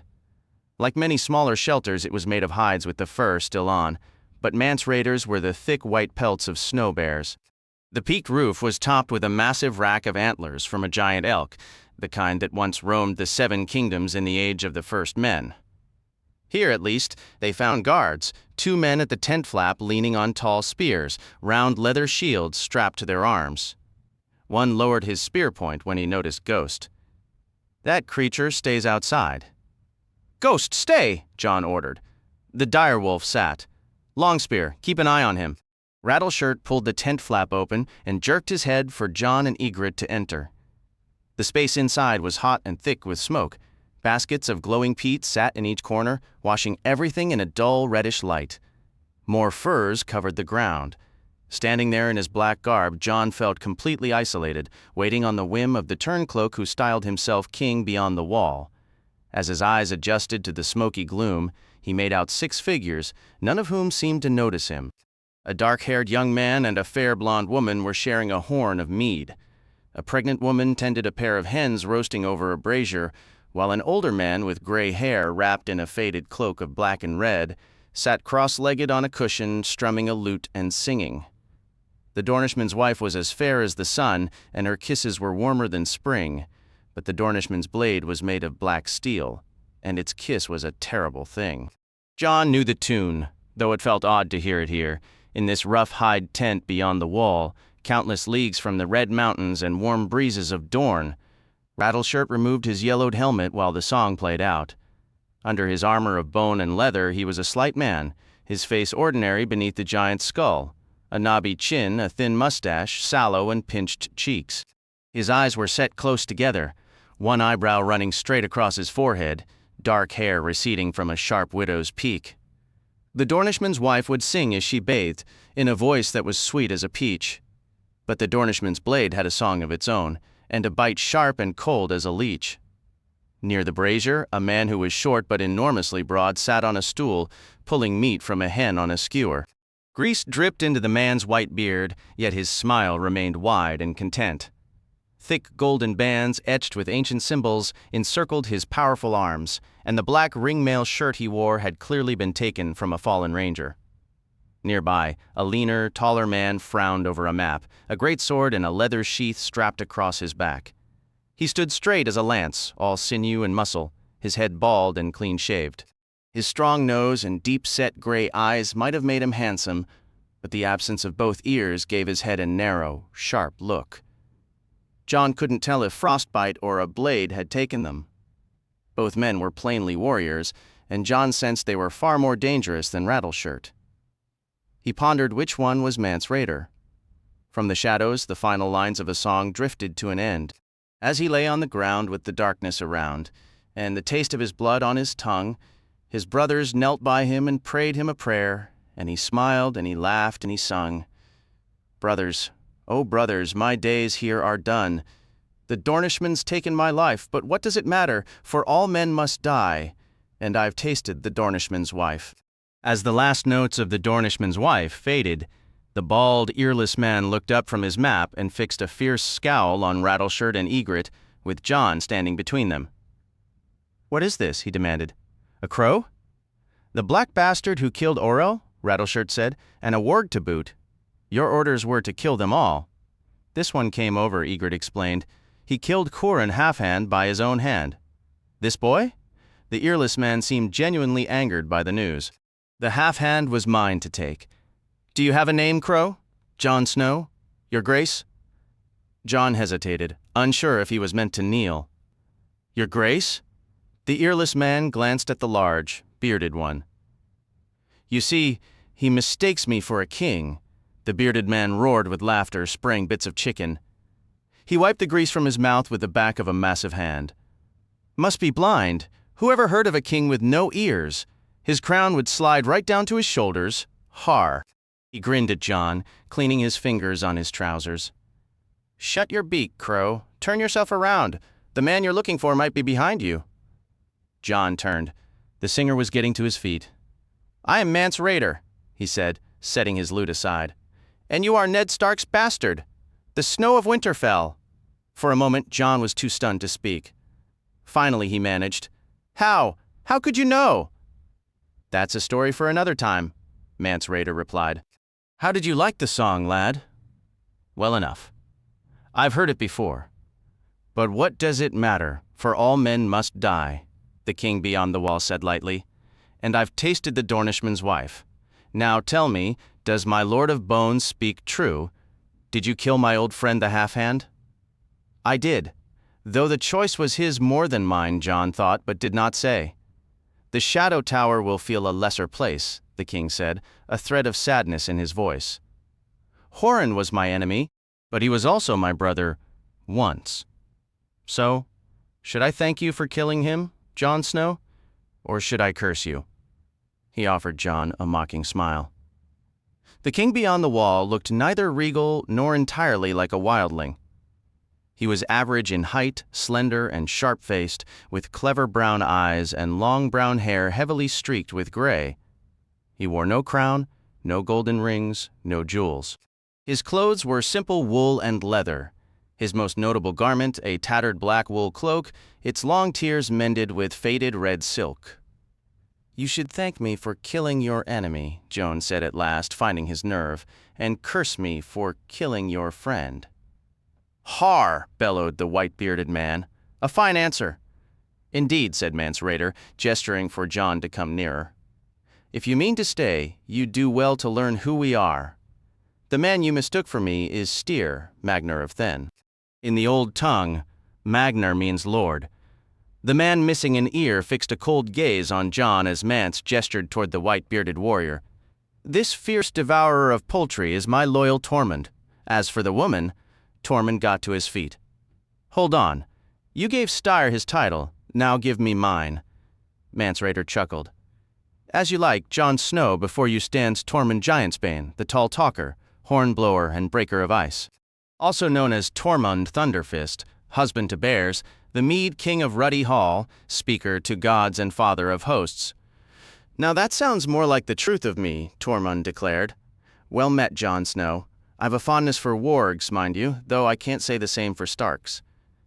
"The woman tending the brazier," Mance continued, "is Dalla." The pregnant woman offered a timid smile. "Treat her with the respect owed a queen, for she carries my child." He turned to the remaining two. "This vision is her sister, Val. The young man beside her, Jarl, is her latest companion. I am no one's pet," Jarl stated, his expression dark and intense, "and Val's no man." Tormund grunted, his white beard bristling. "You ought to have noticed that by now, boy. So here we are, Jon Snow," said Mance Rayder. "The king beyond the wall and his court, such as it is. Now I'll hear some words from you. Where is it you come from?" "Winterfell," Jon replied, "by way of Castle Black." "And what brings you so far up the Milkwater, leagues from the hearths of home?" He didn't wait for an answer, instead looking to Rattleshirt. "How many were there?" "5. 3 are dead and the boy's here. The other escaped up a mountainside where no horse could go." Rayder's eyes locked with Jon's once more. "Was it only the 5 of you? Or are more of your black brothers lurking nearby?" "We were 4, plus the half-hand. Corin was worth 20 common men." The king beyond the wall smiled at that. "So some believed, yet a boy from Castle Black traveling with rangers from the Shadow Tower? How does that come to pass?" Jon had his falsehood prepared. "The Lord Commander sent me to the half-hand for seasoning, so he took me on his ranging." Styr the Magnar frowned. "Ranging, you name it? Why would crows come ranging up the Skirling Pass?" "The villages we found were empty," Jon said truthfully. "It was as if all the free folk had simply disappeared." "Disappeared, yes," said Mance Rayder. "And not only the free folk. Who told you where to find us, Jon Snow?" Tormund let out a derisive snort. "It was that Craster, or I'm a blushing maiden. I told you, Mance, that wretch needs to be shorter by a head." The king shot the older man an annoyed glance. "Tormund, one day try thinking before the words leave your mouth. I know it was Craster. I asked Jon to see if he would speak the truth." "Har," Tormund spat. "Well, I stepped right in that." He grinned at Jon. "You see, lad, that's why he wears the crown and I don't. I can outdrink him, outfight him, and outsing him, and certain parts of me are thrice his size, but Mance has the cunning. He was raised a crow, you know, and crows are tricky creatures." "I would speak with the lad alone, my Lord of Bones," Mance Rayder said to Rattleshirt. "Leave us all of you." "What, me as well?" said Tormund. Yes, you especially, said Mance. I take no meal in a hall where I am not a welcome guest. Tormund rose. The hens and I are off. He snatched another chicken from the brazier, stuffed it into a pocket sewn inside his cloak, muttered "har," and departed, licking his fingers. The others filed out after him, all except Dalla. The sudden quiet felt heavy, broken only by the crackle of the coals. Sit if you wish, Raider offered once they were gone. The earlier tension seemed to ease, replaced by a weary, almost domestic calm. Are you hungry? Tormund was kind enough to leave us 2 birds at least. I would be glad to eat, Your Grace. Thank you. Your Grace? The king's smile was wry. That's not an address one often hears from free folk. I am Mance to most, the Mance to some. Will you share a horn of mead? Gladly, said Jon. The king poured the drink as Dalla deftly divided the crisped hens, bringing each of them a portion. Jon pulled off his gloves and ate with his fingers, savoring every shred of meat from the bones. The simple, hot food was a profound comfort after the cold wilderness. Tormund spoke truly about one thing, said Mance Rayder, tearing a loaf of coarse bread in half. The statement hung in the air, not about size or strength, but about the nature of crows and the men they raised.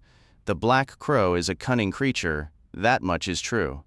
But I was a crow when you were no larger than the babe in Dalla's womb, Jon Snow. So mind you don't try your cleverness with me, as you command. Mance. The king laughed, a genuine sound of amusement. Your Mance? I like that. I promised you a story earlier about how I recognized you. Have you figured it out? Jon shook his head. Did Rattleshirt send a message ahead? By wing? We have no messenger ravens here? No, I knew your face. I'd seen it twice before. It made no sense at first, but as Jon turned the words over in his mind, understanding dawned. When you were a brother of the Night's Watch? Very good. Yes, that was the first time. You were just a boy, and I was clad in black, one of a dozen riding escort for old Lord Commander Corgyle when he visited your father at Winterfell. I was walking the wall around the yard when I found you and your brother Robb. It had snowed heavily the night before, and the 2 of you had built a massive pile of snow above the gate, lying in wait for an unlucky soul to pass beneath. I remember, Jon said with a surprised laugh. A young black brother on the wall walk, yes. You swore you wouldn't tell. And I kept that vow, that one at least. We dumped it all on Fat Tom. He was the slowest guardsman in Father's service. Tom had chased them around the yard afterward, until all 3 were flushed and breathless. But you said you saw me twice? When was the other time? When King Robert journeyed to Winterfell to name your father Hand, the king beyond, the walls said casually. Jon's eyes widened in disbelief. That can't be right. Oh, but it is. When your father learned the king was coming, he sent word to his brother Benjen at the wall so he might ride down for the feast. There is more traffic between the Black Brothers and the Free Folk than you realize, and soon enough the news reached my ears as well. It was too tempting an opportunity to ignore. Your uncle did not know me by sight, so I had no fear from that quarter, and I did not think your father would recall a young crow he'd met only briefly years before. I wanted to see this Robert with my own eyes, king to king, and take the measure of your uncle Benjen too. He was first ranger by then, and a constant thorn in the side of my people. So I saddled my fastest horse, and I rode. But, Jon protested, the wall? The wall can stop an army, but not a determined man alone. I took a lute and a pouch of silver, scaled the ice near Longbarrow, walked a few leagues south of the new gift, and purchased a horse. All in all, I made much better time than Robert, who was lumbering along with a massive wheeled monstrosity to keep his queen comfortable. A day's ride south of Winterfell, I caught up to his party and fell in with his retinue. Free riders and hedge knights are always clinging to royal processions, hoping for a royal appointment, and my lute earned me easy acceptance. He chuckled. I know every bawdy song ever sung north or south of the wall, so there you have it. The night your father feasted, Robert, I sat at the back of his hall on a bench with the other wanderers, listening to some singer from Old Town play the high harp and wail about dead kings beneath the sea. I partook of your lord father's meat and mead, got a look at the Kingslayer and the imp, and made particular note of Lord Eddard's children and the direwolf pups that shadowed their steps. Bael the Bard, said Jon, recalling the tale Ygritte had told him in the Frostfangs, the night he'd nearly ended her life. Would that I were him! I won't deny that Bael's adventure inspired my own, but I did not steal away with either of your sisters, as I recall. Bael wrote his own songs and lived them. I only sing the songs that better men have made, more meed. No, said Jon, if you had been discovered, captured, your father would have separated my head from my shoulders. The king gave a nonchalant shrug. Though once I had eaten at his table, I was shielded by guest right. The laws of hospitality are as ancient as the first men and as sacred as a heart tree. He gestured toward the remnants of their shared meal, the broken bread and picked clean bones scattered between them. You are a guest here, and safe from my hand, for tonight at least. So speak the truth, Jon Snow. Are you a coward who fled from fear? Or is there some other purpose that brings you to my tent? Even with guest right, Jon felt he was treading on thin, cracking ice. A single misstep could send him plunging into a freeze that would stop his heart. Measure every word, he reminded himself. He took a long drink from his horn of mead, buying a moment to think. Setting it down, he met the king's gaze. Tell me why you turned your cloak, and I will tell you why I turned mine. A smile touched Mance Rayder's lips, just as Jon had hoped. The king beyond the wall clearly enjoyed the sound of his own voice. You've heard the tales of why I left, I'm sure? Some claim it was for a crown, others say for a woman. A few whisper it was the wildling blood in you. The wildling blood is the blood of the first men, the same that runs in Stark veins. As for a crown, do you see one? I see a woman, Jon said, his eyes flicking toward Dalla. Mance took her hand and drew her near. My lady bears no blame. I met her only after I returned from your father's castle. The half-hand was carved from old oak, but I am made of flesh. I have always had a weakness for a woman's charms, which makes me no different from most of the Watch. There are men in black who have known 10 times the women I have. You must guess again, Jon Snow. Jon thought for a moment. The half-hand mentioned you had a passion for wildling music. I did, I still do. That's closer to the mark, certainly, but not a direct hit. Mance Rayder stood, undid the clasp holding his cloak, and let it fall across the bench. It was for this. A cloak? The black wool cloak of a sworn brother of the Night's Watch, said the king beyond the wall. Once, on arranging, we brought down a great elk. While we were skinning it, the scent of blood drew a shadow cat from its den. I fought it off, but not before it tore my cloak to shreds. See, here and here and here. He gave a low laugh. It clawed my arm and back just as fiercely, and I bled more than the elk. My brothers feared I would die before they could get me to Maester Mullen at the Shadow Tower, so they took me to a wildling village where an old wise woman was known to heal. She had passed as it happened, but her daughter tended to me. She cleaned the wounds, stitched them closed, and fed me porridge and herbs until I was strong enough to ride. And she mended the tears in my cloak too, using scarlet silk from a shy that her grandmother had salvaged from a wrecked ship washed ashore on the frozen shore. It was her greatest treasure, and she gave it to me. He swung the cloak back around his shoulders. But back at the Shadow Tower, I was issued a new cloak from the stores, black wool, trimmed in black, to match my black breeches and boots, my black doublet and mail.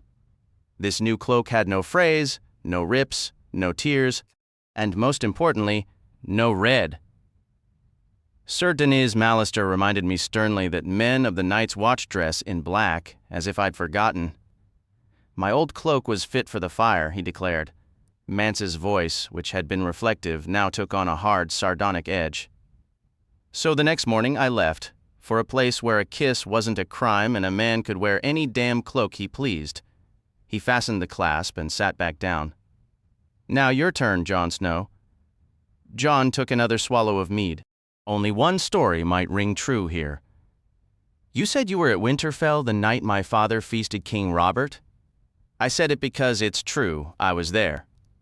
Then you saw all of us, Prince Joffrey and Prince Tommen, Princess Myrcella, my brothers Robb and Bran and Rickon, my sisters Arya and Sansa. You saw them walk down the center aisle with every eye upon them, taking their places at the table just below the dais where the king and queen sat. I remember. And did you see where I was seated, Mance? John leaned forward, the old sting giving his words an edge. Did you see where they put the bastard? Mance Rayder studied John's face for a long, silent moment. The king extended his hand. Perhaps a new cloak is in order for you. Chapter 8. Daenerys. The steady thrum of drums and the soft, rhythmic pull of oars carried across the calm water from the escort galleys. In their wake, the heavy cog groaned, the tow lines pulled taut. The sails of the Balerion hung slack and listless from the masts, yet standing on the forecastle watching her dragons wheel and dive in the cloudless sky, Daenerys Targaryen felt a profound happiness, a peace she had rarely known. Her Dothraki feared the sea, calling it the poison water, a thing their horses could not drink. When the 3 ships had weighed anchor at Karth, her people had acted as if they were being sent to their doom, not sailing toward Pentos. Her young blood riders had fixed their eyes on the shrinking coastline, faces pale but stubbornly set, each determined to show no weakness before the others. Her handmaids, Iri and Hiki, had spent those first days clinging to the rail, retching miserably with every swell. The rest of her small Khalasar had retreated below decks, finding more comfort among their skittish horses than in the terrifying endless water surrounding them. 6 days into the voyage, a sudden squall had struck, and through the hatches she heard the panicked screams of horses and the thin, wavering prayers of their riders with every lurch of the Balerion. No storm could frighten Daenerys, Stormborn. She had earned that name by coming into the world on Dragonstone as the greatest tempest in living memory raged, a fury so wild it tore stone gargoyles from the castle walls and shattered her father's fleet into driftwood. She had crossed the narrow sea countless times as a child, always fleeing, always one step ahead of the usurper's assassins as she and Viserys bounced between the free cities. She loved the sea. She loved the sharp, clean smell of salt air and the breathtaking freedom of a horizon that ended only at the edge of the sky. It made her feel wonderfully small and utterly unbound. She loved the dolphins that sometimes raced alongside the ship, cutting through the water like living silver, and the fleeting glimpses of flying fish. She even loved the sailors, with their endless songs and wild tales. Once, on a run to Braavos watching the crew battle a great green sail in a howling gale, a rebellious thought had struck her, how fine it would be to live such a life. When she confessed this to Viserys, he had yanked her hair until tears sprang to her eyes. "You are the blood of the dragon," he had shrieked. "A dragon, not some stinking fish." He was such a fool about that, and about nearly everything else, Dany reflected. A little more wisdom, a little more patience, and it might be him sailing west now to claim the throne that was his birthright. She had come to understand that Viserys was both stupid and cruel, and yet, sometimes, she missed him. Not the pathetic, vicious man he became at the end, but the brother who had sometimes, in rare moments of tenderness, allowed her to crawl into his bed for comfort. The boy who spun her tales of the 7 kingdoms and painted grand pictures of the glorious life they would lead once he wore his crown. The ship's captain appeared quietly at her side. "If only this Balerion could take to the air as her namesake did, your grace," he said in a thick Pentoshi-accented Valyrian. "Then we'd have no need for oars, or tows, or prayers for wind." "Just so, Captain," she replied with a warm smile, glad to have eased his mind. Captain Groleo was an old Pentoshi like his employer, Illyrio Mopatis, and he had been as nervous as a new bride about carrying 3 dragons aboard his vessel. A line of seawater buckets still hung from the gunwales, a precaution against fire. Initially, Groleo had pleaded for the dragons to be caged, and Dany had agreed to soothe his fears. But their obvious distress had moved her, and she soon insisted they be freed. Now, even the captain had to admit it was for the best. The ship had suffered only a single, minor blaze quickly put out. In return, Balerion now seemed to harbor far fewer rats than she had in her previous life as the Sadulian. Her crew, once a mix of fear and fascination, had developed a strange, fierce pride in the dragons they now considered theirs. From the captain down to the lowest kitchen helper, every man loved to watch the 3 creatures wheel through the sky, though none watched with the same ache as Daenerys. They are my children, she reminded herself, and if the witch's prophecy held true, they would be the only children she would ever know. Viserion's hide was the pale shade of rich cream, his horns, wing bones, and the ridge along his spine, a deep, burnished gold that shone like polished metal when the sun caught it. Rhaegal was a living blend of summer's vibrant green and autumn's weathered bronze. They circled high above the fleet, each striving to climb higher than the other, for Daenerys had learned that dragons favored attacking from above. Whenever one managed to position himself between his sibling and the sun, he would tuck his wings and plummet with a shriek, and they would crash together in a furious, tumbling knot of scales and flame, snapping jaws and lashing tails.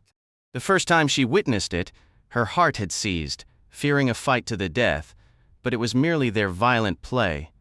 They would splash into the sea only to break apart and surge back into the air, shrieking and hissing, salt water steaming from their bodies as their wings beat furiously. Drogon was flying too. Though out of sight, he would be miles ahead or behind, hunting. He was always hungry, her Drogon, ravenous and growing swiftly. Another year, perhaps 2, and he might be large enough to bear her weight. Then I will need no ship to carry me across the vast salt sea. But that day was not yet here.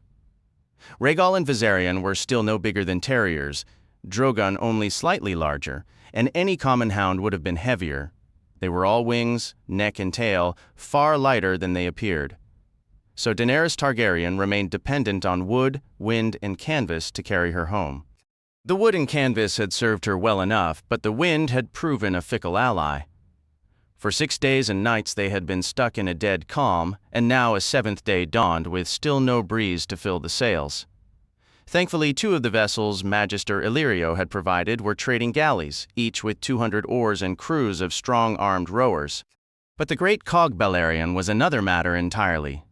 A broad, slow sow of a ship with vast holds and massive sails, utterly helpless when the air was still. Vhagar and Meraxes had taken her in tow, but progress was agonizingly slow. All 3 ships were packed with people and supplies. Sir Jorah Mormont found her at the forecastle rail. "I do not see Drogon," he said. "Has he strayed again? We are the ones who are straying." "Sir, Drogon has no patience for this wet, creeping pace, any more than I do.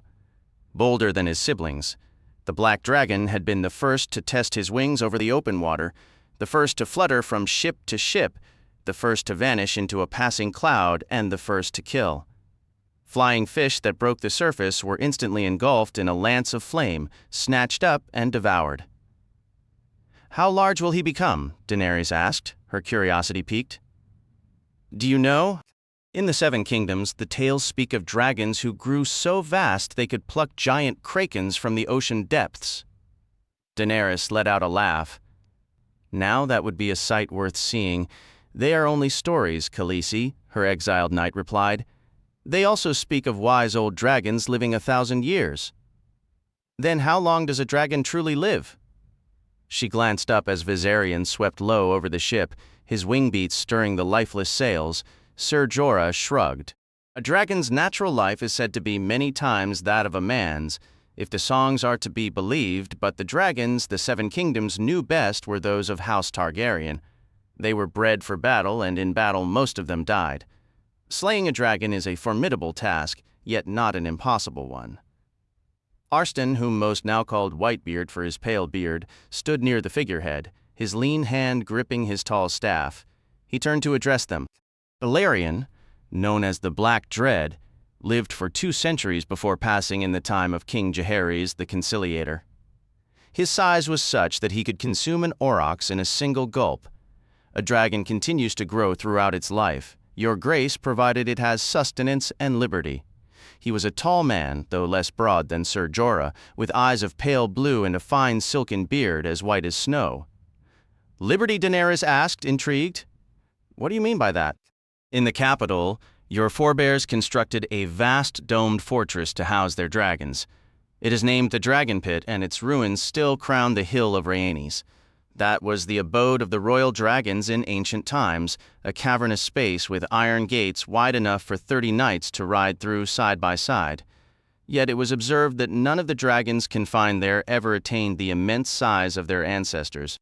The learned maesters attribute this to the enclosing walls and the great dome overhead, which limited their world. Ser Jorah gave a dismissive grunt. If walls alone could stunt growth, then peasants would be minute and kings would be giants. I have seen huge men born in humble cottages and small men living in grand castles. Men are men, Whitebeard replied calmly. Dragons are dragons. How profoundly insightful, Ser Jorah said with clear scorn. The exile knight had disliked the old man from their first meeting. And what could you possibly know of dragons? Little enough, it is true. Yet I did serve for a time in King's Landing when King Aerys occupied the Iron Throne. I walked beneath the dragon skulls that adorned the walls of his throne room, their empty gazes watching all who passed. Viserys spoke of those skulls, said Dany. The usurper had them removed and hidden away. He could not endure their sight upon his stolen throne. She motioned for Whitebeard to come nearer. Did you ever encounter my royal father? King Aerys II had died before she was born. I was granted that great honor, your grace. Was he a good and gentle king? Whitebeard struggled to mask his emotions, but they were visible upon his weathered face. His grace could be pleasant on occasion. On occasion? Dany offered a faint smile. But not always. He was capable of great severity toward those he deemed his enemies. A prudent person never makes an enemy of a king, Dany observed. Did you know my brother Rhaegar? It was often said that no man truly knew Prince Rhaegar. I had the privilege of seeing him compete in tourneys, however, and I frequently heard him play his silver-stringed harp. Ser Jorah snorted again, along with 1,000 other spectators at some autumn festival. Next you'll claim you were his squire. I make no such claim, sir. Miles Mouton served as Prince Rhaegar's squire, followed by Richard Lonmouth. When they earned their knighthood, the prince bestowed it upon them himself, and they remained his close companions. Young Lord Connington was also dear to him, but his oldest friend was Arthur Dane. The sword of the morning, Dany exclaimed, pleased. Viserys often spoke of his legendary white sword. He said Sir Arthur was the only knight in the kingdom who could match our brother. Whitebeard inclined his head. It is not my place to question the words of Prince Viserys, king, Dany corrected softly. He was a king, though he never ruled, Viserys, the third of his name. But what did you mean? His response had not been what she anticipated. Ser Jorah once called Rhaegar the last dragon. To earn such a name, he must have been a peerless warrior, surely. Your Grace, Whitebeard began, leaning more heavily on his staff, his expression thoughtful. The Prince of Dragonstone was a most formidable warrior, yet— Continue, she urged. You may speak freely with me, as you command. The old man's brow furrowed deeply. A warrior without equal, that he may have been. But perhaps the title spoke to something else entirely, a spirit that could not be caged, a fire that walls could not contain. It is a bitter truth, but the grandest dragons are not always the fiercest in battle. Sometimes their true strength lies in the shadow they cast, in the songs they inspire long after they are gone. Those are noble sentiments, Your Grace, but sentiments alone do not win wars. Ser Jorah stated plainly. Victories are forged with steel, and Prince Rhaegar was a master of the blade. He was indeed sir yet, the old man replied. I have witnessed more tournaments than I can count, and more conflicts than I ever desired. No matter a knight's strength, speed, or skill, there is always another who can rival him. A champion one day may be unhorsed the next. A patch of mud, a restless night, a shift in the breeze, any small thing can tilt the scales. Sometimes, he added, his gaze settling on Ser Jorah, it is the inspiration drawn from a token given by a lady's hand. A shadow passed over Mormont's features. Mind your tongue, old man. Daenerys knew Arstan had seen Ser Jorah compete at Lannisport, where he had triumphed with just such a favor tied to his arm. That victory had also won him Lady Lynesse of House Hightower, a beauty of high birth who became his wife, only to bring him ruin and abandonment, a memory that now tasted of gall. Peace, my knight, Dany said, resting a hand on Jorah's sleeve. Arstan meant no insult, I'm sure. As you command, Khaleesi, Ser Jorah muttered, his tone reluctant. Daenerys turned again to the squire. I know so little of Rhaegar, only the stories from Viserys, who was but a child when our brother perished. What was he truly like? The elder man paused in thought. capable, that, above all else, resolute, thoughtful, devoted, and fiercely focused. There is a story often told of him, though Sir Jorah likely knows it well. I would hear it from you. As you wish, Whitebeard answered. In his youth, the Prince of Dragonstone was excessively scholarly. He read so early that some claimed Queen Rhaella must have swallowed books in a candle while he was in her womb. Rhaegar showed no interest in the games of other children. The maesters marveled at his intellect, while his father's knights would grumble that Baelor the Blessed had been reborn. Then, one day, the prince discovered something within his scrolls that transformed him. None know what it was, only that the boy appeared at dawn in the yard as the knights armed themselves. He approached Sir Willem Darry, the master-at-arms, and declared, "I will need a sword and armor. It appears I must become a warrior." "And he did," Dany exclaimed, pleased. "He did," Whitebeard agreed with a bow. "Forgive me, your grace. We speak of warriors, and I see that strong Belhas has awakened. I must attend to him." Dany looked toward the stern. The eunuch was emerging from the midships hold, moving with an agility belying his immense size. Belwaz was barrel-chested and broad, a solid mass of muscle and fat weighing 15 stone, his vast brown belly a map of old white scars. He wore loose trousers, a yellow silk sash, and a comically small leather vest studded with iron. "Strong Belwaz is hungry," he bellowed to the air. "Strong Belwaz will eat now." Spotting Arston on the forecastle, he shouted, "Whitebeard, you will bring food for strong Belwaz." "You may go," Dany told the squire. He bowed and departed to serve his master. Sir Jorah watched, a frown etched on his honest, rugged face.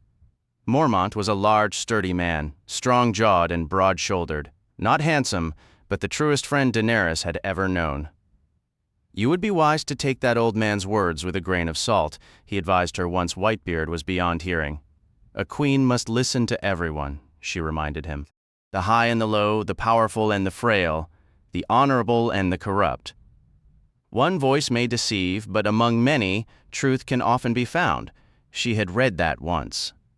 "Then hear my voice, your grace," the exile said. "This Arston Whitebeard is deceiving you. He is too old to be a squire, and too well-spoken to serve that lout of a eunuch." That did seem odd, Daenerys admitted to herself. Strong Belwaz was a former slave, bred and trained in the fighting pits of Meereen. Magister Illyrio had sent him to protect her, or so Belwaz insisted, and it was true she required protection. Yet, in a quiet moment later, she found herself watching the sea, wondering if the loyalty of those who served her was as shifting and unpredictable as the waves beneath the ship. The usurper seated upon the Iron Throne had proclaimed rewards of land and title to any man who could end her life. One such attempt had already been made with a goblet of tainted wine. As she drew nearer to Westeros, the threat of further assaults only grew. Back in Qarth, the warlock Pyat Pree had dispatched one of the sorrowful men to avenge the undying ones she had destroyed within their house of dust. It was said that warlocks held grudges eternally, and the sorrowful men were notorious for their lethal success. Most of the Dothraki would also stand against her. The former Kos of Khal Drogo now led their own Khalasars, and not one would hesitate to attack her modest company on sight, to slaughter and enslave her followers and drag Daenerys herself back to Vaes Dothrak to assume her place among the aged crones of the Dosh Khaleen. She wished to believe Xaro Daxos was not a foe, yet the merchant from Qarth had openly coveted her dragons. Then there was Quaithe of the Shadow, that enigmatic woman in the red lacquered mask with all her vague warnings. Was she an enemy? Or merely a perilous ally? Daenerys could not be certain. Sir Jorah had saved her from the poisoner, and Arston Whitebeard from the manticore. Perhaps the massive, strong Belwas would shield her from the next threat. He was certainly large enough, with arms like young oaks, and a great curved eric sharp enough to shave with, should any hair ever dare grow on those smooth brown cheeks. Yet he possessed a childlike simplicity. As a protector, he left considerable room for improvement. Fortunately, she still had Sir Jorah and her blood riders. And her dragons, she must never forget them. In time, they would become her most powerful defenders, just as they had been for Aegon the Conqueror and his sisters 3 centuries past. For now, however, they attracted more peril than they deterred. In all the world, only 3 living dragons remained, and they were hers. They were a marvel, a horror and utterly priceless.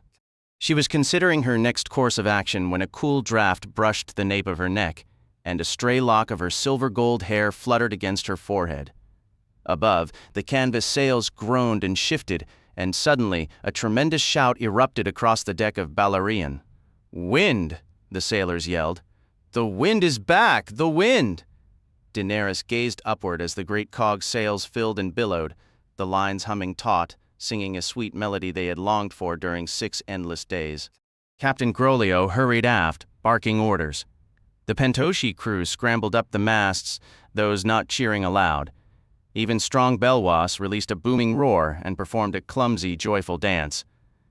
"The gods are good!" Dany exclaimed. "You see, Jorah? We are moving again." "Yes," he replied. "But toward what, my queen?" The wind blew all that day, steady from the east at first, then in fierce, unpredictable bursts. The sun sank in a crimson blaze. "I am still halfway across the world from Westeros," Dany reminded herself, "yet every hour carries me nearer." She tried to envision the moment she would first glimpse the shores of the land she was born to rule. "It will be the most beautiful coastline I have ever seen, I am sure of it. How could it be anything less?" But later that night, as Balerion cut through the darkness and Dany sat cross-legged on her bunk in the captain's cabin, feeding her dragons. Even at sea, Groleo had insisted with strained courtesy, "A queen's comfort outweighs a captain's." A firm knock sounded at the door. Eerie had been dozing at the foot of her bunk. It was too narrow for 3, and tonight was Yiki's turn to share the soft feather bed with her Khaleesi. But the handmaid stirred at the noise and went to answer. Dany drew a coverlet up, tucking it under her arms. She was unclothed, having not anticipated a visitor at such an hour. "Enter," she said upon seeing Ser Jorah standing outside beneath a swaying lantern. The exiled knight bowed his head as he stepped inside. "Your Grace, forgive me for disturbing your rest." "I was not asleep, sir. Come and see." She selected a piece of salt pork from the bowl in her lap and held it aloft for her dragons. All 3 fixed their eyes upon it with ravenous intensity. Rhaegal's green wings beat the air, and Viserion's pale neck swayed like a serpent as he tracked the motion of her fingers.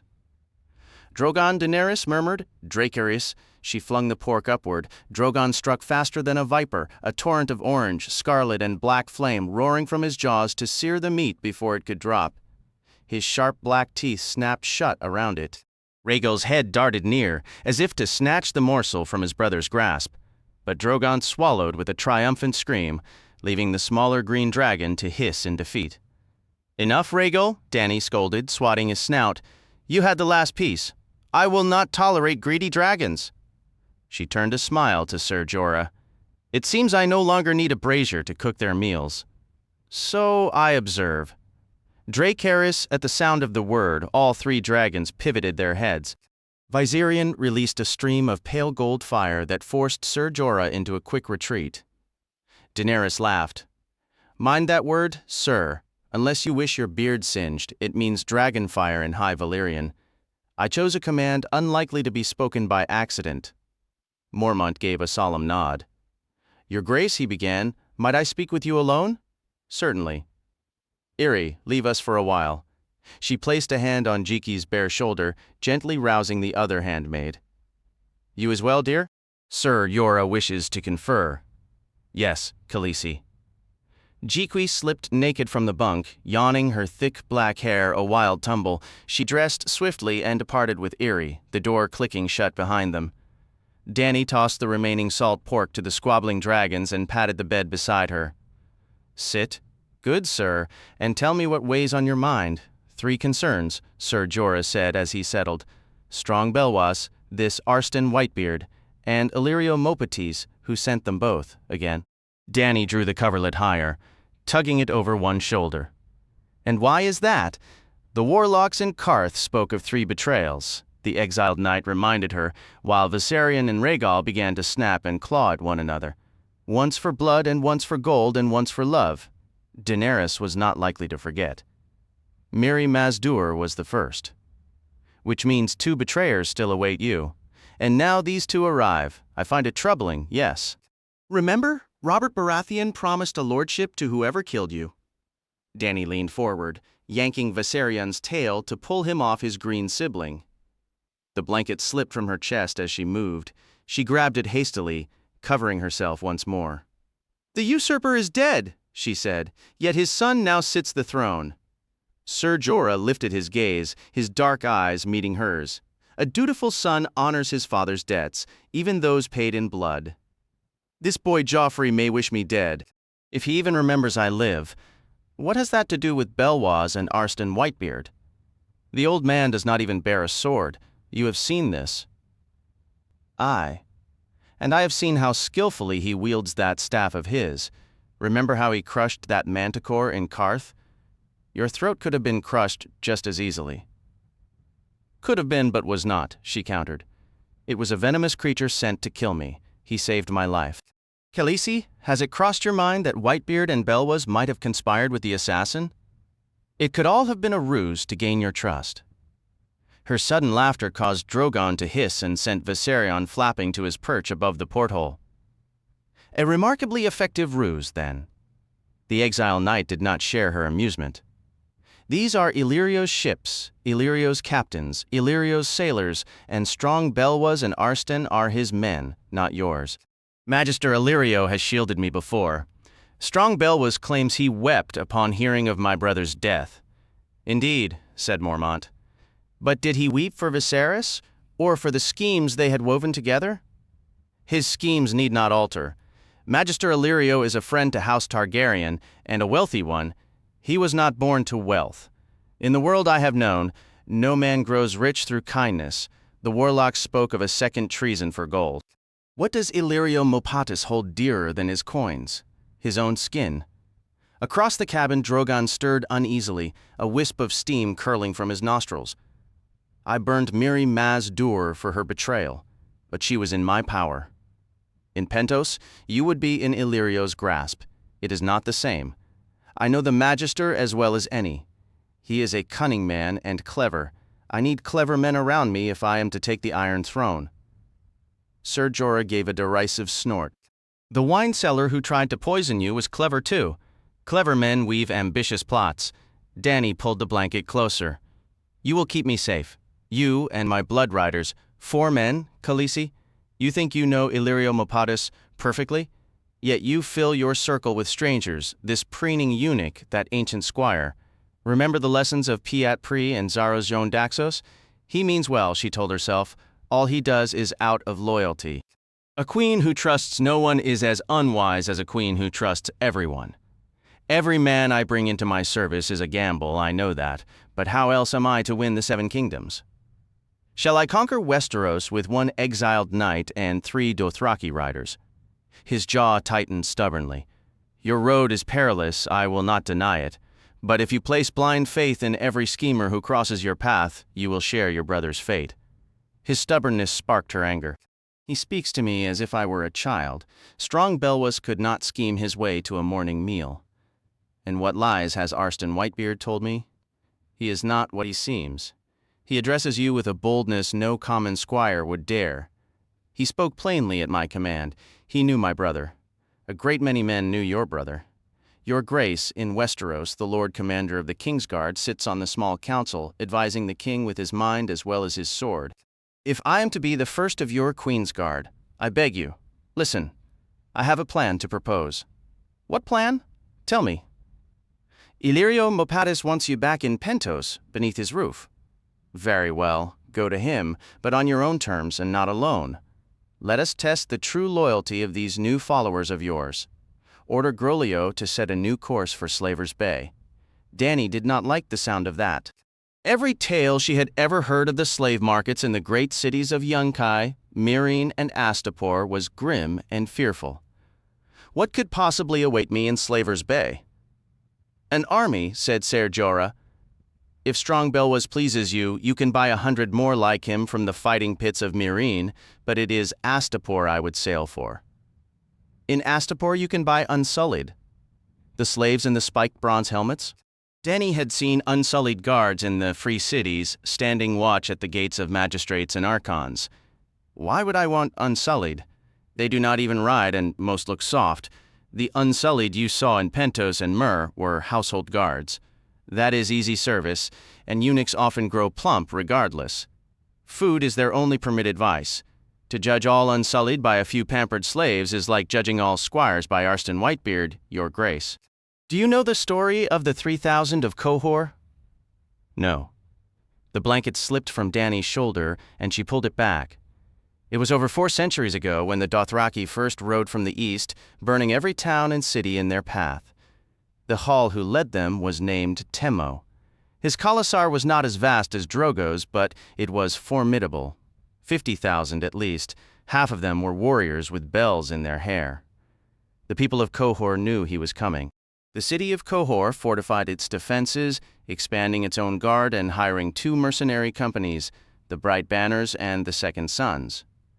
Almost as a secondary thought, they dispatched an agent to Astapor to purchase 3,000 Unsullied. The return march was long, and as they neared Qohor, they encountered the signs of battle: distant smoke, rising dust, and the clamor of combat. By the time the Unsullied arrived at sunset, crows and wolves were already scavenging the remains of the Qohoric heavy cavalry beneath the walls. The Sellsword companies had fled, as mercenaries often do when faced with certain defeat. With nightfall, the Dothraki had withdrawn to their camps to celebrate, yet everyone knew they would return at dawn to breach the gates, scale the walls, and unleash their customary pillaging. But when morning came and Khal Temmo led his Khalasar from camp, they were met by 3,000 Unsullied standing in formation before the city gates, the Black Goat banner flying above them. Such a small infantry force could have been outflanked, but to the Dothraki, foot soldiers were merely targets to be trampled. The Dothraki charged. The Unsullied locked shields, lowered spears, and held their ground. Against 20,000 screaming horsemen, they did not waver. 18 times the Dothraki charged, and 18 times they shattered against that wall of shields and spears like storm waves against a cliff. 3 times Temmo sent his archers to loose arrows like torrential rain upon the Unsullied, who simply raised their shields until the volleys ceased. In the end, only 600 Unsullied remained standing, but more than 12,000 Dothraki lay dead, including Khal Temmo, his blood riders, his captains, and all his sons. On the 4th morning, the new Hall led the survivors past the city in a solemn procession. One by one, each warrior cut off his braid and cast it before the feet of the 3,000. Since that day, the city guard of Qohor has consisted solely of Unsullied, each bearing a tall spear adorned with a braid of human hair.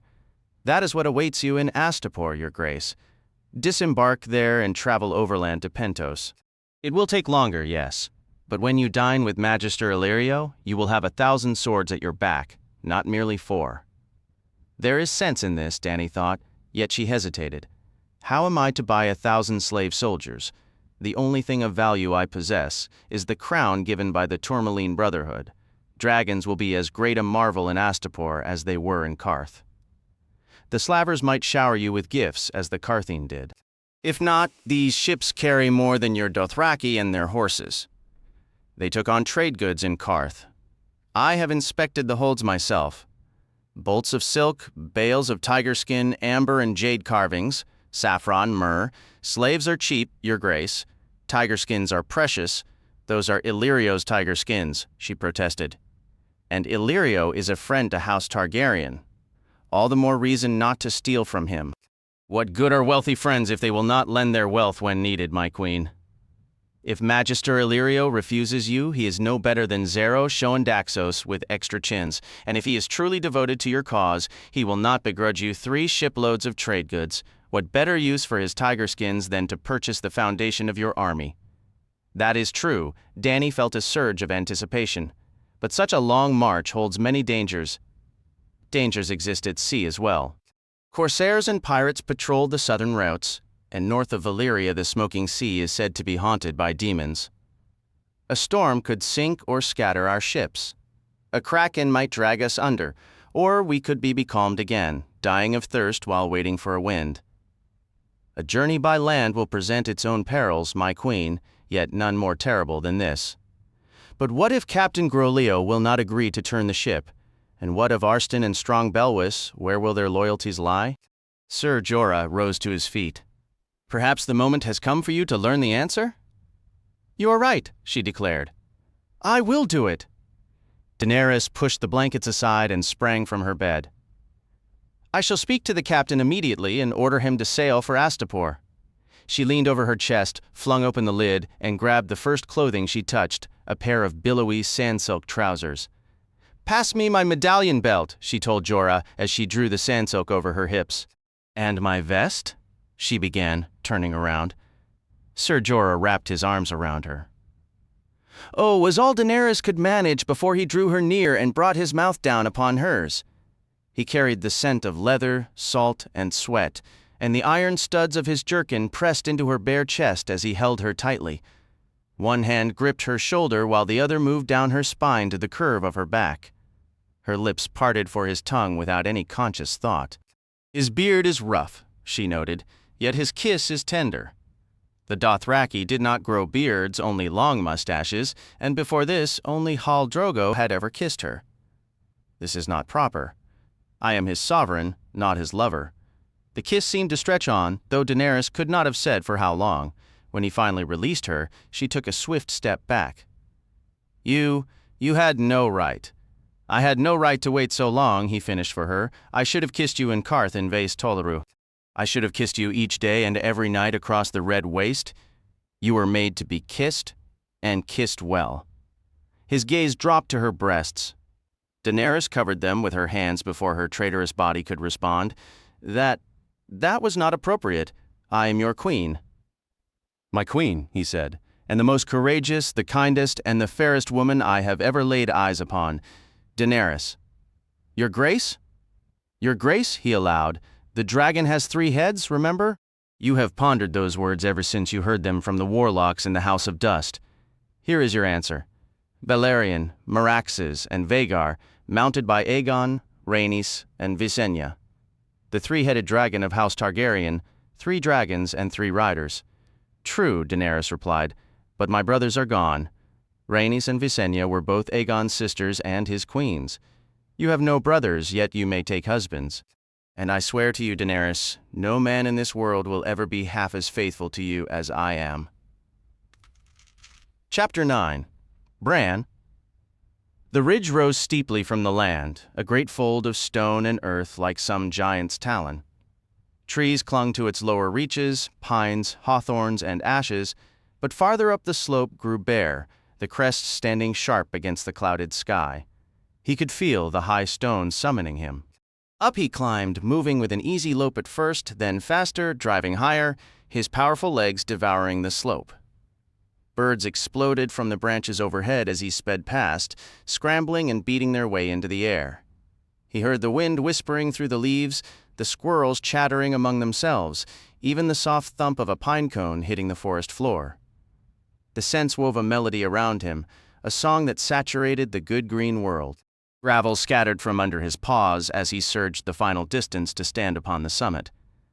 The sun hung huge and crimson above the tall pines, and below him the woods and hills rolled onward, stretching as far as he could see or scent.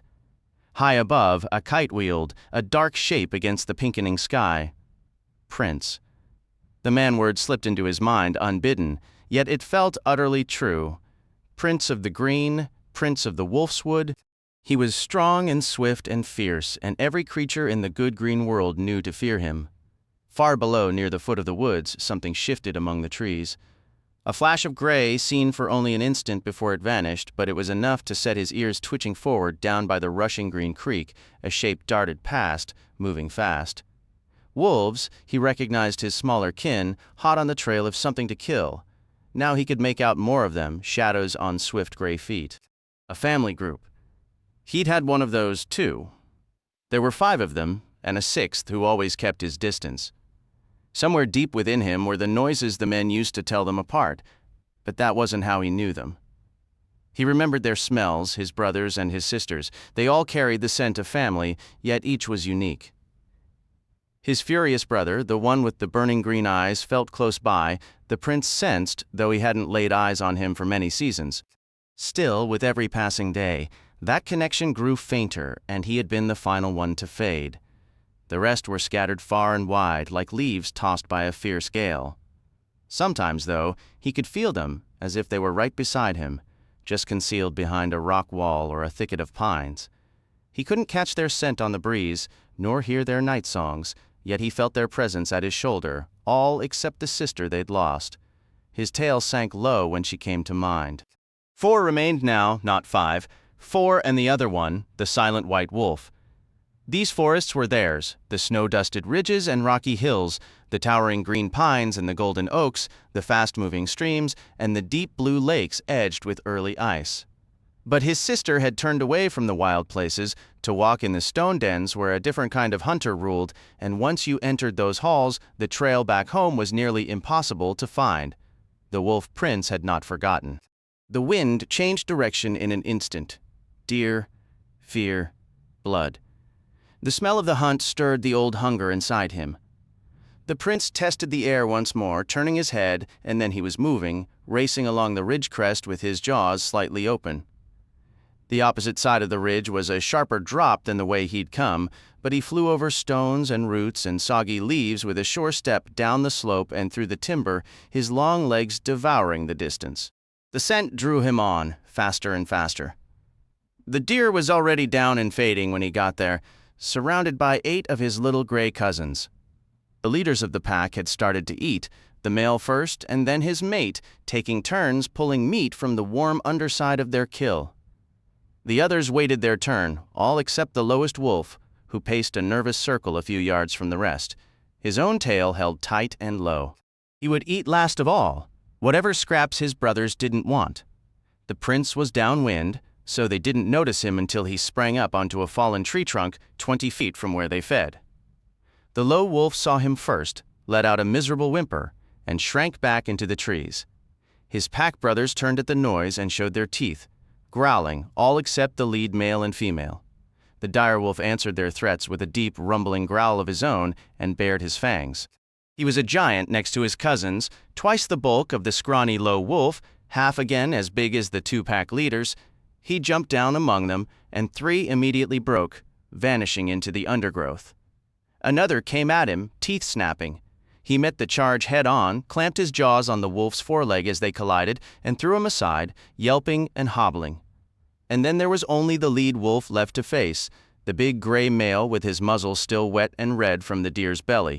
There was white on his snout, too, marking his years, but when he opened his mouth, red drool dripped from his teeth. He has no fear, the prince thought. No more than I do. This would be a worthy fight.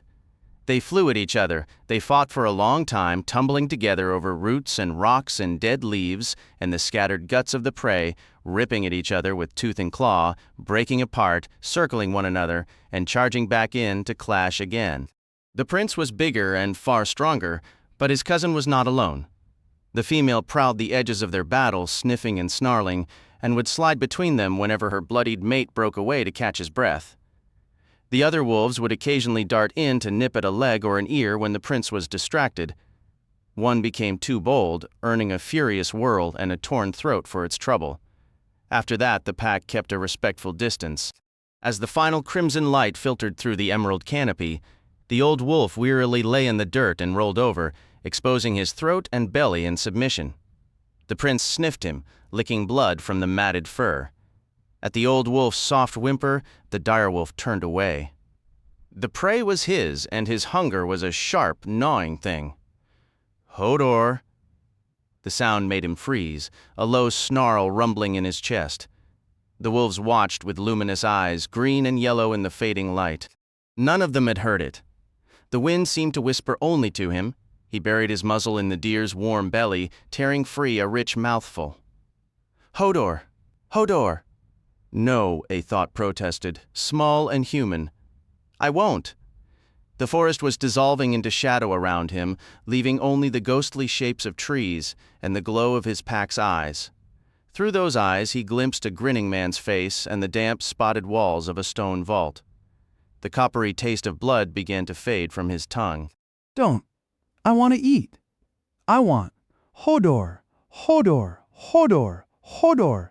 The chant came, accompanied by a gentle shaking of his shoulders back and forth. Hodor always tried to be careful, but at 7 feet tall, his strength was immense, and the motion rattled Bran's teeth. No, he shouted, the anger sudden and hot. Hodor, stop it! I'm back, I'm here! Hodor stopped, a look of confusion on his broad face. Hodor, the vision of woods and wolves vanished. Bran was back in the damp, ancient vault beneath the ruins they called Tumbledown Tower, a place so overgrown with moss and ivy the stones were nearly invisible. "You were gone too long," said Jojen Reed. Though only 13, Jojen carried himself with a solemn gravity that made him seem far older, a trait that had once earned him the nickname Little Grandfather back at Winterfell. Bran frowned. "I was hungry. Mira will return with supper soon." "I'm tired of frogs," Bran grumbled. He couldn't fault Mira, a Frogeater from the neck, for her hunting preferences, but the monotony was wearing. "I wanted the deer." The memory of its rich, wild taste made his mouth water. "I fought for it. I won. Did you mark the trees as I asked?" Bran felt his face grow warm. Jojen was always assigning these pointless tasks for when he wore Summer's skin, clawing bark, fetching rabbits, pushing stones into lines. "I forgot," he muttered. "You always forget," Jojen said, not unkindly. It was true.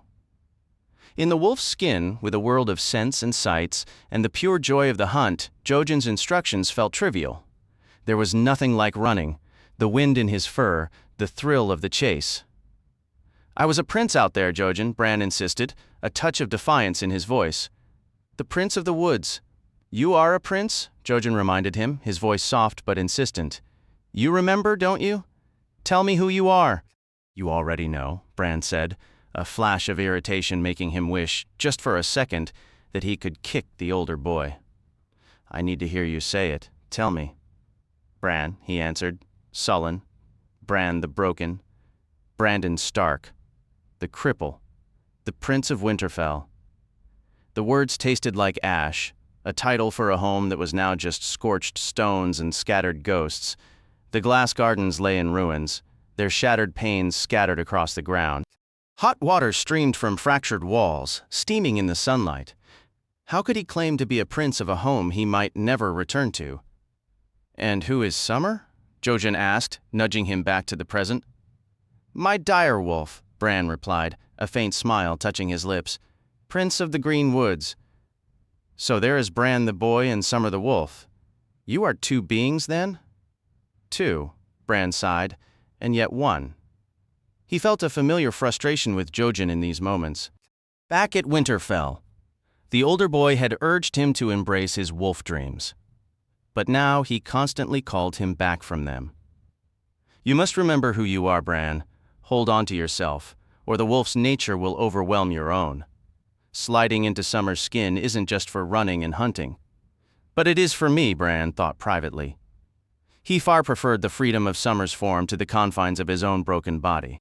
What was the point of having this gift if he couldn't enjoy the skin he loved most? "Will you remember?" Jojen pressed. "And next time, mark a tree. Any tree will do, so long as you leave a sign." "I will, I promise. I could go back and do it right now, if you want. I won't forget." But first, he'd finish his deer and perhaps spar with those young wolves again. Jojen shook his head. "No. Stay. Eat. Use your own mouth. A warg cannot nourish his human body with the meals his beast devours." How would you know? Bran thought, a spike of resentment rising. "You've never felt the pull of another skin. You don't understand." Suddenly, Hodor lurched to his feet, nearly cracking his head on the low, curved ceiling. "Hodor!" he bellowed, lumbering toward the door. Mira pushed it open just in time and slipped inside their sanctuary. "Hodor! Hodor!" the massive stable boy chortled, grinning widely. Though 16 and a woman grown, Mira Reed was no taller than her brother. She had explained once that all Crannog folk were small when Bran questioned her height. With her brown hair, vivid green eyes, and a boyish slimness, she moved with a fluid ease that Bran could only watch with longing.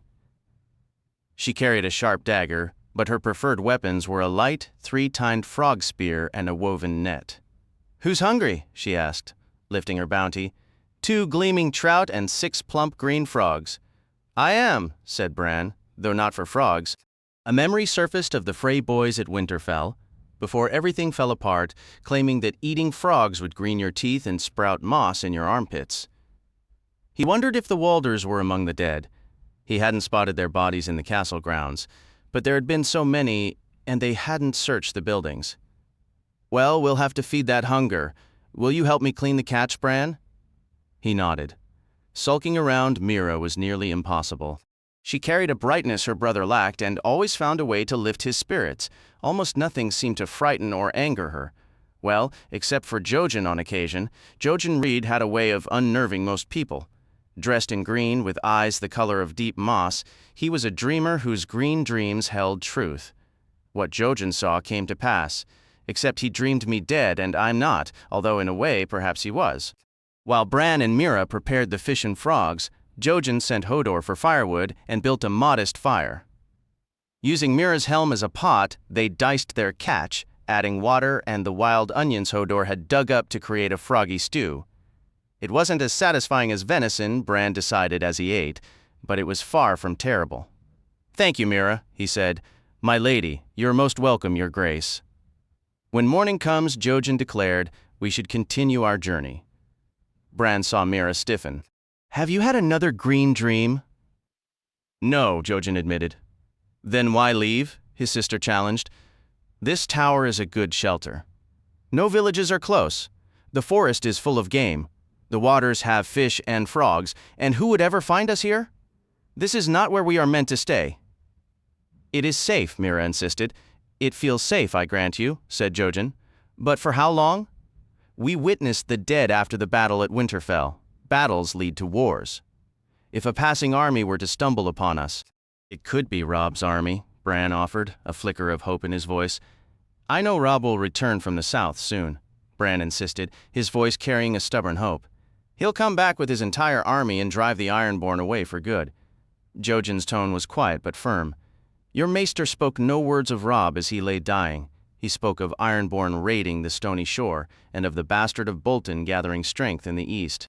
He told of Moat Cailin and Deepwood Mont fallen, of the Serwyn heir slain, and the Castellan of Torrance Square captured. His final warning was of war everywhere, he said, where every man turns against his neighbor." Mira sighed, a familiar frustration in her voice. "We've had this discussion. You wish to reach the wall and find your three-eyed crow. That's a worthy goal, but the wall is a vast distance, and Bran travels with Hodor as his legs. If only we had horses." "If only we had wings, we might fly there," Jojen replied sharply. "But we possess neither wings nor horses." "Horses can be found," Mira countered. "Even deep within the Wolfswood, there are foresters, settlers, hunters. Some are bound to have them. And should we simply take them? Are we thieves now? The last thing we need is to have men pursuing us." "We could trade for them," she suggested. "Offer something in return." "Look at our company, Mira," Jojen said, his voice lowering. "A crippled boy with a direwolf, a gentle giant, and 2 Cranogmen far from home. We would be remembered. Word would spread. While Bran is thought dead, he is safe. The moment he is known to be alive, he becomes a target for those who wish to see him truly gone." Jojen moved to stir the fading fire with a stick. "Somewhere to the north, the three-eyed crow is waiting. Bran requires a teacher far wiser than I." "How, Jojen?" Mira pressed, her voice edged with worry. "How do we manage this?" "On foot," he answered simply. "One step at a time." "The journey from Greywater Watch to Winterfell felt endless, and we had horses then," Mira argued. "Now you propose a longer road, traveled on foot toward a destination we cannot pinpoint. Beyond the wall, you say. I've never been, nor have you, but I know it's a vast wilderness. Are there many three-eyed crows, or just one? How do we ever hope to find him?" "Perhaps," Jojen said softly. "He will find us." Before Mira could respond, a sound cut through the night, the long, lonely howl of a wolf. "Summer?" Jojen asked, listening intently. "No," Bran said, recognizing the call. "It was not his direwolf. Are you sure?" Jojen pressed. "Certain," Bran replied. Summer had roamed far that day and would not return before morning. Maybe Jojen has his green dreams, Bran thought with a flicker of resentment, but he can't tell a common wolf from a direwolf. He wondered, not for the first time, why everyone deferred to Jojen. He was no prince like Bran, nor strong like Hodor, nor a skilled hunter like Mira. Yet somehow, Jojen was always the one deciding their path. "We should take horses, as Mira suggests," Bran declared, "and ride for Last Hearth and the Umbers." He pondered another idea. "Or we could find a boat and sail the White Knife down to White Harbor. Lord Manderley rules there. He was friendly at the harvest feast. He wanted to build a fleet. Perhaps he has, and we could sail all the way to Riverrun to bring Robb and his army home.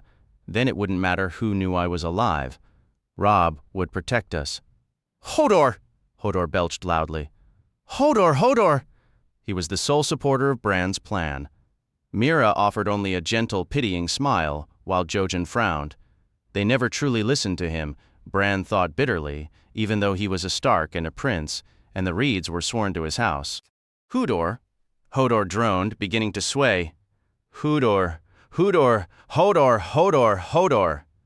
Sometimes he would fixate like this, repeating his name in varying tones endlessly. Other times he'd be so silent you'd forget his presence. There was never any predicting it. "Hodor! Hodor!" he suddenly shouted. He isn't going to stop, Bran realized. "Hodor," he interjected, "why don't you go outside and practice with your sword?" The stable boy had forgotten about the weapon, but the reminder sparked his memory. "Hodor!" he burped again, and lumbered off to fetch it. The blade was one of 3 ancient swords they had taken from the crypts of Winterfell, where Bran and his brother Rickon had once hidden from Theon Greyjoy and his Ironborn. Bran took up the sword that had once belonged to his uncle Brandon, while Mira claimed the blade resting across the knees of his grandfather, Lord Rickard.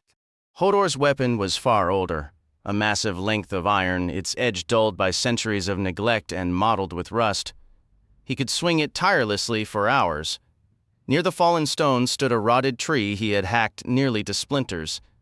Even from inside, they could hear him through the walls, roaring Hodor as he chopped and slashed. Thankfully, the wolf's wood stretched vast and empty. It was unlikely anyone else was near enough to hear. "Jojen," Bran began, "what did you mean about needing a teacher? You're teaching me now. I know I forgot to mark the tree last time, but I'll remember next time. My third eye is open, just like you wanted." "So wide open," Jojen replied, "that I fear you might tumble right through and spend the rest of your days as a wolf in the woods." "I won't," Bran promised. "I give you my word." The boy gives his word. But will the wolf remember? "You run with Summer. You hunt beside him. You share his kills, yet you yield to his instincts more than he yields to your will." "I just forget sometimes," Bran said, a hint of frustration in his voice. "I'm only 9. I'll improve when I'm older. Even Florian the Fool and Prince Aemon the Dragon Knight weren't famed knights at 9 years old." "A fair point," Jojen allowed, "and wisely spoken if the days were still growing longer, but they are not. You were born in summer, I know. Tell me the words of your house." "Winter is coming." Speaking the phrase sent a chill through Bran's bones. Jojen nodded gravely. "I dreamed of a winged wolf, chained to the earth by links of stone. I came to Winterfell to break those chains. They are gone from you now, yet still you do not take flight." "Then show me how," Bran urged. He still dreaded the 3-eyed crow that sometimes haunted his dreams, pecking relentlessly at his forehead and urging him to fly. "You're a greenseer." "No," Jojen corrected softly. "Only a boy who dreams. The true greenseers were far more. They were wargs, as you are, and the greatest among them could slip into the skin of any creature that flies, swims, or crawls. They could see through the eyes of the weirwoods and glimpse the truths that lie beneath the world. The gods grant many gifts, Bran. My sister is a hunter. To her they gave swiftness, the skill to stand so still she seems to fade into the background. She has sharp ears, keen eyes, a steady hand with net and spear. She can breathe in muddy water and move through trees like a shadow. I could never do those things, no more than you could. To me the gods gave green dreams. And to you?" He paused, his gaze intent. "You could become far more than I am, Bran. You are the winged wolf. Who can say how far or how high you might soar if only you had a true guide? How can I help you master a power I do not fully understand?" In the neck we remember the first men and the children of the forest who were their allies, but so much has been forgotten, and so much we never knew to begin with. Mira moved forward and took Bran's hand. Her touch was firm and warm. If we remain here, quiet and unseen, you will be safe until the war is done. But you will learn little, save what my brother can offer, and you've heard his limits. If we leave this place to seek shelter at Last Hearth or beyond the wall, we risk capture. You are just a boy, I know. But you are also our prince, our lord's son, and the king's rightful heir. We have pledged our faith to you by earth and water, bronze and iron, ice and fire. The risk is yours, Bran, as is the gift. The choice, I believe, should be yours as well. We are your servants to command. A quick wry grin touched her lips. At least in this, you mean, Bran said slowly. You'll truly do as I say. Truly, my prince, Mira answered. So think carefully. Bran tried to reason it through, the way his father might have done. The Great John's uncles, Hother Horsebane and Mors Crowfood, were hardened men, but he believed they would stay loyal. The Karstarks as well. Karhold was a stout castle, his father always said. They could find safety with the Umbers or the Karstarks. Or they might turn south to Lord Manderley, who had always laughed easily at Winterfell and never looked upon Bran with the same heavy pity he saw in the eyes of other lords. Castle Serwyn was the nearest stronghold, yet Maester Luwin had already declared young Cleese Serwyn lost. Bran understood then that the Umbers, the Karstarks, and the Manderleys might all share that same grim fate. It was a fate that awaited him too if the Ironborn or the Bastard of Bolton ever found him. Here, concealed beneath the crumbling stones of Tumbledown Tower, they were safe. He would survive. But he would survive as a broken thing. Tears welled in his eyes, and he cursed himself for it.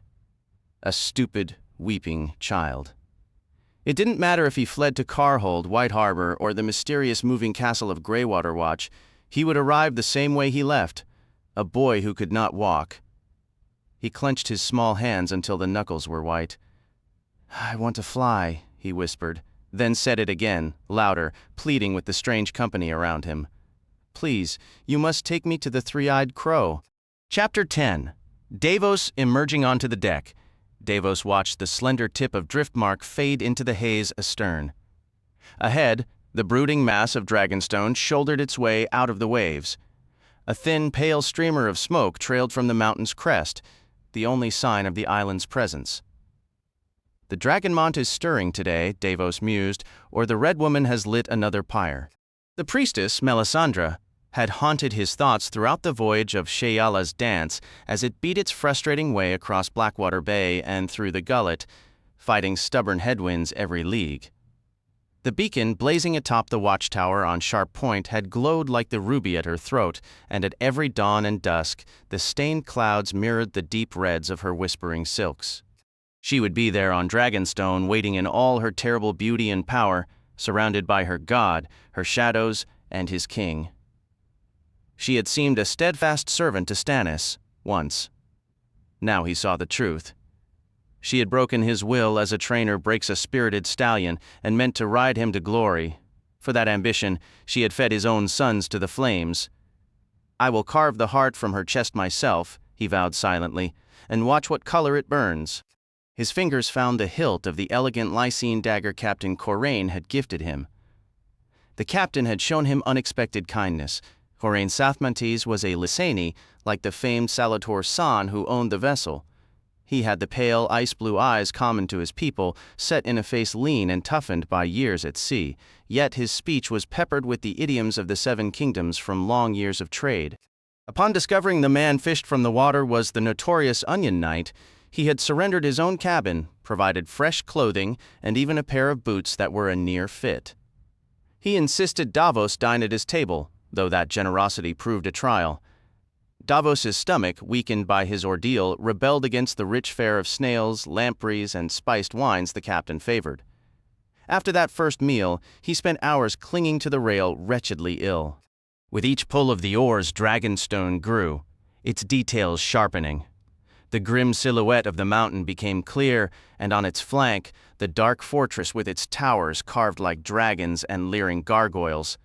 The bronze maiden at the ship's prow sliced through the swells, casting up wings of spray. Davos leaned heavily on the rail, thankful for its solidity. His trial had left him frail. His legs trembled if he stood too long, and he was plagued by fits of coughing that left his handkerchief spotted with blood. This is nothing, he told himself firmly. The gods did not spare me from fire and drowning only to claim me with a sickbed cough. The steady beat of the oarmaster's drum, the sigh of the sail, and the rhythmic groan of the oars carried him back. In his youth, these very sounds had struck fear into his heart on many a fog-shrouded dawn. They announced the approach of old Ser Tristimun's patrols, and for a smuggler in the days of King Daenerys Targaryen, the sea watch meant death. But that was a different life, he reflected. That was before the desperate run to Storm's End with his hold full of onions, before Stannis rewarded his service by taking the tips of his fingers. It was before the Great War, before the red comet blazed across the sky, before he was Ser Davos Seaworth. He had been another man entirely, before Lord Stannis lifted him up from the docks. Just last night, over a cup of sour wine, Captain Corraine had related the final, fiery act of Stannis' campaign. The night the very river caught fire, the Lannister forces had struck from the side, and in his moment of greatest peril, his own disloyal bannermen had deserted him by the hundreds. The captain also spoke of King Renly's ghost being sighted, cutting down foes left and right as he led the vanguard against the Lion Lord. They say his green armor shone with an eerie light from the wildfire, the man reported, and the golden flames danced along his antlered helm. The mention of Renly's specter made Davos wonder if his own sons might return as such phantoms.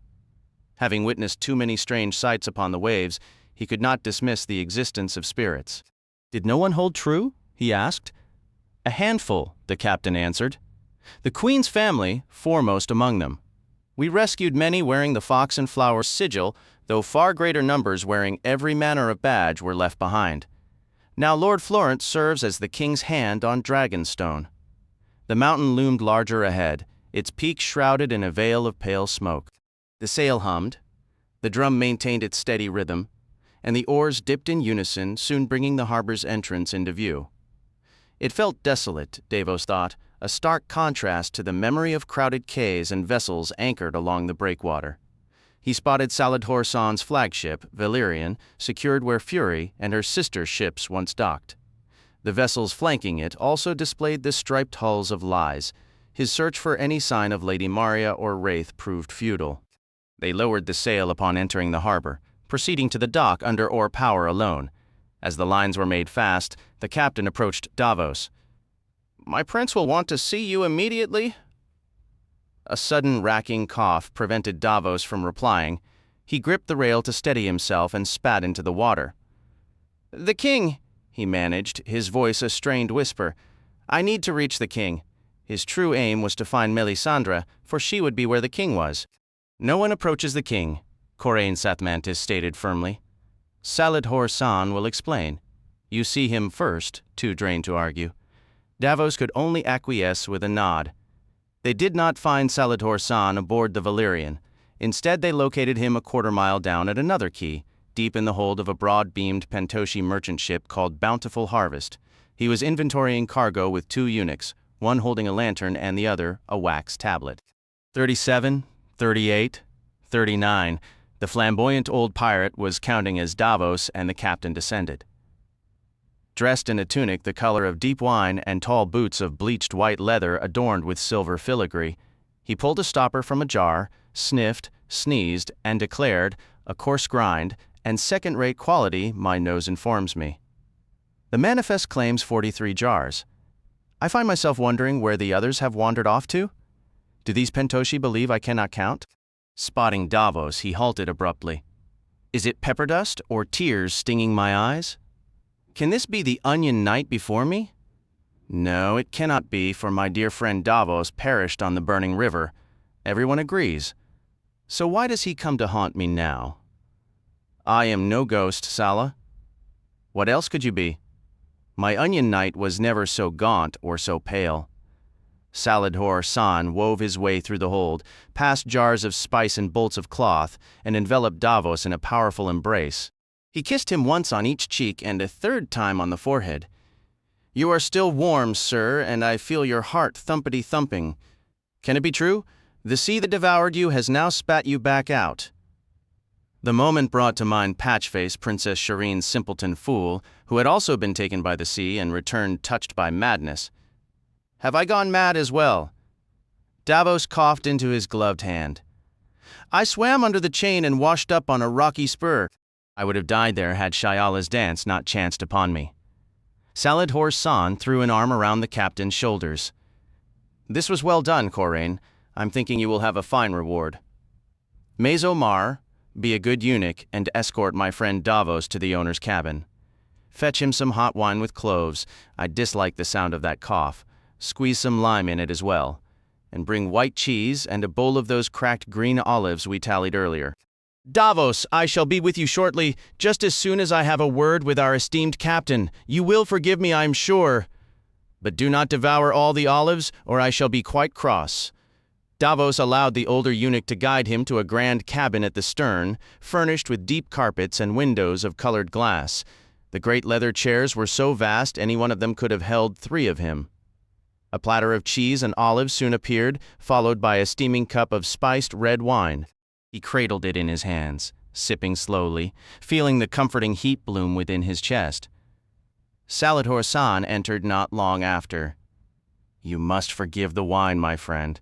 These Pentoshi would drink ditch water if it were tinted purple. It eases my chest, Davos replied. Hot wine is better than a poultice, or so my mother claimed. You may need a poultice as well, I'm thinking, after sitting on a spear for so long. Oh my. How do you find that splendid chair? It has plump cheeks, does it not? Whose chair? Davos asked between sips. Illyrio Mopatis. A whale with a beard, I tell you truly. These chairs were built to his generous dimensions, though he rarely bestirs himself from Pentos to use them. A fat man is always comfortable, for he carries his cushion with him wherever he travels. San's tone shifted, becoming dry and almost mocking. It must be a fine life, where every seat is a throne and every meal a feast, while the rest of us scramble for crusts and safe harbor. How did a Pentoshi ship come into your possession? Davos inquired. Have you returned to piracy, my lord? He set his empty cup aside. Vile slander, San declared. Who has suffered more from pirates than Saladhor San? I merely collect what is owed. Much gold is due, oh yes, but I am a reasonable man. In place of coin, I accepted a fine, crisp parchment.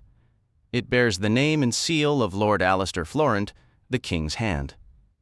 I am now the lord of Blackwater Bay, and no vessel may cross my lordly waters without my lordly permission. And when these outlaws try to slip past me in the dark to evade lawful duties and customs, why, they are no better than smugglers, so I am well within my rights to seize them. The old pirate laughed. I cut off no fingers, though. What use are bits of fingers? I take the ships, the cargoes, a few reasonable ransoms, nothing excessive. He gave Davos a piercing look. You are unwell, my friend. That cough, and so thin I can see your bones, and yet I do not see your little bag of finger bones. Out of old instinct, Davos's hand went to his chest where the pouch was no longer tied. I lost it in the river. My luck. The river was a horror, Saladhor San said gravely. I saw it from the bay, and it made me shudder. Davos coughed, spat, and coughed again. I saw Black Betha burning, and Fury too, he finally managed, his voice rough. Did any of our ships escape the fire? A stubborn part of him clung to hope. Lord Stefan, Ragged Jenna, Swift Sword, Laughing Lord, and a few others were upstream of the alchemist's foul work. Yes, they did not burn, but with the chain raised, they could not flee. A few surrendered. Most rode far up the Blackwater, away from the fighting, and then were scuttled by their own crews to keep them from Lannister hands. I have heard Ragged Jenna and Laughing Lord still play at piracy on the river, but who can say if it is true? Lady Marya? Davos asked. Wraith? Saladhor San placed a hand on Davos's arm and gave a gentle squeeze. No, not them. I'm sorry, my friend. They were good men, your Dale and Allard. But I can offer this comfort. Your boy Devan was among those we rescued at the end. The brave lad never left the king's side, or so the tales go. For a moment Davos felt almost lightheaded. The relief was so intense. He had been afraid to ask about Devan. The mother is merciful. I must go to him, Sala. I must see him. Yes, said Saladhor San, and you will want to sail to Cape Wrath. I know, to see your wife and your 2 younger sons. You will be needing a new ship, I am thinking." "His Grace will provide me a ship," said Davos. The Lysani gave a slow shake of his head. "His Grace possesses no fleet, while Saladhor's son possesses many. The king's vessels turned to ash upon the river, yet mine did not. You shall have a ship, my old friend. You will sail in my service, yes? You will slip into the harbors of Braavos, Mur, and Volantis under the cover of darkness, unseen, and slip out again laden with silks and spices. Our purses will grow heavy indeed. Your offer is generous, Sala, but my loyalty belongs to my king, not to your profits. This war is not over. By every law of the 7 kingdoms, Stannis remains the rightful heir. All the laws in the world are of little use when all the ships are cinders, I think, and your king, you may find him altered, I fear. Since the battle he receives no one. He broods alone in the stone drum. Queen Celes holds court in his stead with her uncle, Lord Alistair, who styles himself the Hand. The king's own seal she has given to this uncle to stamp upon the letters he writes, even upon my own lovely parchments." San leaned back with a sigh. "But it is a meager kingdom they govern, poor and stony, yes. There is no gold, not even a pittance to pay your faithful Saladhor San what he is owed. Only the knights we rescued at the last, and no ships save my own brave few." A sudden wrenching cough doubled Davos over. Saladhor San moved to steady him, but Davos waved him away, recovering his breath after a moment. "No one?" he managed, his voice a wet rasp. "What do you mean? He sees no one." The cabin seemed to tilt and swim before his eyes. "No one but her," Saladhor San said quietly, and Davos needed no clarification. "My friend, you exhaust yourself. You require a bed, not Saladhor San. A bed with many blankets, a hot compress for your chest, and more wine mulled with cloves." Davos shook his head stubbornly. "I am well enough. Tell me, Sala. I must hear it. No one but Melisandre?" The Lysani fixed him with a long, uneasy stare before continuing with clear reluctance. "The guards turn all others away, even his own queen and his young daughter. Servants bring meals that go untouched." He leaned closer, his voice dropping to a murmur. "There is queer talk I have heard, of hungry fires deep within the mountain, and how Stannis and the Red Woman descend together to watch the flames.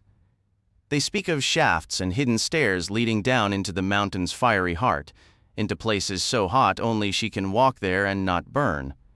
It is enough to fill an old man with such dread that he sometimes loses his appetite entirely. Melisandre, a chill ran through Davos. She is the cause of this, he said, the words tasting bitter. She sent the fire to devour us, to punish Stannis for casting her aside, to teach him he could not hope to triumph without her dark arts. The Lysani selected a plump olive from the bowl between them. You are not the first to whisper such things, my friend. But if I were you, I would not whisper so loudly. Dragonstone teems with these queen's men. Oh yes, and they have keen ears, and even keener blades. He popped the olive into his mouth. I have a blade of my own. A gift from Captain Corraine. He drew the dirk and placed it on the table. A knife to carve out Melisandre's heart. Assuming she possesses one, Saladhor San spat an olive pit onto the deck. Davos, good Davos, you must not speak such words even in jest. It is no jest? I intend to kill her. If she can be killed by mortal steel, Davos was far from certain she could. He had witnessed old Maester Cresson slip poison into her wine with his own eyes, yet when they both drank from the tainted cup, it was the Maester who perished, not the Red Priestess. Still, a knife in the heart, even demons, the singers claimed, could be slain by cold iron. This is dangerous talk, my friend, Saladhor San warned. I think the sea has left you ill. The fever has addled your senses.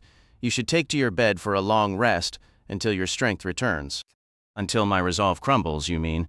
Davos pushed himself to his feet. He did feel feverish and unsteady, but it was of no consequence. You are a cunning old pirate, Saladhor San, but a loyal friend all the same, Davos said, his voice rasping. The Lyseni captain smoothed his pointed silver beard thoughtfully. Then with this loyal friend you will remain, yes. I cannot. I must leave. A harsh cough shook him. Leave? Look at you. You tremble? You are frail as a winter leaf? Where could you possibly go? To the castle? My bed is there, and my boy. And the Red Priestess, Saladhor Saan added, his tone turning wary. She resides within those walls as well. Her too. Davos slid the blade back into its sheath. You are a smuggler of onions? What do you know of stealth and murder? And you are sick. You can scarcely hold a knife. Do you understand what will happen if you are seized? While our ships burned on the river, the queen was burning so-called traitors. Servants of darkness, she called them, simple men, and the Red Woman sang while the pyres blazed. Davos felt no surprise. I knew, he thought. I felt it in my bones before he spoke. She took Lord Sunglass from the cells, he said, and Hubert Ramton's sons. Exactly so, and burned them, as she will burn you. If you slay her, they will burn you for vengeance. If you fail, they will burn you for the attempt. She will chant, and you will shriek, and then you will die. And you have only just crawled back from the grave. And that is the very reason, Davos replied. To finish this, to end Melisandre of Ashai and all her dark deeds. Why else would the waves have spared me? You know Blackwater Bay as well as I, Sala. No sane captain would ever steer his ship through the Merling King's stone teeth and risk tearing out her hull. Shayala's dance should never have found me. A wind, Saladhor Saan insisted, waving a ringed hand, a foul wind, nothing more. It blew her far off course. And who sent that wind? Sala, the mother herself, spoke to me. The old Lysani blinked in confusion. Your mother is dead. The mother, she blessed me with 7 sons, and I stood by and let them burn her children. She whispered to me in the deep. We called the fire, she said. We called the shadows as well. I rode Melisandre into the heart of Storm's End and watched her give birth to a monstrosity. The nightmare vision remained. The skeletal shadow, hands pressing from within as the thing slithered free. She killed Cresson and Lord Renly and a valiant knight named Courtenay Penrose, and she murdered my sons too. Now it is time for her to die. Someone, Saladhor Saan emphasized. Yes, precisely, someone. But not you. You are weak as a kitten and no swordsman. Stay, I beg you. We will talk further, you will eat. And perhaps we sail to Braavos and hire a faceless man for this task, yes? But you, no, you must sit and eat. He is making this so much harder, Davos thought wearily, and it was a desperate, freezing climb from the start. I have a hunger for vengeance in my gut, Sala. It leaves no space for stew. Let me go now. For the sake of our friendship, wish me fortune and let me pass. Saladhor Saan heaved himself to his feet. You are no true friend, I'm thinking. When you are dead, who will carry your ashes and bones back to your good wife and tell her she has lost a husband and 4 sons? Only sad old Saladhor Saan. But so be it, brave Sir Knight. Go charging to your tomb. I will collect your remains in a sack and give them to the sons you leave behind to wear in little pouches around their necks. He made a furious, dismissive gesture. Go, go, go, go, go. Davos did not wish to part in anger. Sala, go. Or stay, better. But if you are going, then go. He went. The trudge from the bountiful harvest to the gates of Dragonstone was a long and solitary march. The wharfside lanes, once bustling with soldiers, sailors, and common folk, stood empty and abandoned. Where he had once dodged squealing pigs and laughing children, now only rats darted through the refuse. His legs felt like wet clay beneath him, and 3 times a coughing fit seized him so violently he had to halt and lean against a cold stone wall, gasping. No one came to his aid, nor did any curious face appear at a window to see what was wrong. The silence of the place felt heavier than the castle walls above. The shutters were closed tight, the doors were barred, and a great many houses bore the marks of recent loss. Thousands had sailed up the Blackwater, and only hundreds had returned. Davos thought to himself, my boys were not alone in their fate. May the gods show them all mercy. Arriving at the castle, he found its gates sealed against him. He hammered on the heavy wood with his fist. Getting no response, he began kicking it, over and over. At last, a guardsman appeared on the barbican, looking down from between 2 stone gargoyles. Identify yourself! He tilted his head back and shouted up. Sir Davos Seaworth, here to see the king. Are you mad? Cease that noise and be on your way? Saladhor's son had tried to prepare him for this. Davos changed his approach. Then fetch my son, Devan, the king's own squire. The man scowled. What was your name again? Davos, he yelled. They call me the Onion Knight. The head disappeared, returning a moment later. Get lost. The Onion Knight died on the river. His ship was destroyed. His ship burned. That's true, Davos countered, but the man survived, and he's standing right here. Is Jate still in charge of this gate? Who? Jate Blackberry. He knows me. Never heard of him. Probably dead. What about Lord Chittering? Him? I know. He burned on the Blackwater. Will, with the hook scar? Hal, they called the hog. Dead, the both of them, said the crossbowman, but a flicker of uncertainty crossed his face. Stay where you are. He vanished once more. Davos waited. All gone. Every one of them, he thought numbly, recalling Hal's perpetually exposed stomach above his stained jacket, the long pale line from the fishhook on Will's cheek, how Jate would tip his cap to any woman he passed, regardless of her age or station. Drowned or burned alongside my sons and 1,000 more, gone to make a king in some hellish court. Abruptly, the guard was back. Go around to the sally port, they'll let you in. Davos obeyed. The men who led him inside were unfamiliar, bearing spears and wearing the fox and flowers emblem of House Florent. They took him not to the stone drum tower as he anticipated, but through the dragon's tail archway and down into Aegon's garden. Remain here, their sergeant ordered. Does the king know I've come back? Davos asked. How should I know? Just wait, the man replied before leaving with his spearmen. The garden carried the clean scent of pine, with tall dark trees standing all around. Wild roses grew beside towering thorny hedges, and a damp, boggy area was thick with cranberries. Why bring me here? Davos wondered. Then he caught the faint jingle of bells and a child's laugh, and suddenly the fool Patchface burst from the bushes, shuffling away as Princess Shireen chased close behind.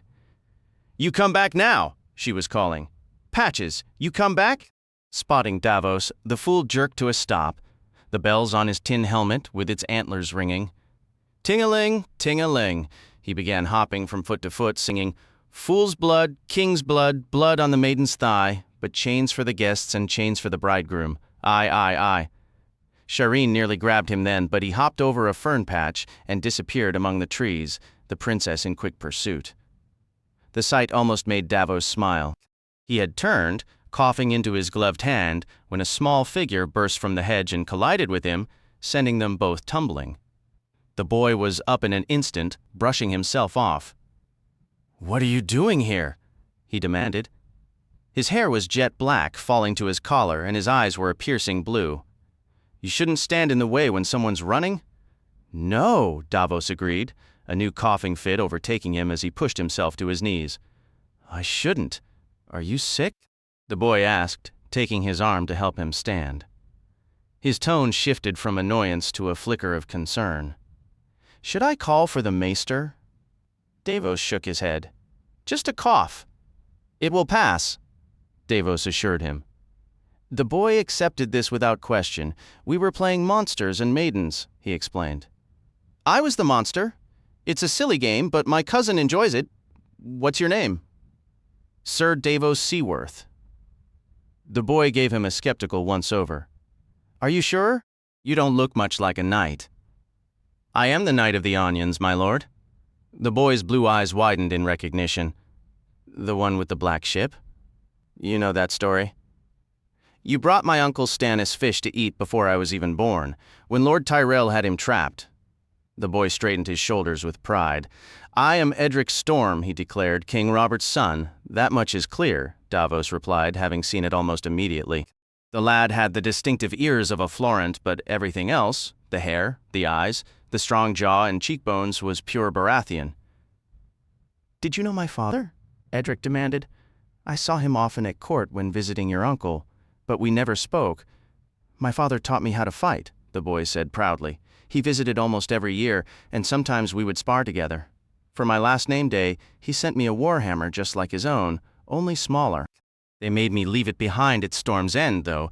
Is it true my Uncle Stannis cut off your fingers? Only the tips. I still have them just shorter. Let me see. Davos removed his glove. The boy examined his hand intently. He didn't touch your thumb? No, Davos said, clearing his throat. No, he left me that. He shouldn't have chopped any of your fingers, the lad decided firmly. That was wrong. I was a smuggler. Yes, but you smuggled him fish and onions. Lord Stannis knighted me for the onions and took my fingers for the smuggling, Davos said, pulling his glove back on. He couldn't help but notice the boy's unwavering confidence, a trait that felt both familiar and unsettling. My father would never have chopped your fingers, Edric stated. As you say, my lord. Robert was indeed a different man from Stannis, that much was true. The boy has his spirit, and a touch of Renly's charm as well. The comparison made Davos uneasy.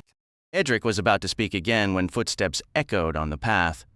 Davos turned to see Sir Axel Florent approaching down the garden walk, flanked by a dozen guards in padded jackets, each bearing the fiery heart of the Lord of Light on their chests.